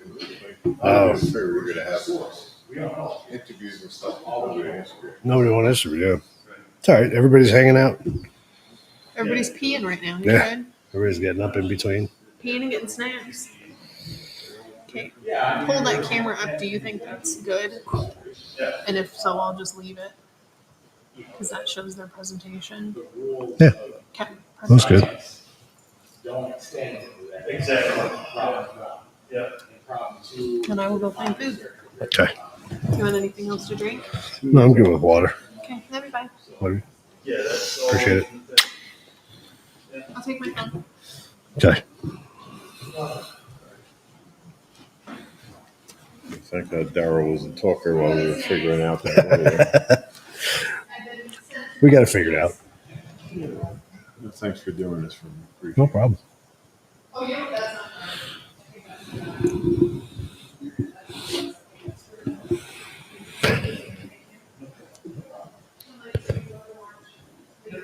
And don't forget, if you guys are watching, if you have any questions, pop them up in the chat and we'll put them up for our presenters. So, feel free to jump in with some questions. Got about 5 minutes and we'll be starting.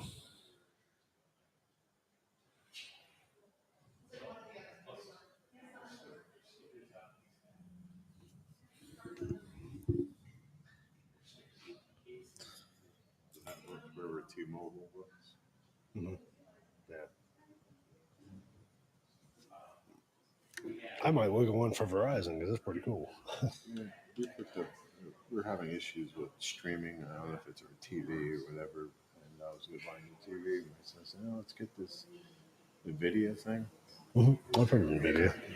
It's like it increased the picture content, so it's brighter. The audio, we used to have to listen to shit on like volume 20, 21. Yeah. Now it's like 16. Really? It increased the audio. It was just amazing what it does. Hmm. And there's something in it from Jack, whatever it is that you can actually access all your stuff on the roof, so I can watch my streaming stuff That's wherever cool. I am. That's pretty cool. It's pretty neat.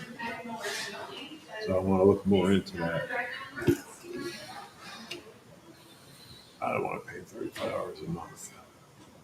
I don't know how much more I'm going to be doing and stuff. Yeah. What are you doing, Coach?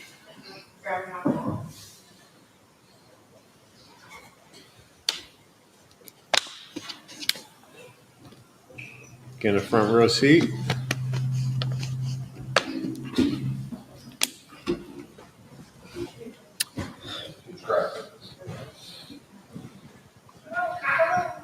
Yeah. The guys in the back are really rowdy. So. Well, you guys you're live on YouTube, so it's running constantly, but your segment will be on YouTube. So There's 4 different YouTube that's going on. yeah, So 4 people will be watching. there's people over in Scotland watching too. So What time is it over? You know? I don't. I don't know what the time difference is. Pretty sure it's tomorrow. Yeah, I think it is. Yeah.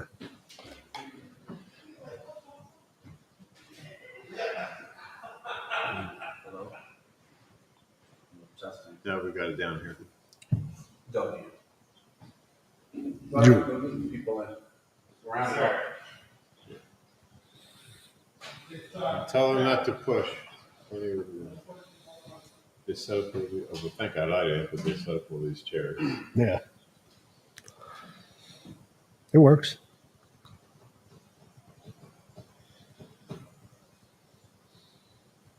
Thanks for doing this again, guys. Yeah. Sure.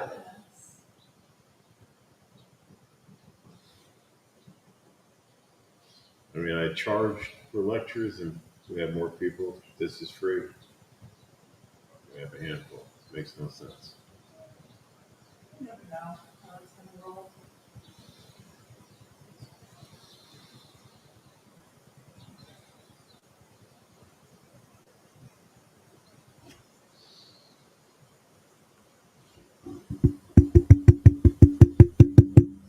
I want to try to do one of these down in Oracle. Acadia. I can't figure out how to do vendors. Oh. There's a community center, but they're not like connected to each other. Right. The entities. So if they have to rent that, it's not worth it. So I might just do talking lectures and investigation. Mm-hmm. Acadia.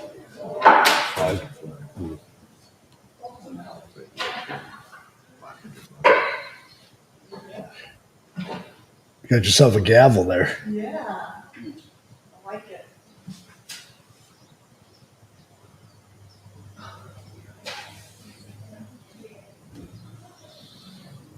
Okay, folks. Come on. Come on, join us. Have a seat. It's about to start. Keep your clothes on, though.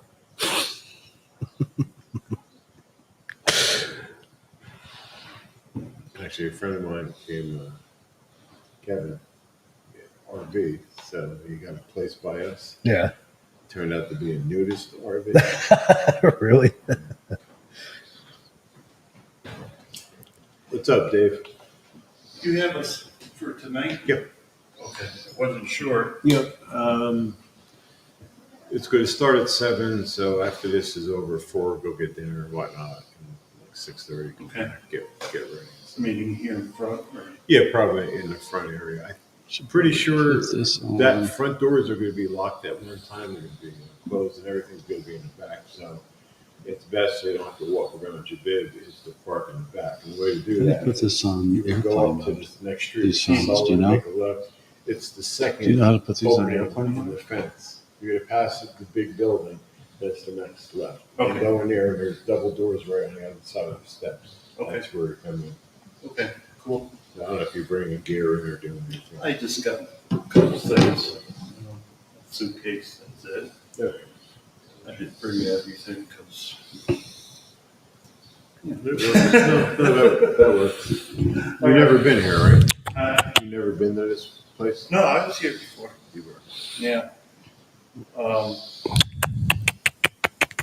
It was a ghost tour. It was an investigation. Went downstairs. And Yeah, Tony's that good. way. These guys are going to run one set, Roger and I don't know. Sam going to run a second group. I'm not sure what's happening. So, two different types of investigators doing stuff. And then downstairs, Tony's going to be set up. So we're going to have you guys work with whatever team you want to get assigned to investigate. And one team goes in the basement with Tony for a half hour or so, get to experience that, then flip-flop. And it's done at 11. So it'll be a good time. Good experience. Well, that was one of the main reasons, too, because. Was Statica? With Tony and that, because we did it last year. I think it was last year. And we had like amazing results. Yeah, I'm doing. We'll test your mic. Testing. Doing the elks on the. It is working. So I might see if they're available to do that. Okay. Never been to the elks yet, have you? I don't think so. That's a very interesting place. I think we did everything else except that. Big time interesting place. Okay. May 10th? May 10th, yeah. The newsletter should have went out. Hey, newsletter should have went out. Oh, hey, what's up? That's a Saturday. Glad to have all your books to read. No.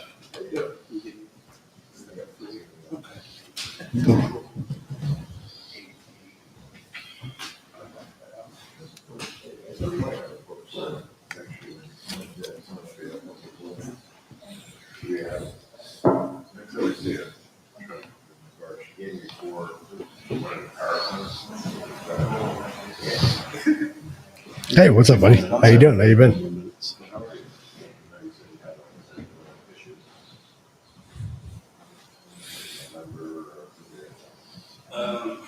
DKA, so my blood started getting toxic in my body. Almost went into seconds.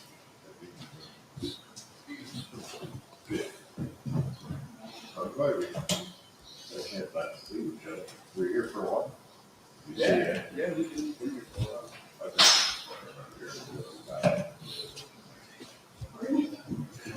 Yeah, we're doing that. Are you still wanting to do the private investigation? We can. Essentially, we had the issue with that time. We got somebody, I don't know where the hell it was. It's a museum, it's like 1,100 square feet. And that stuff goes on, it's like 5 hours from it. It's north. And if they want to go up the power more. This is great. This is great. Just too far. I'll try to find something. I'll send you the town. Okay. Where are you? Still sequel. After I went pacing, I went back to see if we. Yeah, it's still about 2 hours from there. I guess update. James and Sandra aren't on the team anymore. Yeah, well, I got stuff up on the site. I should really change from time to time. I don't know if that's. Who is it? The Does this thing after I had a record. I don't see guys saying, but he's been busy with you guys. Yeah, he's very tight. That's what's. Thank you, sir. Appreciate it.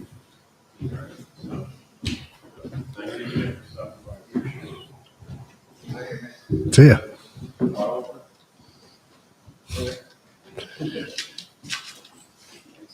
You're welcome. We'll see you. You guys are good to go. If you want to wait for somebody, or We got somebody here. They even got some goodies. All right, guys. Thank you for coming. We are the Phoenix, Arizona Paranormal Society, PAPS for short. We are located in obviously Phoenix, Arizona. What we do are we are a group of about 6 to 8 members, all from all parts of Phoenix.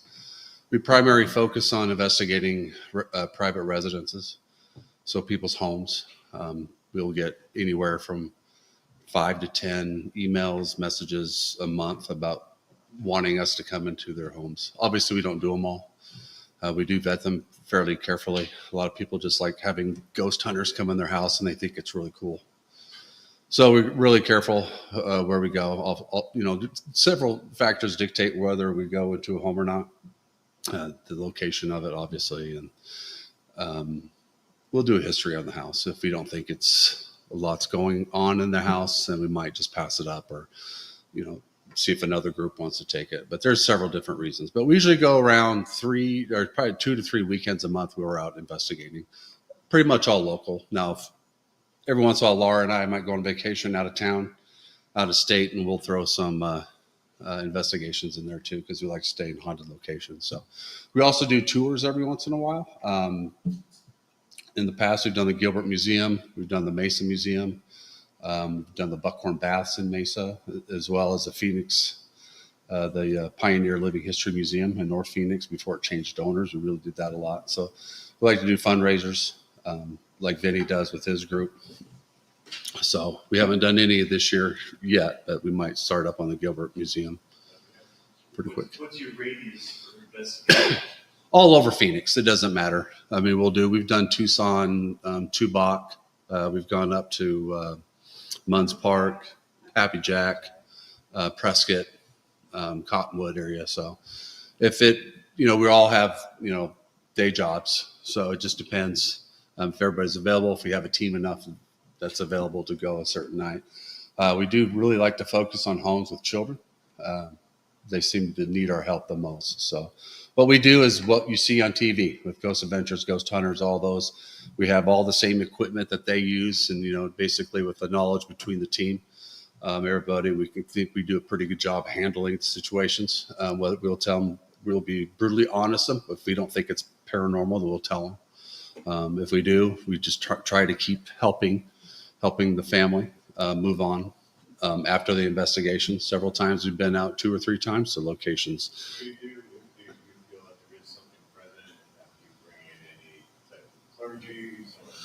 We will, if the homeowners want us, we will do a cleanse. We have holy water. Rod and Laura will go around cleansing the home. We have brought in non-denominational priests, ministers in the past, and you'll see. I'm going to show a video for you guys, and there's a couple clips in there with them during cleanse, and you'll hear some EVPs and stuff like that. So if there's been times where we can't really help the homeowners. I mean, it's really hard. We can't control what happens on the other side. There's an earthbound spirit that does not want to leave. Who are we to make it go away? So we could try our best, but spirits, yeah, they come and go. Ghosts, earthbound ghosts, no, that's a whole different story. So nobody's an expert in this field, so don't let them tell you.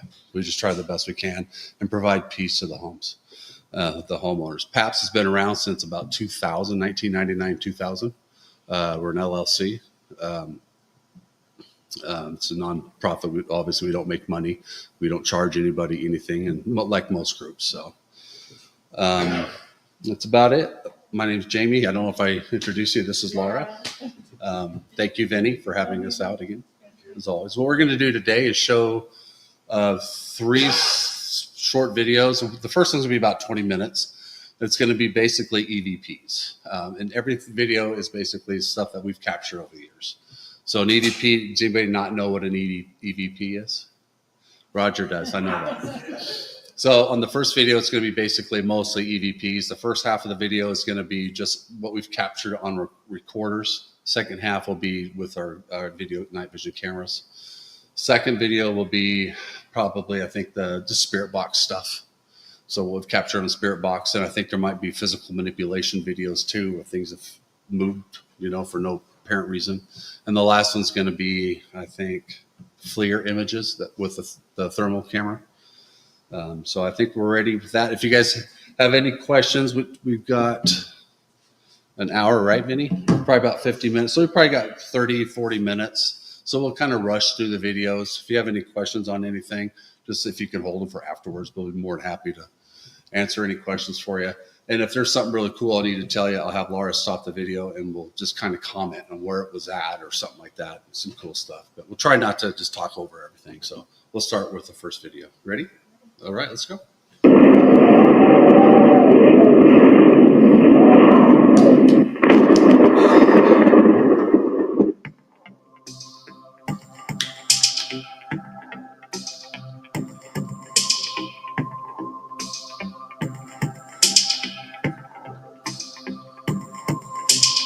Do you guys see that okay back there in here?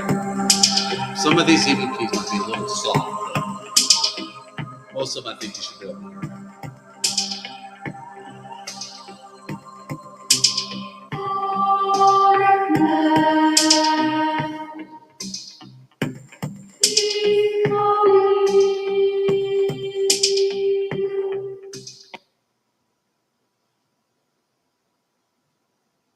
And all of them we've played twice. We replay them except for this very first one. As soon as Adam opened up the closet door, he just stepped inside and said, "Whoa, my meter's going off," and Rod's went off too. Really? There's something hiding in the closet in here. Yep. Really?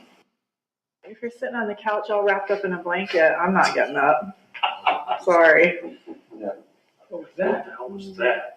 No. If you're sitting on the couch all wrapped up in a blanket, I'm not getting up. Sorry. Yeah. What was that? What the hell was that? No. Without this, anything? You were this?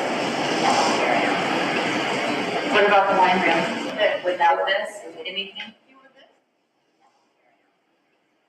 What about the wine room? Yeah. Wait till we come back in. Yeah. Let's do it, yeah. Wait till we come back in. Yeah. Excuse me. What'd that say? It's going to... Excuse me. What'd that say? It's going to... So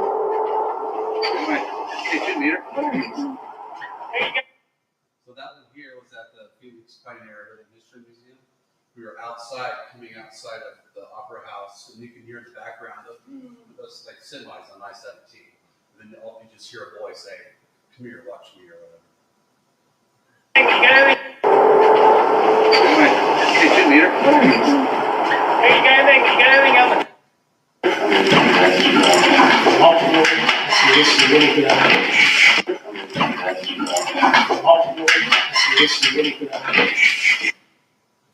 Claim that you were pulled by your ankles, right? By my ankles? Yeah.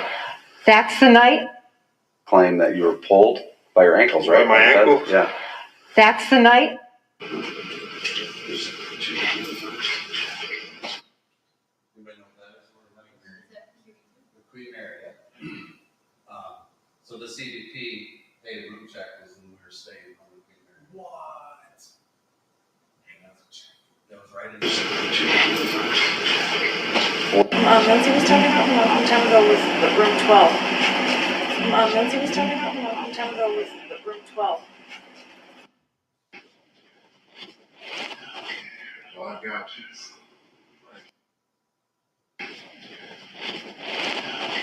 Oh, I got you. You probably know the children, I don't have their names. It doesn't really matter, but we can't allow you to scare the children.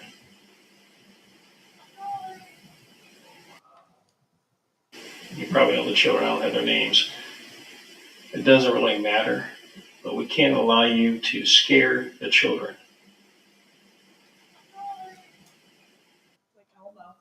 I'm gonna turn the light on and wake up everybody. Where's the light at for right here, Mary? Okay. That's right, I'll wait for you. So Rod's looking for the light switch, and then you get that. I'm gonna turn the light on and wake up everybody. Where's the light at for right here, Mary? Okay. That's right, I'll wait for you.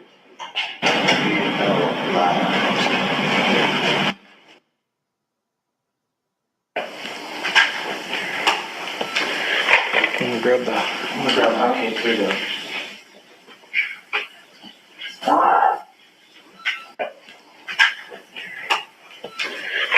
I'm gonna grab that. Here we go.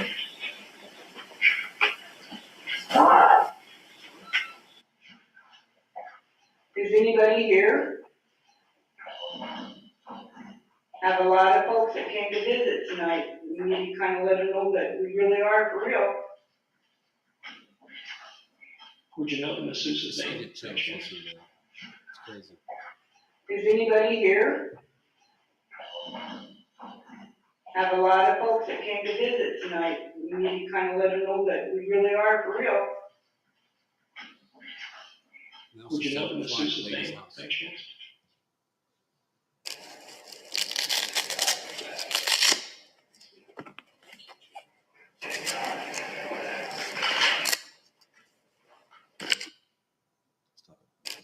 So that you hear it first. When we carry our recorders with us, we carry them on our arms in those little Velcro old like iPod things, you know, we used to carry. So they were great for carrying your recorders in. So we're just outside. Everybody's recorders are always on. So we're just, you know, doing that and getting them sight. When we're doing that, we're catching EVPs. We turn our recorders on before we get into where we're investigating because we've noticed that we were hearing things while we were still carrying our cases. So we get out of the vehicle, we turn our recorder on, and then we set up. So we catch so much when we first enter these places. The last video we put on our YouTube channel a couple of weeks ago, I mean, we always, you know, have our cameras on as we're walking in because we always capture stuff. And it was like they acknowledge us going in to look for them. And you can hear it right on the camera. A lot of the times they're like, who are they? Yeah. You know, what are they doing here? So they're surprised. Mm-hmm. They know. Yeah. So it's weird.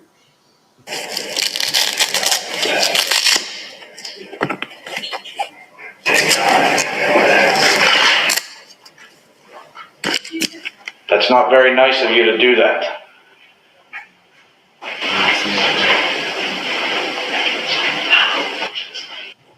That's not very nice of you to do that.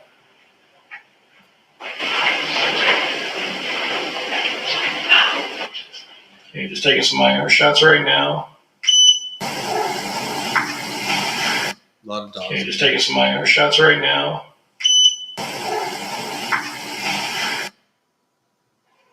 Be gone, whoever you may be. We'll find you, cast you into the pit. Great, do you want to do this on here? I should. They bind you, be gone, whoever you may be gone. We cast you out. You sound like another cat. We bind you in the name of the Father, Son. Be gone, whoever you may be. We'll find you, cast you into the pit. Great, do you want to do this on here? I should. They bind you, be gone, whoever you may be gone. So this house, they had no animals, no pets, but it used to be a sanctuary house for rescues.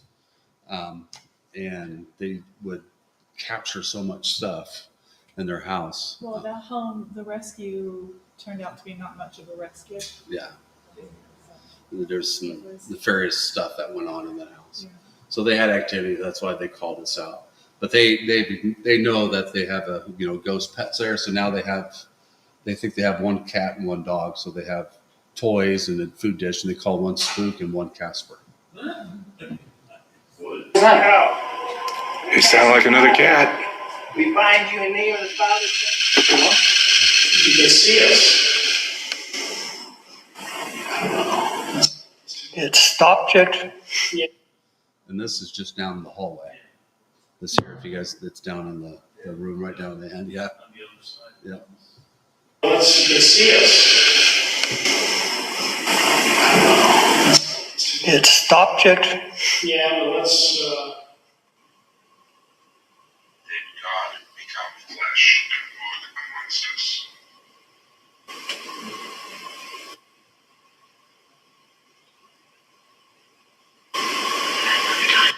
No, got nothing. But one of the pictures. Amongst us.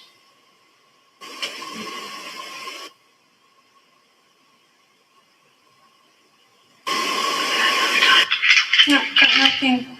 But one of the pictures just moved. It did? Yeah. I mean, the sound I heard. Short hallway to the front door. Kitchen looks about the same size, but it seems short.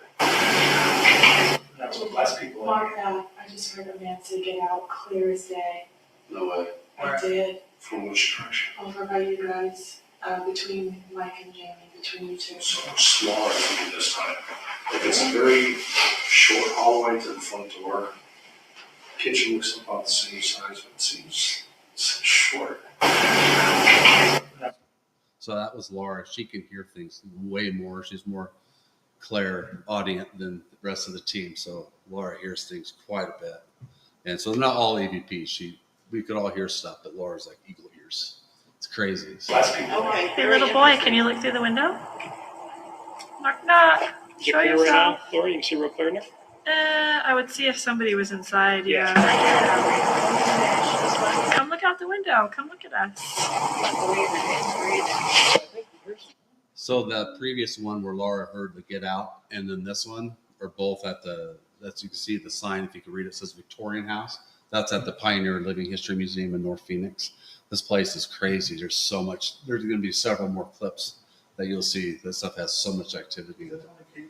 The one in Anthem. Oh, Anthony, yeah. Yeah, the one in Anthem. So the neat thing about this EVP that we got was it was actually 110 that night when we were there. It was hot. So then you hear this voice saying, "Believe me, it's freezing." Well, not when we were there. It wasn't. So it's probably a good indication of a residual EVP haunting. There might not have been anybody there, but the conditions are just right for that. Somebody spoke those words so many years ago, so they just came out. So. Somebody was inside, yeah. Come look out the window. Come look at us.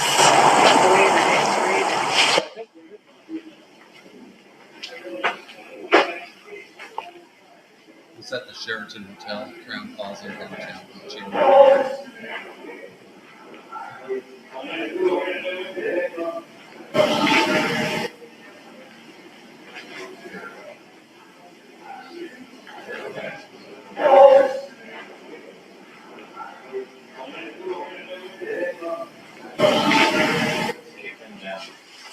Get down here. Get down there. You might be able to do both at the same time anyway, depending on where they're at. So we can I mean, it's a big upstairs, so. Kick them down. Get down here. Get down there. You might be able to do both at the same time anyway, depending on where they're at. Sounds like fun. So we might have to rewind it a little bit. So this next one, we're at a house in Glendale, I think, somewhere on the West Valley, and it's a pretty active house. They had a little boy, I think like around 5 years old, kept saying he'd see a little boy in the house and hear him and talk to him constantly. And the parents, we were just done talking to the parents about it in the boy's bedroom. And then we're just kind of walking out, and then this EVP comes out. Where they're at. One. Sounds like fun. And then you were saying Chase comes here with the clock. Sounds like fun. And then you were saying Wood true. This right here? No, that piece of wood right there. I think you should look behind it. oh, It's just a wall. But why is that piece of wood there? Piece of wood, true. this right here? No, that piece of wood right there. I think you should look behind it. Oh, It's just a wall. But why is that piece of wood there? Go at the high point because this is really good on the knees.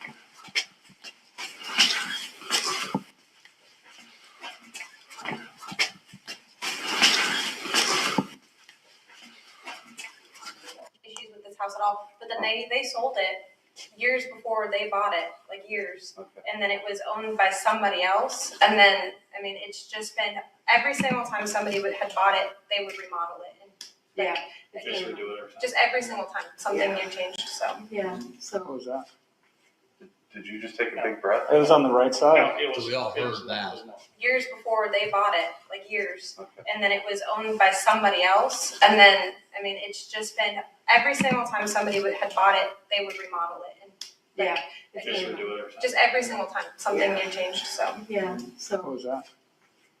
Did you just take a big breath? It was on the right side. No, it was no. That's 3 now. Just want to make sure that. Ooh, was that a? Yes. Yeah, I heard that. Was that now? No. It sounded like a gentleman though. So yeah, it's a guy. Yep. Right here's a guy. I'm gonna say something, sir. It almost feels like they're following and talking in my mic. I just want to make sure that. Ooh, was that a? Yes. Yeah, I heard that. Was that now? No. It sounded like a gentleman though. So yeah, it's a guy. Yep. Right here's a guy. I'm gonna say something, sir.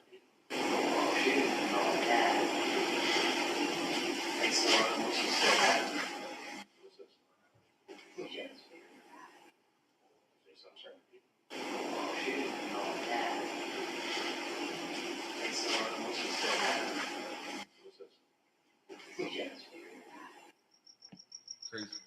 Good stuff. Even outdoors, we get quite a bit.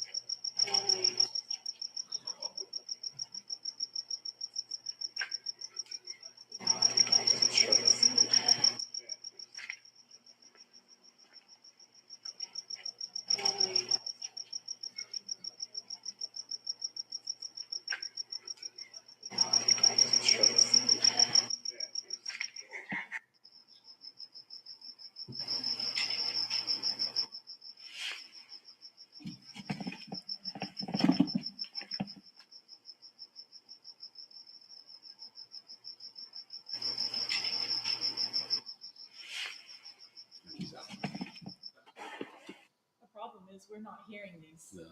So we're not interacting because we're not hearing them until we get home, review the evidence, and then we're like, oh, geez, we could have had a whole conversation. session. Yeah.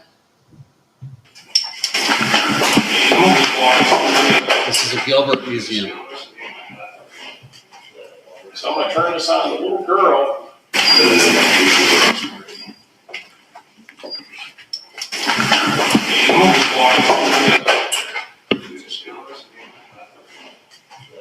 So I'm gonna turn this on the little girl.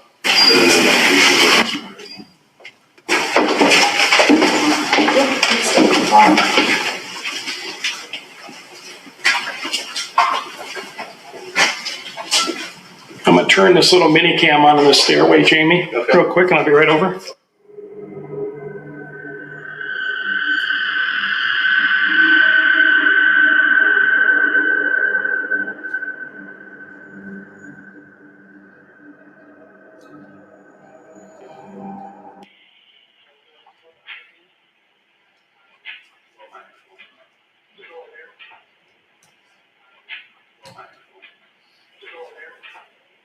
And one little pinprick of an orb too. So. How are you?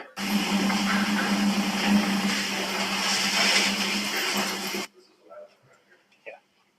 Who are you? And that was the house that the little boy was touching, or vice versa. Okay, I don't know what to do. Should I just sit down? Why don't you guys want to give us a quick tour? Walk around. Okay, I don't know what to do. Should I just sit down? Why don't you guys want to give us a quick tour? Yeah, So let us know where the hot spots are. You're coming and open that door.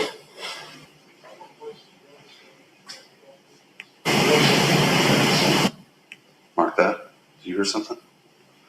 Was it like a breath? No, it's a voice. Okay. So I heard that. Was that you? Mm-mm. What? You just didn't say that?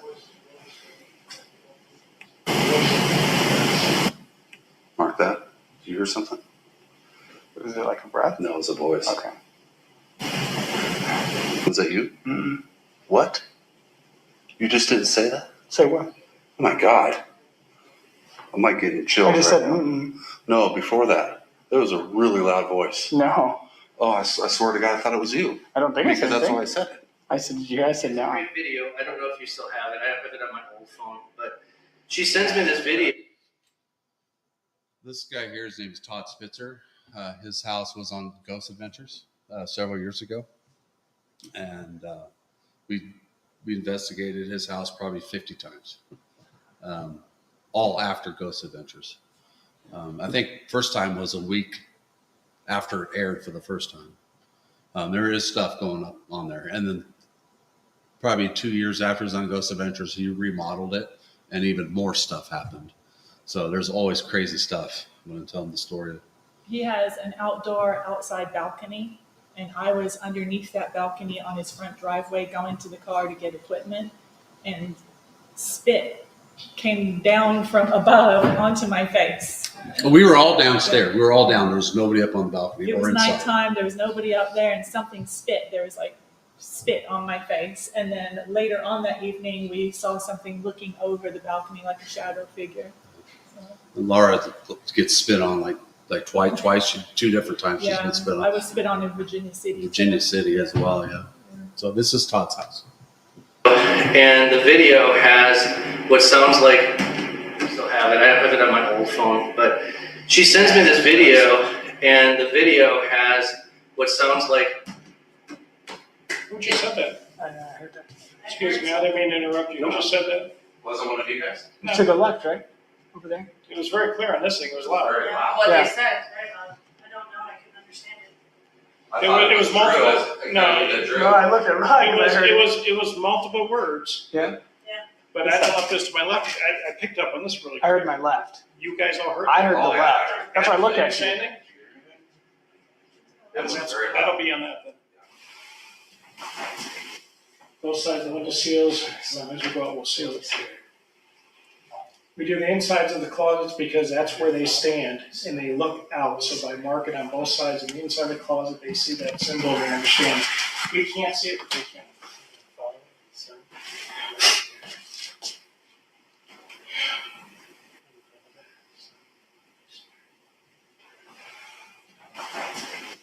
Both sides of the window seals, as we go out, we'll seal it. We do the insides of the closets because that's where they stand and they look out. So by marking on both sides of the inside of the closet, they see that symbol and they understand. We can't see it, but they can.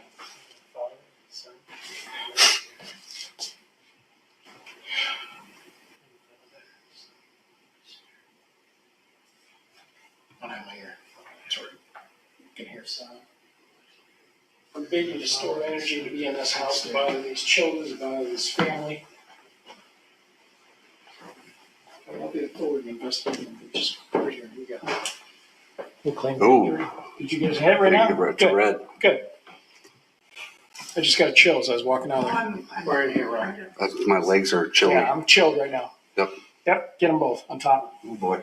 Who's in the, Jamie? Yeah. Right here. What is it? Okay. Just so you know why you're always seeing the bottom of us is we're trying not to get the client's face on camera. It would be hours of blurring out faces, so we try and keep the cameras low when the client is in the room with us. Right here for me. Just gonna stand across here. I'm gonna hit right here. Watch on the way out.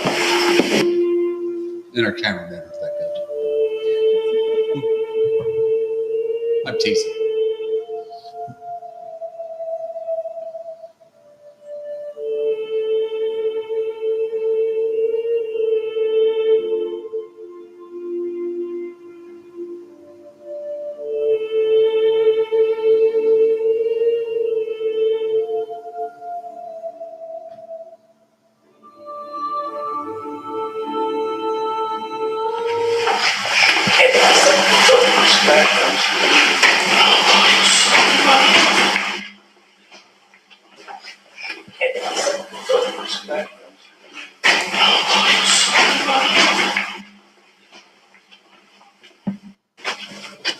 All right, guys. Feel better? Whose house is? You guys aren't getting the same readings we're used to? Feel better? Whose house is? You guys aren't getting the same? Yeah, that's one of the better ones we've ever got over the years. That was the third time we investigated this house, and both in 2 months, whether they said it's clean or not, the homeowners moved. It was crazy stuff in that house. And that was our non-denomination. And that wasn't, yeah, Our priest had just gone through and done a cleansing. yeah. So, like I said, no matter what we do or anybody else does, it's up to the other side what they want to do. Okay, any questions on the video on that EVP part? Do you find you get more EVPs through, just walking through and stuff that you don't hear than if you try to get them to talk to you? Probably 50-50. I mean, yeah, I mean, that's not just at anywhere, you know, we're investigating. That's anywhere throughout the day we go. You know, we could just go across the street to somebody's house and get an EVP. I mean, the grocery store will get an EVP. We're not even investigating. Very often when we go into a location, there'll be a lot of activity right away, and then it kind of tapers off while we're there. So I don't know if there's that adrenaline, that excitement, that wondering who we are, what we're doing there, and then, oh, they're here for me, I'm out. Yeah. That's what it seems like. But the majority of EVPs I've noticed in personal experiences, why is it so much hostility? Why is it get out, leave? I think they're confused. I don't think they know where they are. But each case is individual. It's not always like that. I just don't think they know what's happening, or we're in their space. Maybe that was their home, their place, their favorite spot, and now we're in it. So I think they're just confused a lot of the time. Yeah, there's no repercussions to where they're at, the way they talk to us, because they can talk to us any way they want. But we'll be clear, none of these I would ever consider demonic in nature. Ever would I ever say that? They're just dark, mean people. You know, confused. Confused. Yeah. Yep, lots of things. Any other ones before we go to the next quick video? That was the longest video. So The Spitzer house, do you think it's partially due to the grounds because it's right against that mountain, right? well, it's on the mountains on an old reservation, and there's a history with the house with a girl at the house as well, a neighbor girl. So we won't get into that. I can tell you off air. Fair. All right, so the next one is going to be the spirit box. Sure. So I'm sure y'all know what a spirit box is. The radio that goes. These are just really quick clips. It literally some could be 1 to 2 seconds long, and it's just going to replay it and then move on to the next one because it's a little bit. Hello. Hello.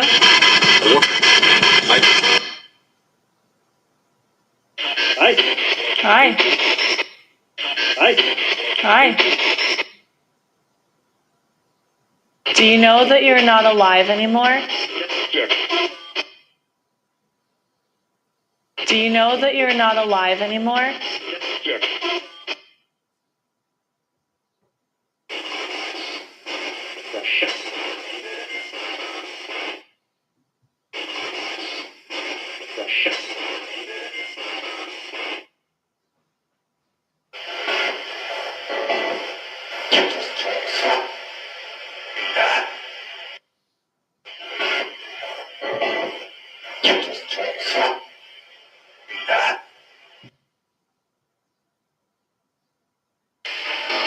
Is it daytime or nighttime for you? Is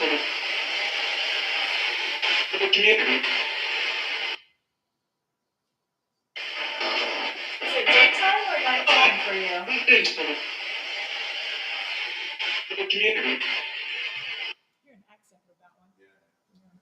Can you see me?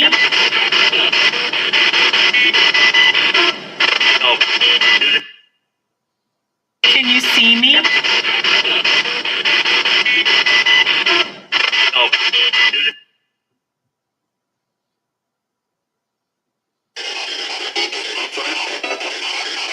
I'm fine. That's where I'm fine. I think that's what it says. I'm fine.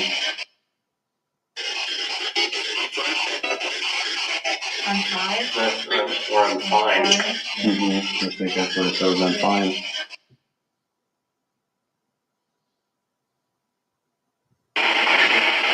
That was really good.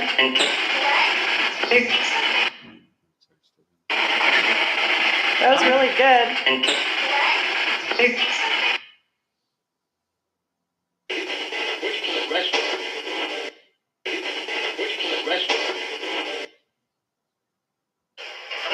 Can you see us? Yeah.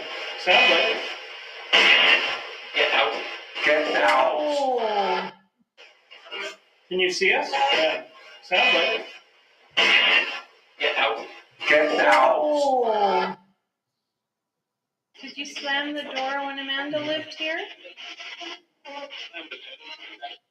Did you slam the door when Amanda lived here?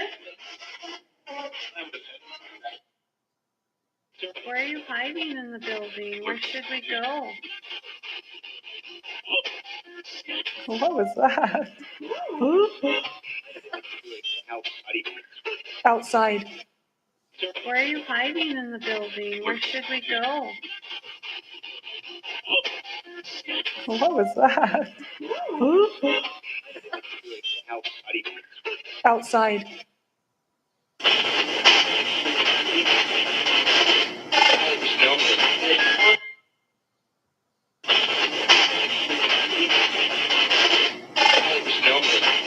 You were talking to me on that one. Is there anything we can do for you? Is there anything we can do for you?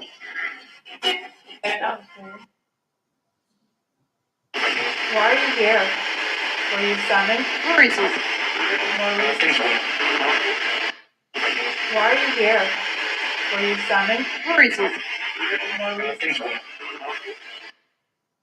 Do you know what kind of business this is now?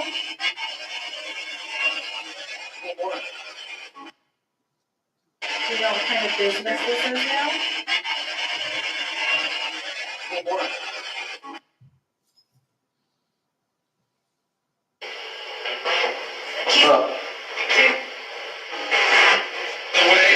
Do you know Wave. It just no, said wave. wave. I just waved. That's what it sounded like. Jamie then waved. Yeah, and I waved to him. Jamie said, "What's up?" right at the Yeah, when I said, "What's up?" and I was waving to him. And I said that. You think that's funny? You hear the laughing? Yeah. It is.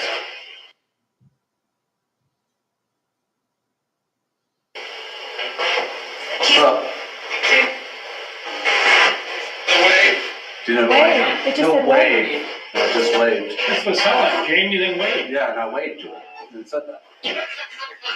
You think that's funny? You hear the laughing? Yeah. It is.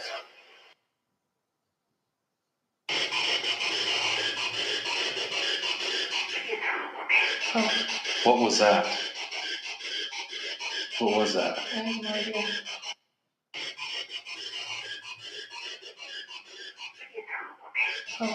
What was that? Do you guys remember Monty's the Casa Vieja in Tempe? That's where this was captured. Yeah, so there's we investigated right before they shut down and right after they shut down. We investigated with the new owners when they were going to make it a high rise, but they never made it a high rise. But the owners wanted to come and do it with us.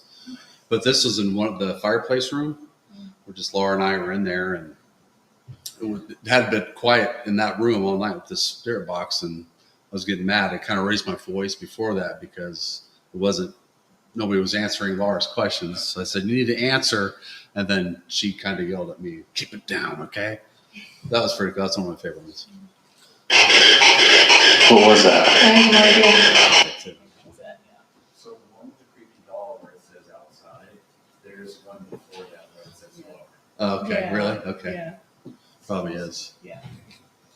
We've noticed even on the EDP one, it's like, oh, it's too much, but there's stuff there. Yeah.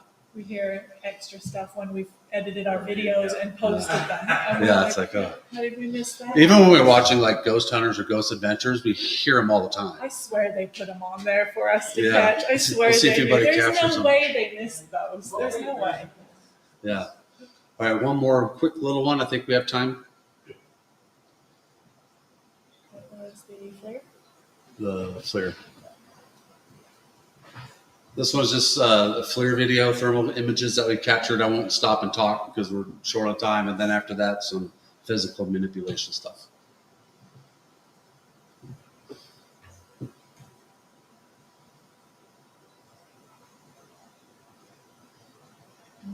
Yeah. Infrared. That's what it's for. All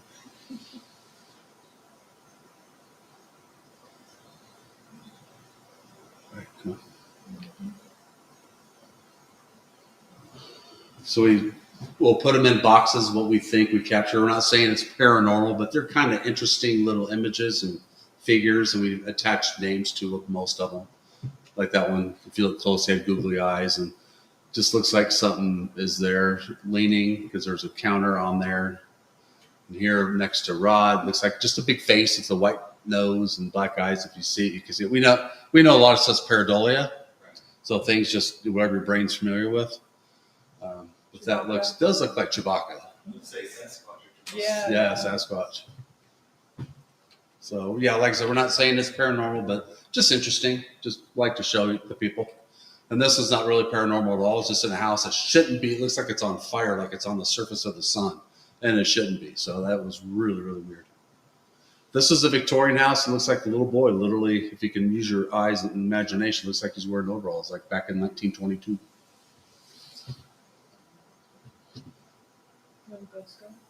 Oh, this is that house where I'm not a boy, I'm a girl. This was the house, and right where the circle is in the middle, you'll see a long dark shadow. That's the doorway to that little boy's room. It looks like a little girl right there in the square. That's not true. I'm not a boy, I'm a girl. I'll show you. But that was the same house.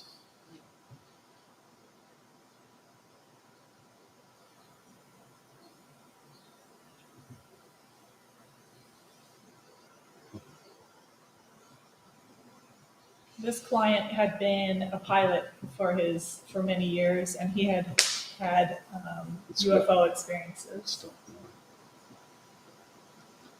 I thought you paused it and it was still going. Okay. No. We cut this apparition's head off on accident because we didn't know she was standing there. So you've got the shoulders down on her. This is in the Victorian house as well.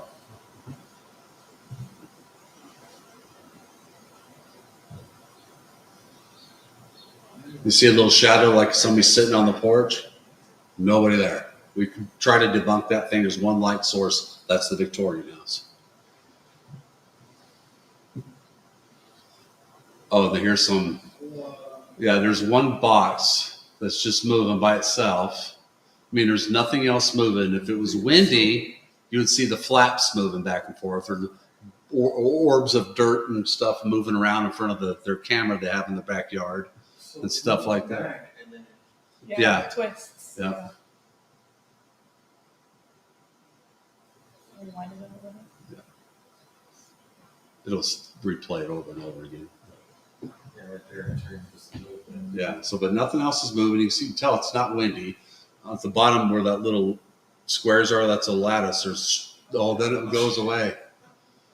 And there's strawberries in that planter there. I mean, how do I know that? That's our backyard. That's our back patio. And we had an investigation that night. This happened that was at 2 a.m, I think, or at midnight. And then at 4 a.m, the whole thing went. What happened between both spots, we don't know. But why it wasn't captured? The box wasn't captured on the next section that it moved into. While investigating, keep it playing. While investigating at this house, this footage was off. They had a camera in their living room, like a ring camera, just in the living room. That's why it's kind of fuzzy and grainy. But she's a homeowner. She put her cell phone up on the table, and then it just flips. You could see it.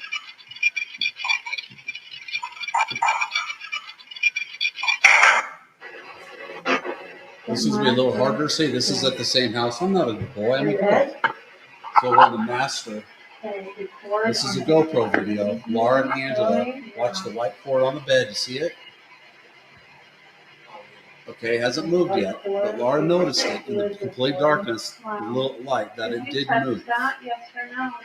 So we'll kind of show you a little bit close. You'll literally see it moving.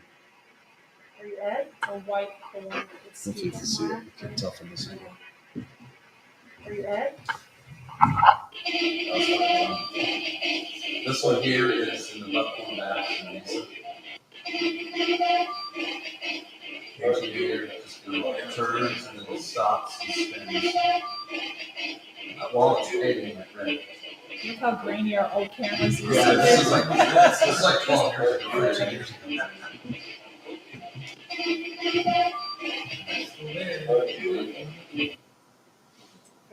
Is that it? There's still spots. Oh, okay. Well, yeah, that's it. We got one more little thing to share with you.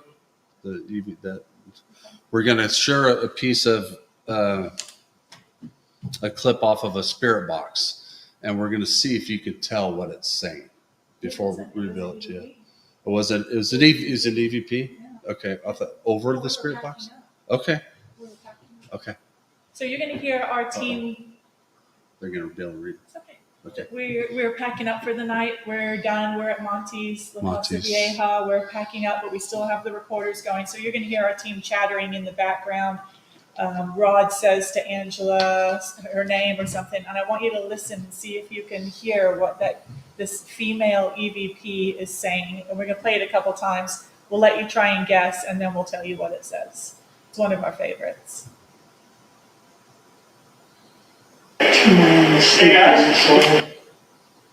That's it, 3 It seconds. starts right at the beginning. You'll kind of hear a deep woman's voice. Yes. And then Rod goes, "Hey guys," and then Angela goes, "Yes." Yes. Anybody have any guesses of what they're hearing? What was it? Yes.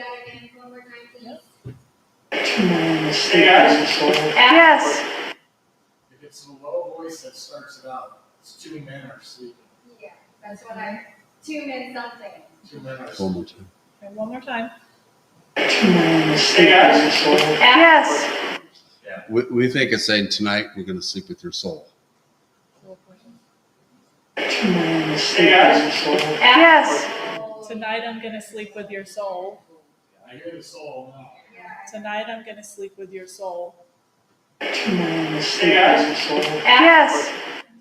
That's our interpretation. Thanks, guys. That's Thanks. it. See you later. Any questions? Did we get a prize for that? You did.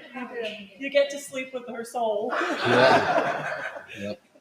So that wraps up our presentation. If you guys have any questions, let us know. Thank you very much. We'll wait for Tony and Shree, our next presenters.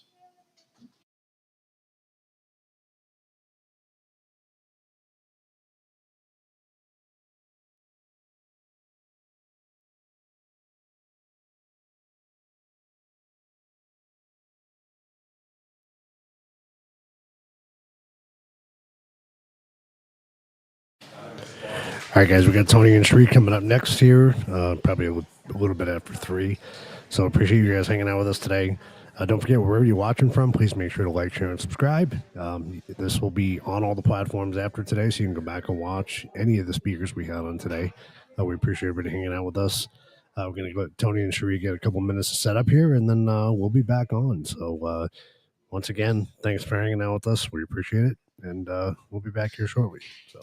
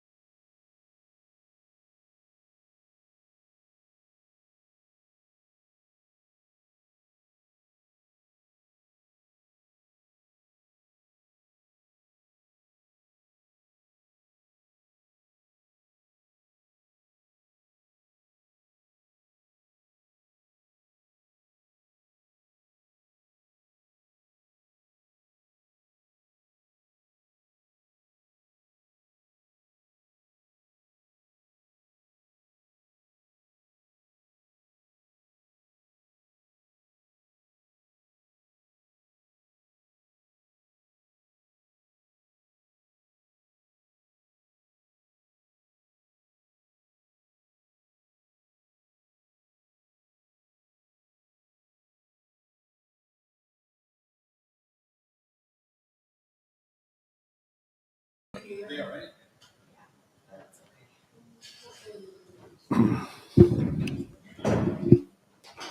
All right, guys, we're coming back with Tony and Cherie here in just another minute. And thanks for hanging with us.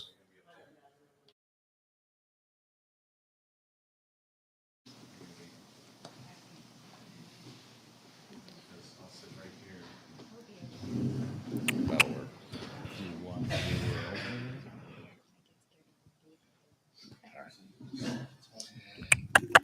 Yeah, you can leave that up for now. What time do you all right. All right, looks like we lost a couple of people. Don't know if they're just taking a break coming back, but I'm going to start just because I believe this goes about 45 minutes. And normally this is about a 2-hour presentation. So I'm going to give you a very high level overview. But my wife and I have been investigating the paranormal for over 15 years. And when we started, what fascinated me the most was spirit communication. And you heard, if you saw any of the other presentations, some great examples of EVP, ITC, or instrumental transcommunication, the use of spirit boxes. There's two main concerns that come from science and academia when it comes to that type of communication. One, ITC uses a radio, and when you claim I'm getting voices from the other side, they turn on and say, wait a minute, how can you prove that? You're using a radio. A radio is made to interpret RF signals and turn them into speech or music, basically human voice. How can you tell me you're getting voices from the other side? Well, we know it does work because we built them for 12 years. We never sold a one. They were done for research purposes only. But we had the same problem. It was using a radio, and we wanted to lengthen the communication, not a word or two, not one sentence and then it disappears. We wanted two-way communication.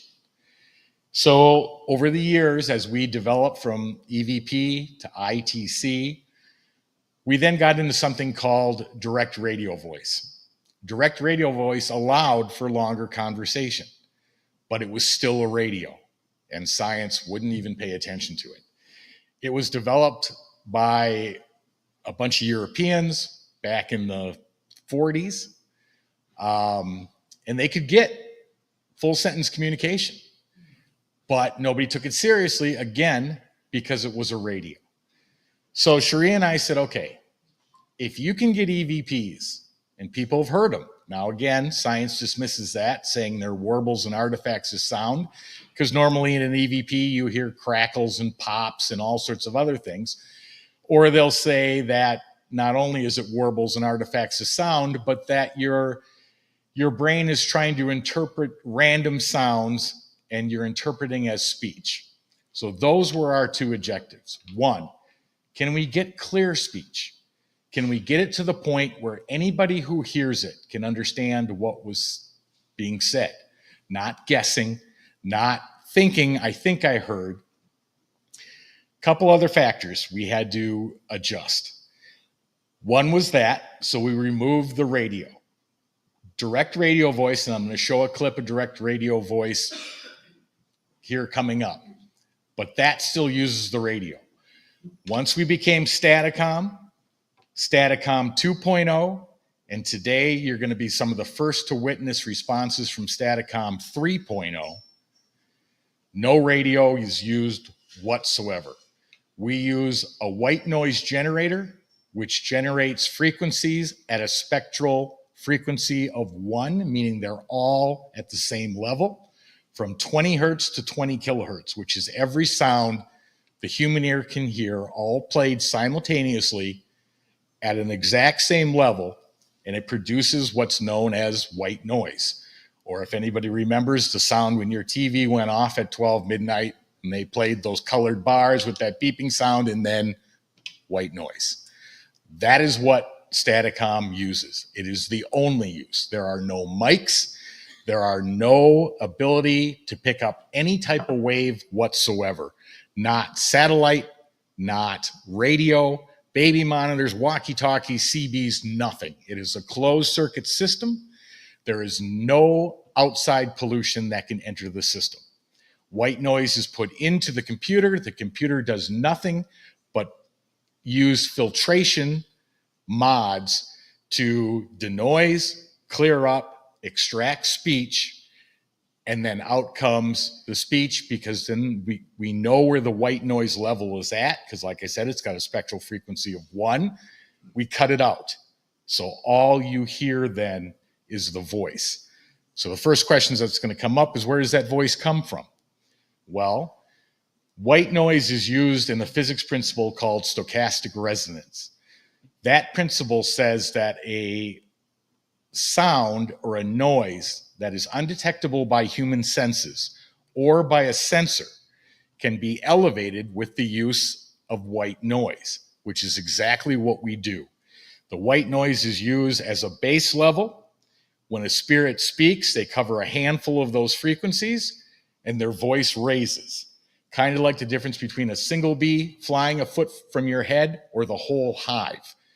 Because the whole hive vibrates at the same frequency, that sound gets elevated. That is what's happening with what you're about to see. Then we cut the white noise off so you don't hear any of that white noise static annoying, which is what we couldn't stand of 12 years of building spirit boxes. The last 2 we built, we were able to remove the white noise from the end production. But what we couldn't do was increase the length of the speech. Why? Well, through multiple research and testing, we determined that the theory behind a spirit box was that spirits would manipulate the fragments of audio from the radio stations that it was scanning across. We know for a fact today that is not true. In fact, when a spirit box hits a radio station, you've cut communication with spirit. They do not use that. They use white noise, which is why we replaced the radio with a white noise generator.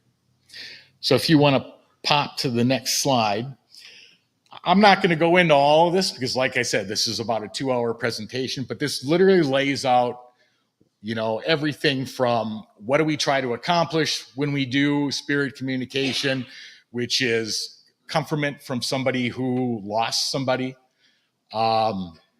insight, how are they communicating, what do they have to say, what can they tell us, and of course, answers.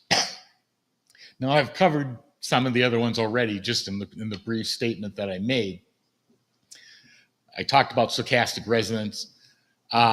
How do we evaluate the audio? If we're only dealing with audio, and right now, Staticom's got visions to possibly include visual in the future, but one step at a time. But timing and relevance. What was the question asked? What answer came back? Was that answer in a timing and relevant manner answering the question that was asked? That's how we determine, A, if it's intelligent, and B, if it's true communication. With timing and relevance, are they answering the question that we asked? Who are we connecting with? The bottom line answer, we don't know. We can tell you what they've told us, and 98, 99% of the answers are clearly spirit or consciousness. I called them, this was years ago, I called them ghosts one time in my question, and they corrected me immediately. The answer was, we like to be called spirits, not ghosts. So I've never made that mistake again. But I think the next slide is the first clip. Hold on one second. This is where we started when we moved from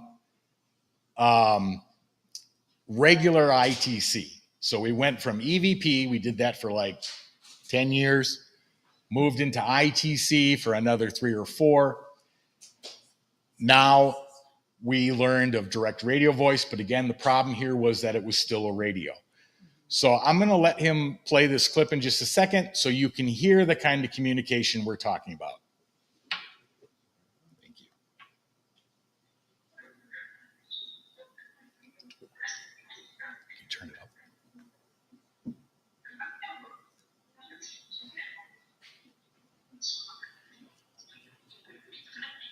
We can hear it on the speaker.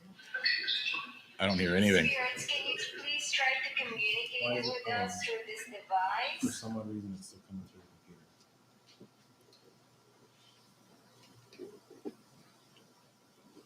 the computer. Are the speakers plugged in? Yeah, but it's not coming through the. Okay, so I hit the control panel. Oh, hold on.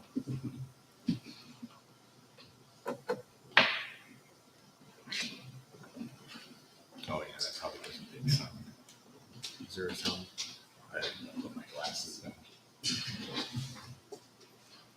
Oh, I think I have one over here. Okay. Oh, there you go. There you go. Now we can hear All right, let's try that again.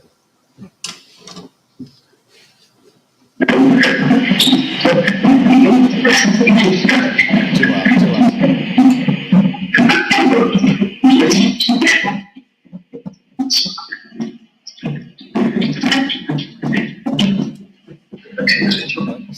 Spirits, can you please try to communicate with us through this device?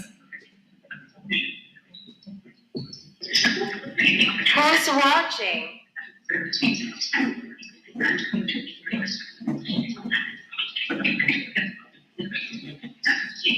Bachi, that was clear. Do you want us to do the rumble?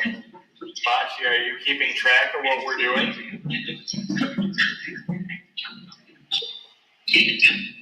Marcello, can you see us? Yes. Thank you.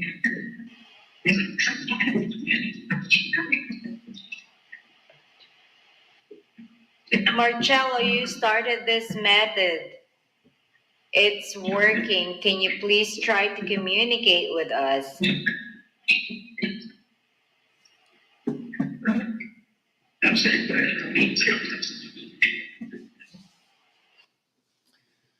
So that, in 1 year of research, that was the clearest response we had ever gotten. Why? Well, one, there were some tuning issues that we were not aware of. Two, it was still using radio. So is it possible to still get stray radio waves that come in? Yeah. So this really didn't change much as far as science looking at it differently, academia looking at it differently, or even skeptics. We knew we needed to correct that. Like I said, in a year, that was the clearest response we had received. So we knew upgrades were necessary. So now we're going to move to the next slide, which this became Staticom 2.0. Now, the differences here, the radio's gone, no more radio. We're using a white noise generator only. White noise generators being filtered, out come the voices. These voices should not be there. White noise contains no audio data whatsoever. No sentences, no words, not even syllables. Doesn't exist in the white noise configuration. So where these voices are coming from? Well, we have theories. And I think our theories are correct because after this, we've managed to upgrade to 3.0.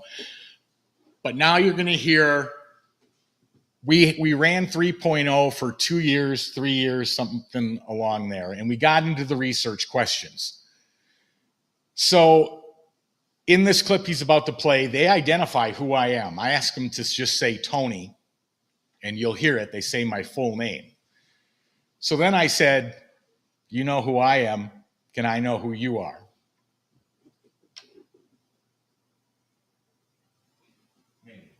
How do you hear me speak? Oh, wait. Sorry. Stop. Oh, because you have to type Oh, okay. Japan. Oh, okay.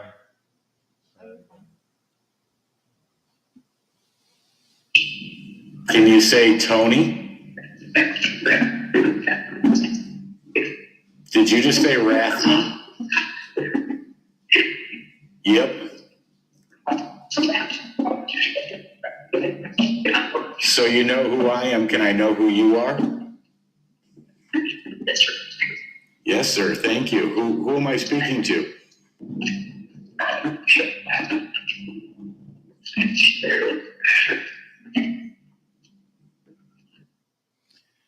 First time we ever asked a question, got a response to a name with first and last name. Something never occurred, 12 years of spirit box building, just didn't happen. So we knew we were on the right track and we knew we were going down the right direction. So people always say to us, well, did you ever research those names? We have, but here's the reason why it becomes problematic. We're dealing with audio only. I don't know if I spelled those names right. I don't know if there's hidden consonants in the name. And I didn't ask, when did you live? Who was president? So I don't know timing.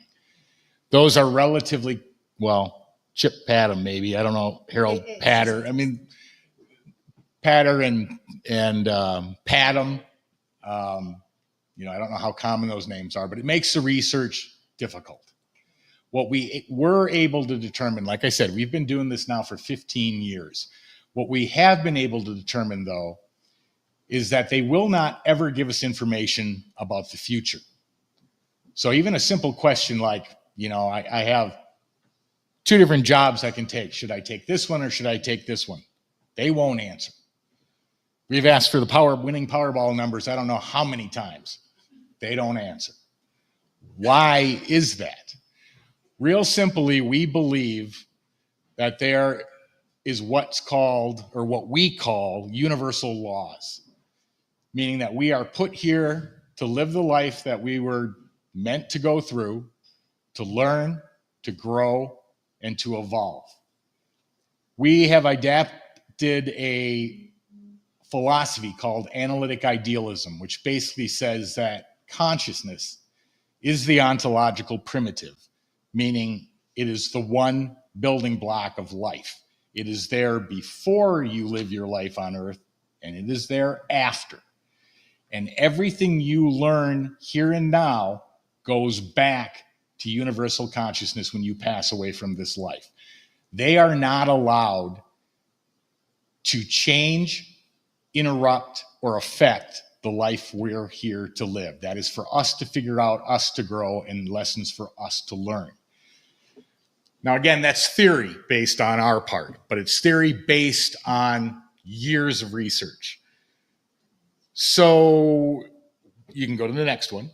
So now, when we were researching 2.0, I have vocal cords, which allow me to speak. When I speak, it puts sound waves into the environment, and they travel maybe 200, 300 yards max. And somebody human has ears. There's follicles in your ear. Those follicles vibrate. They send that vibration to a liquid center of your ear.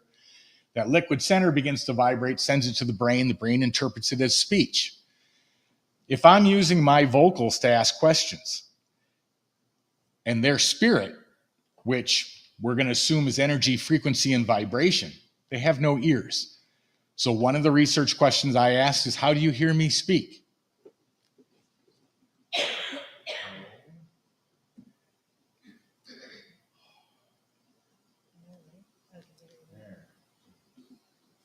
How do you hear me speak?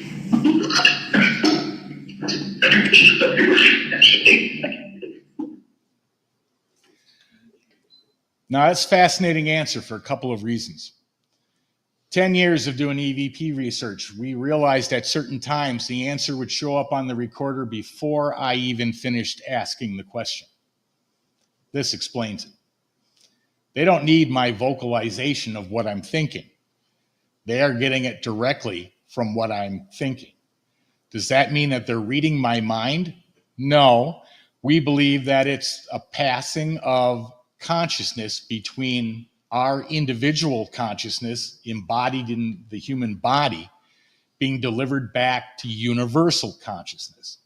One of our biggest challenges was when doing research that has to do with what people term paranormal, is that we can bump up against 2 very stout organizations. One is science, the other is religion. Science says body dies, brain dies, consciousness is gone. Well, there's a real problem with that called the hard problem of consciousness, and science still fights it today because they can't answer it. They basically say there's a 3D material world. We're a 3D body, but yet we have consciousness. Well, if consciousness doesn't exist in rocks, trees, water, how does it show up in a human body that's made of the same elements? That's the hard problem of consciousness. And it basically says, and science is moving in this direction today, that consciousness may very well survive death. And one of those scientific theories is what's called a survival theory. And that answer right there supports both. So now we're going to move from Staticom 2.0 to Staticom 3.0. And what was the difference? The difference is, as you can see, I probably have a couple hundred clips from 2.0. So we would get answers much clearer and much more often than we'd get from regular Staticom or DRV. In Staticom 3.0, our main goal was to again increase the clarity of the speech so nobody's guessing at what's being said. The second thing was to not have that clarity go away. In 2.0, we'd get answers like you've just heard, and then we'd hear blah, blah, blah, blah, blah, for the next 10 minutes, sometimes a day, 3 days, sometimes a week before the clarity would come back. Constant communication as well. Right. So 3.0 was the opportunity to fix that problem. Was that an easy fix? No, it wasn't. But we did it. And you're about to hear it now. We can communicate as long as the thing is running. We can ask question after question, get answer after answer. Now, what you're not going to hear in any of the clips that are going to come up are any real scientific-based questions, because we're just about to head back into that. In redeveloping the system, recoding, new pieces, new equipment, we have it communicating the way we want it to now. But now it's time to get back into the research. What can we learn? What can we find out? Where are they? How are they? What's their life like today? So this first clip is called Initial. And the reason it's called that is because I wasn't even done building yet. I was still coding to the program when voices showed up. And my wife grabbed her phone, hit record, and started commenting on what she was hearing, and then they answered. And then she'd comment again, and they'd answer again. So here's that clip.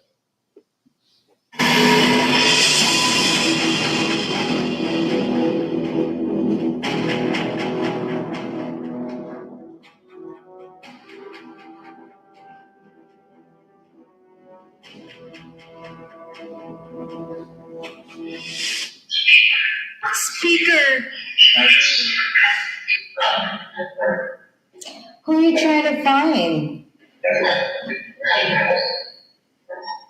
You're nervous.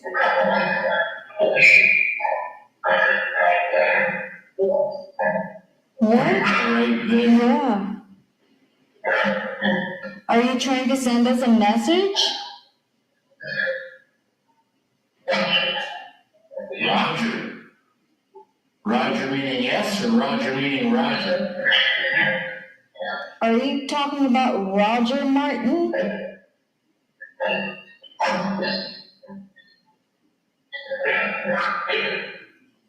Yes, Martin.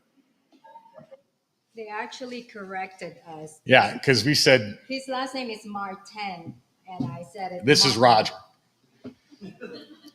So a couple of very interesting things in there. One, she asked multiple questions. Answers just kept coming back. Two, while I was adjusting dials, they said, perfect, right there. I stopped. And sure enough, that's where the setting was meant to be. So this started the whole communication of 3.0. So the next one, I believe, okay. So this is, no, you're fine. I just didn't realize which ones I put in. This was probably 2 nights later. I come home from work, flip it on because want to play with it. This is cool. So I turned it on. I started asking questions. But the cool thing about this system is I don't have to ask questions. I can turn it on and just listen to them. Like I heard a presentation before, the lady said, well, they speak in their own language. Well, guess what? They speak in any language that is spoken on this planet today. How do I know that? One, normally I'll get English. If they're talking to Cherie, she may get English, she may get Tagalog, she may get Japanese, and she's gotten them all because she can speak them all. We turned it on one time and I didn't know what they were saying. And I said, that doesn't sound like English. What language are you speaking? They said Turkish. So I took it to somebody who speaks Turkish and they said, sure enough, spelled out what they were saying. And sure enough, it was absolutely straight on. Then we had a gentleman, one event we were doing, and he said, I think it was at the courthouse. He said, can I ask a question? I said, absolutely, go ahead. He came up and he asked his question, but it wasn't in English. It was in his Native American tongue. So we didn't do anything. We just waited, watched, listened, and all of a sudden I saw his eyes go wide, his jaw drop. I said, did you get your answer? He said, not only did I get my answer, but I got it in my Native American language. Exactly. Wow. So I come home, which I normally do until she says, hey, we ever going to go out and do something fun? Okay, sorry, we'll go. But she again turned her phone on and started recording because they were answering. But here's this clip.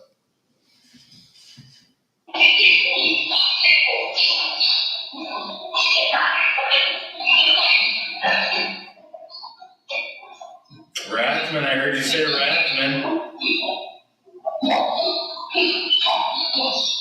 Yes. What did you want to say to Roger? It's Tony.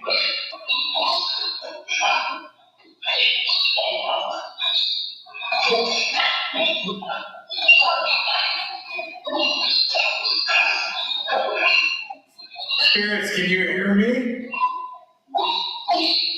Yes, okay. That was a loud voice that just answered. What's your name? That's a strange name. How many spirits are here with us right now? A lot? A lot, yeah, that's what I thought you said. Because there's so many of you, is that why all the background chatter? They're talking? Do you have any messages for us?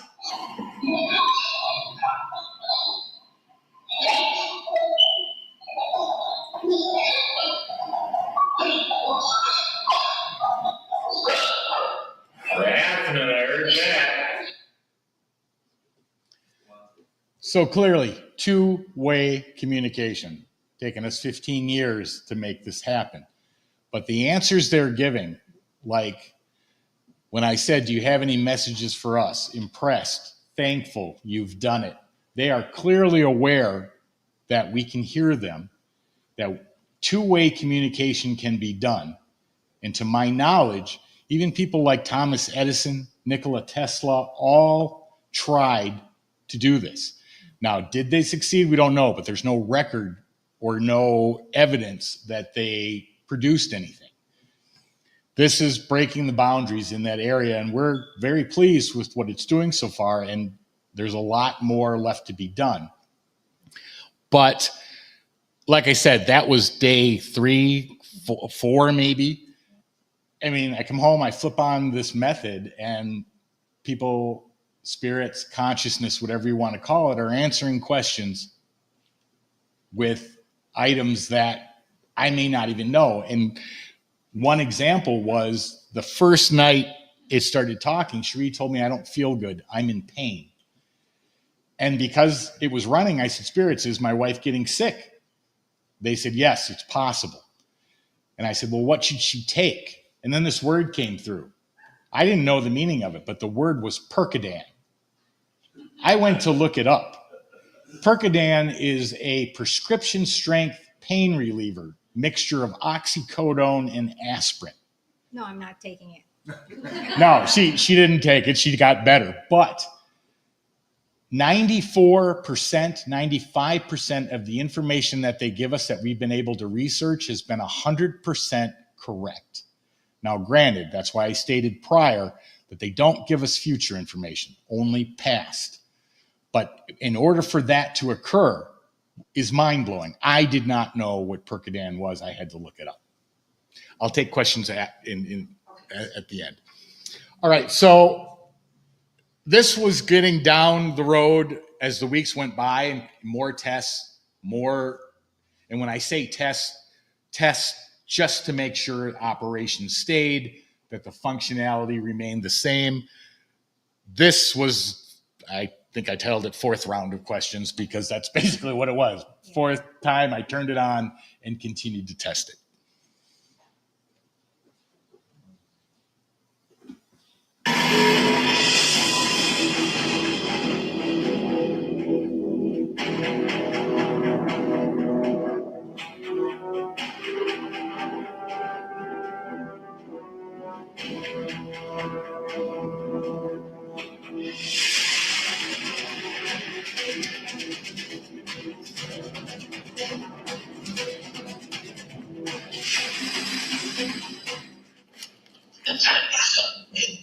Time what?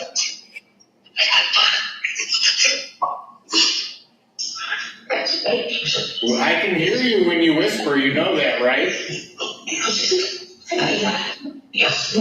Spirits, if you're not familiar with this device is called Staticom. If you heard me say Staticom. Tagalog, right Now, there. will you say static for me, please?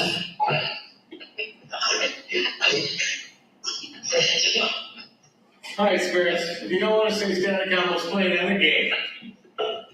What am I holding in my hand? Glasses. They were correct. Thank you very much. How about pineapple? Can you say pineapple? Oh, perfect. Thank you. How come you can't say Staticom like that? It's one word. It's one word, Staticom. Because they did Have say you not been able to talk to humans before? If you can hear me, Spirits, say elephant.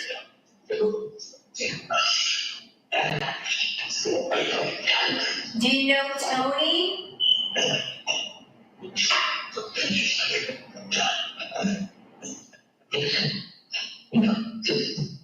It's me. If we use this device to help cold cases, will you answer the question? Yeah, sure. You bet. Thank you. That will help. That'll help a lot.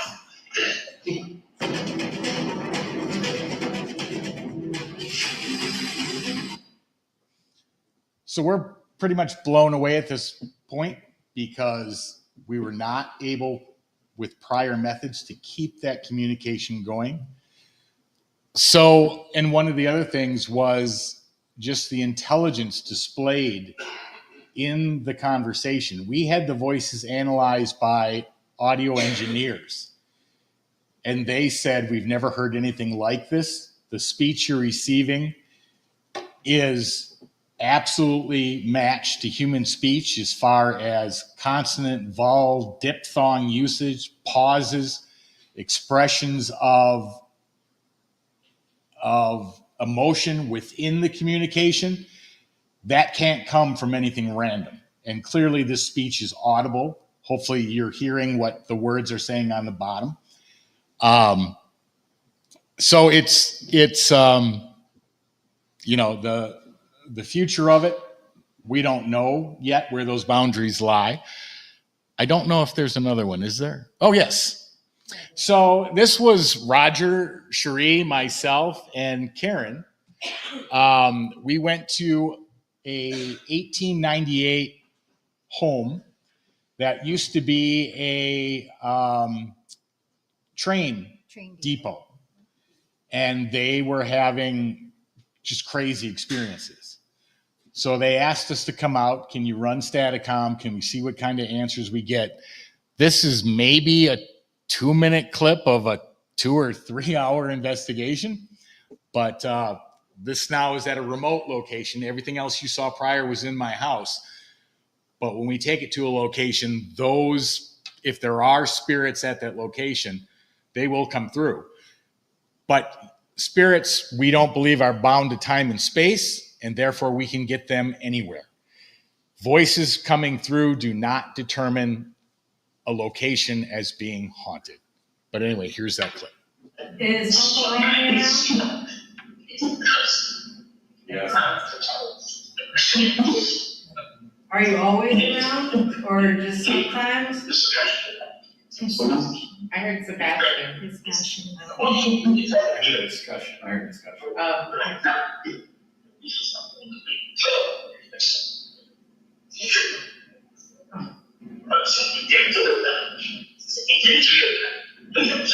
Did you hear that? Tell them. Tell them what spirits.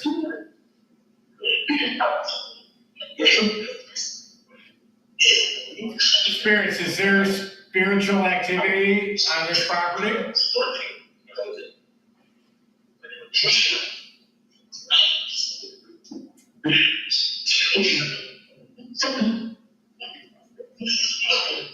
Is there activity on this property? There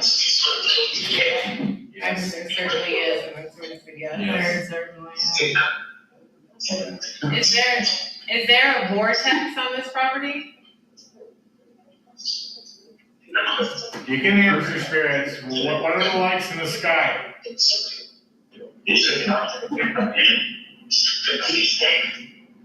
Something BC. Yeah. Something BC.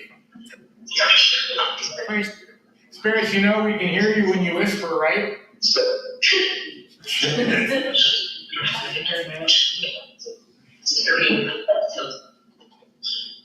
Does he own this land? Well, you know, anyway. Everything. This year. That's the Native American way. Were you of the Hohokam tribe? Yes. So he clearly corrected her. Not the Hohokam, Also Navajo. about the shadow, you mentioned about shadow. Roger saw a shadow across, where is it? The back room, where behind that, where that lady's standing in the vest. So you see that right there? So it went up that wall, and it was just like a little dot, like pretty much my fingertip, and it just kind of went up and then just disappeared. But the intelligent interaction, like I said, there are no word banks in this. There's no AI. There is no reception from outside radio signals, satellite, nothing. There's no mics. Even when we speak, there are no mics. I'm speaking in my normal tone of voice, yet answers somehow come back, come into the white noise, get filtered out, and answer the questions that we discuss. There's one more. Oh, yeah, this is actually 2.0, I think. You can play it real quick. But anyway, before you do, this was a haunted location in North Carolina. We had our team out there, and this is just one response that we got. The question that was asked is, what's your favorite part of the house? Meaning the living room, the dining room, the kitchen, the library. This is the answer that came back. Oh, and before you play it, sorry, Roger, this house was on 5,000 acres. It was in the middle of nowhere. At that time, early 1800s, it would have been a half-day horse ride to get out there. So we found the answer that came through fascinating. What's your favorite part of this house?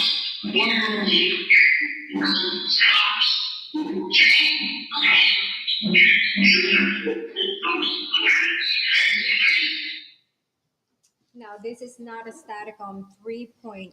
That was 2. Yeah, it's a 2.0. Yeah, that was 2. But just incredible, because those voices shouldn't even be there, let alone coming through with timing and relevance to the question asked. She asked, what's your favorite part of the house? That made perfect sense. No cops. Children can play. House has safety. For that time period, fits perfectly. Questions?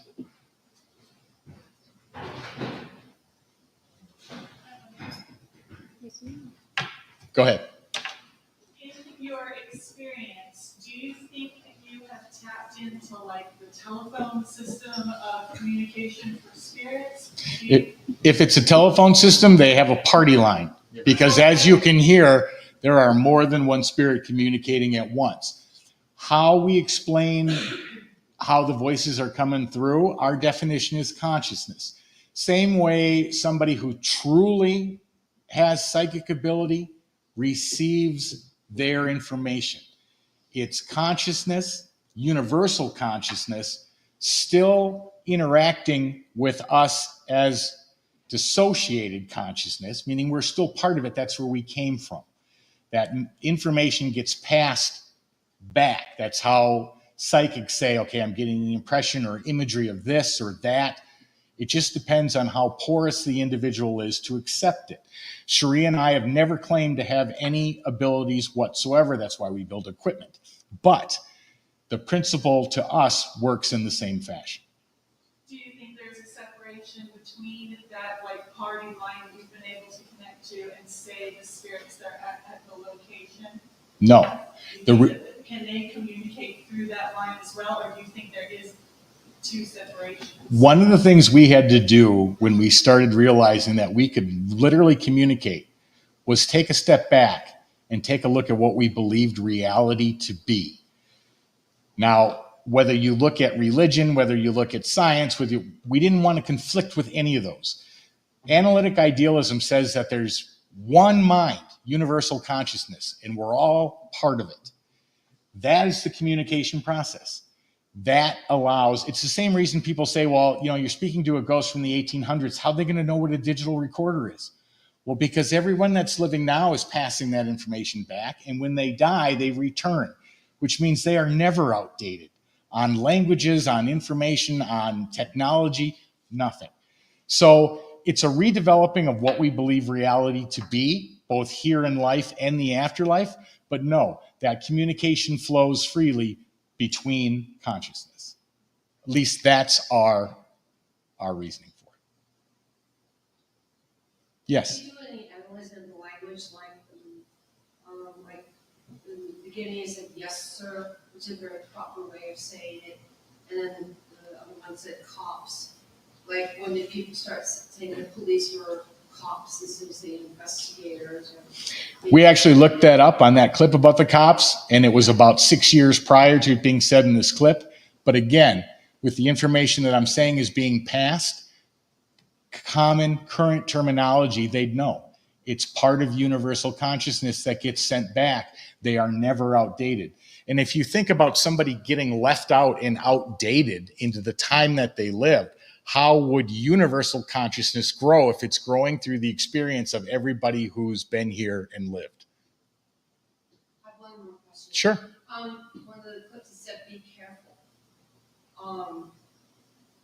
The warning you. How do you feel that might pertain to? We think we know what the warning is. I'm not sure if I want to repeat it, but it's not demonic. It's not. The warnings and who would want to get a hold of this information and for what purposes. That's the warning, yeah. Because we had the FBI reach out to us when we did a cold case using a prior method. And their question to me was, where'd you get this information? So I explained it. And no, never got handcuffed. But his next question was, did you patent this? I said, no. He goes, why not? I said, because if I patent it, it becomes public information. And he said, good point. Other questions? Yes? So obviously you've established an audio connection between quantum realms. Have you ever done any experimentation that there's a visual connection? If you can understand what it took to do this. Well, I mean, like hold up a banana and say, what am I holding? Oh, Yeah, he's done with the it was in the last clip. You couldn't see me because Cherie didn't turn the camera. Okay, yeah, that's We've held up glasses. How many fingers am I holding? What color's my shirt? Constantly. And the answers are always correct. Other questions? Yes. It could be because of my hearing, but when you're recording these events, you're recording directly into the mic. There is no mic. She's literally, the mic on the device that's doing the recording. Correct. Correct. And so you're coming in fairly clear, but that's coming through the speakers and through the mic. So it's really rough for me. Do you record it on the computer so we can go back later and listen to it? It can be done. We don't normally do that because the processing power it takes to do this and then recording it on top of the same computer. So we usually use a secondary device. It's too many layers. Like Yeah. you're doing Staticom and you're trying to do the processing. Yeah. Which is also the problem. We've been asked for the last 3 months to run this online. We've been working nonstop on it. We enjoy hearing it on your end. So sorry if I feel like you can't hear it on your end. we think we got it, but I want to run some additional tests before we do any live shows with it. Other You're just taking away all the fun now. It'll be there. It'll be there. Other questions? What are your future aspirations? I mean, would you take this equipment to do, like, say, the famous Conjuring? Or to do investigations, to do further contact? It'll go all over the place. One of the questions people always ask us is, can you communicate with extraterrestrials, multidimensionals? We don't know that answer yet. Is it possible? Absolutely. People say, well, have you gotten messages from extraterrestrials now? How would I know that? If I understood what they said, it's in English. I'm using audio only. Unless they identify themselves as being extraterrestrial, I wouldn't know. The second problem is that we can translate any language on the planet. English to Chinese to German to any language. Why can we do that? Because we're all on the same planet. We interact with the same devices. So it's just a matter of finding out what the terminology is and then readjusting it to whatever language you're translating into. Who's seen translation for dolphin squeals? No one. Why? We don't know their environment. We don't even know where to start with the squeal representation to what it means. Can't be done. So unless an extraterrestrial has in-depth knowledge of our planet, our environment, we're going to believe we're talking to consciousness because that's who they identify themselves as. And also our goal, the reason why we do this experiment is because we wanted to also help other people, like the people over here, when they're with the loved ones, There's nothing worse than the loss. That's an excellent point, Sheree. There's nothing worse than the loss of a loved one. And when you can get information or when you can get a message that tells you they're not gone, they are still very much alive, just not here and now. In fact, if you just flip to the next slide and just play it briefly, as amazing as it is to be able to flip on a device, hit the play on the... But to be able to flip on a device and hear from somebody on the other side is incredible. But the most important thing is to express that to them here and now when they're in front of you. That is my mother. She passed away 3 years ago due to COVID. So I can see her when she died because I wasn't able to go to the Philippines to see her. So, but when we did communicate and reach out to her, I was able to reach out to her. Okay. Any other questions? Yes. Actually, how when you were talking about foreign languages and you're mentioning your phone, I know when we went to Paris, Google Translate, would that work? They picked it up. When we have run it online with tests that Tracy just mentioned, because we've been doing test after test, absolutely. So sorry about your luck on that one. About the what? So sorry about your luck on that one. No, we fixed it, Tracy. It works. Oh, okay. Well, the light screen. Right. We've now got it to work. But when we were testing, when we go back to watch it, because things like StreamYard and others automatically it would pick up the voices coming through and it would spell out what they said. Anything else? Okay. Thank you.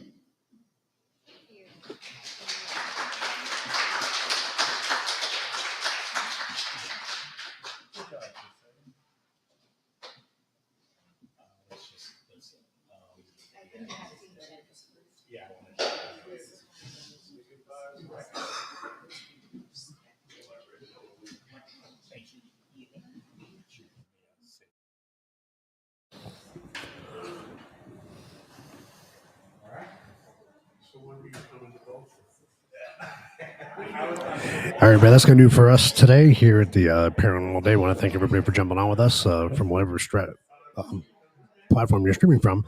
Make sure you go like, share, and subscribe. And don't forget, watch The Truth About Beer and every Tuesday at 7 o'clock. And once again, thanks everybody for joining us.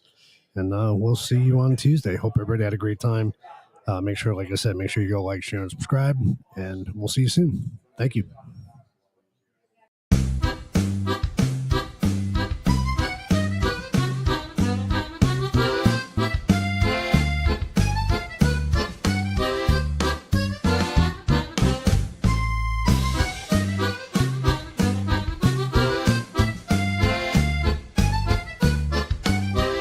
Welcome to The Truth About Beer.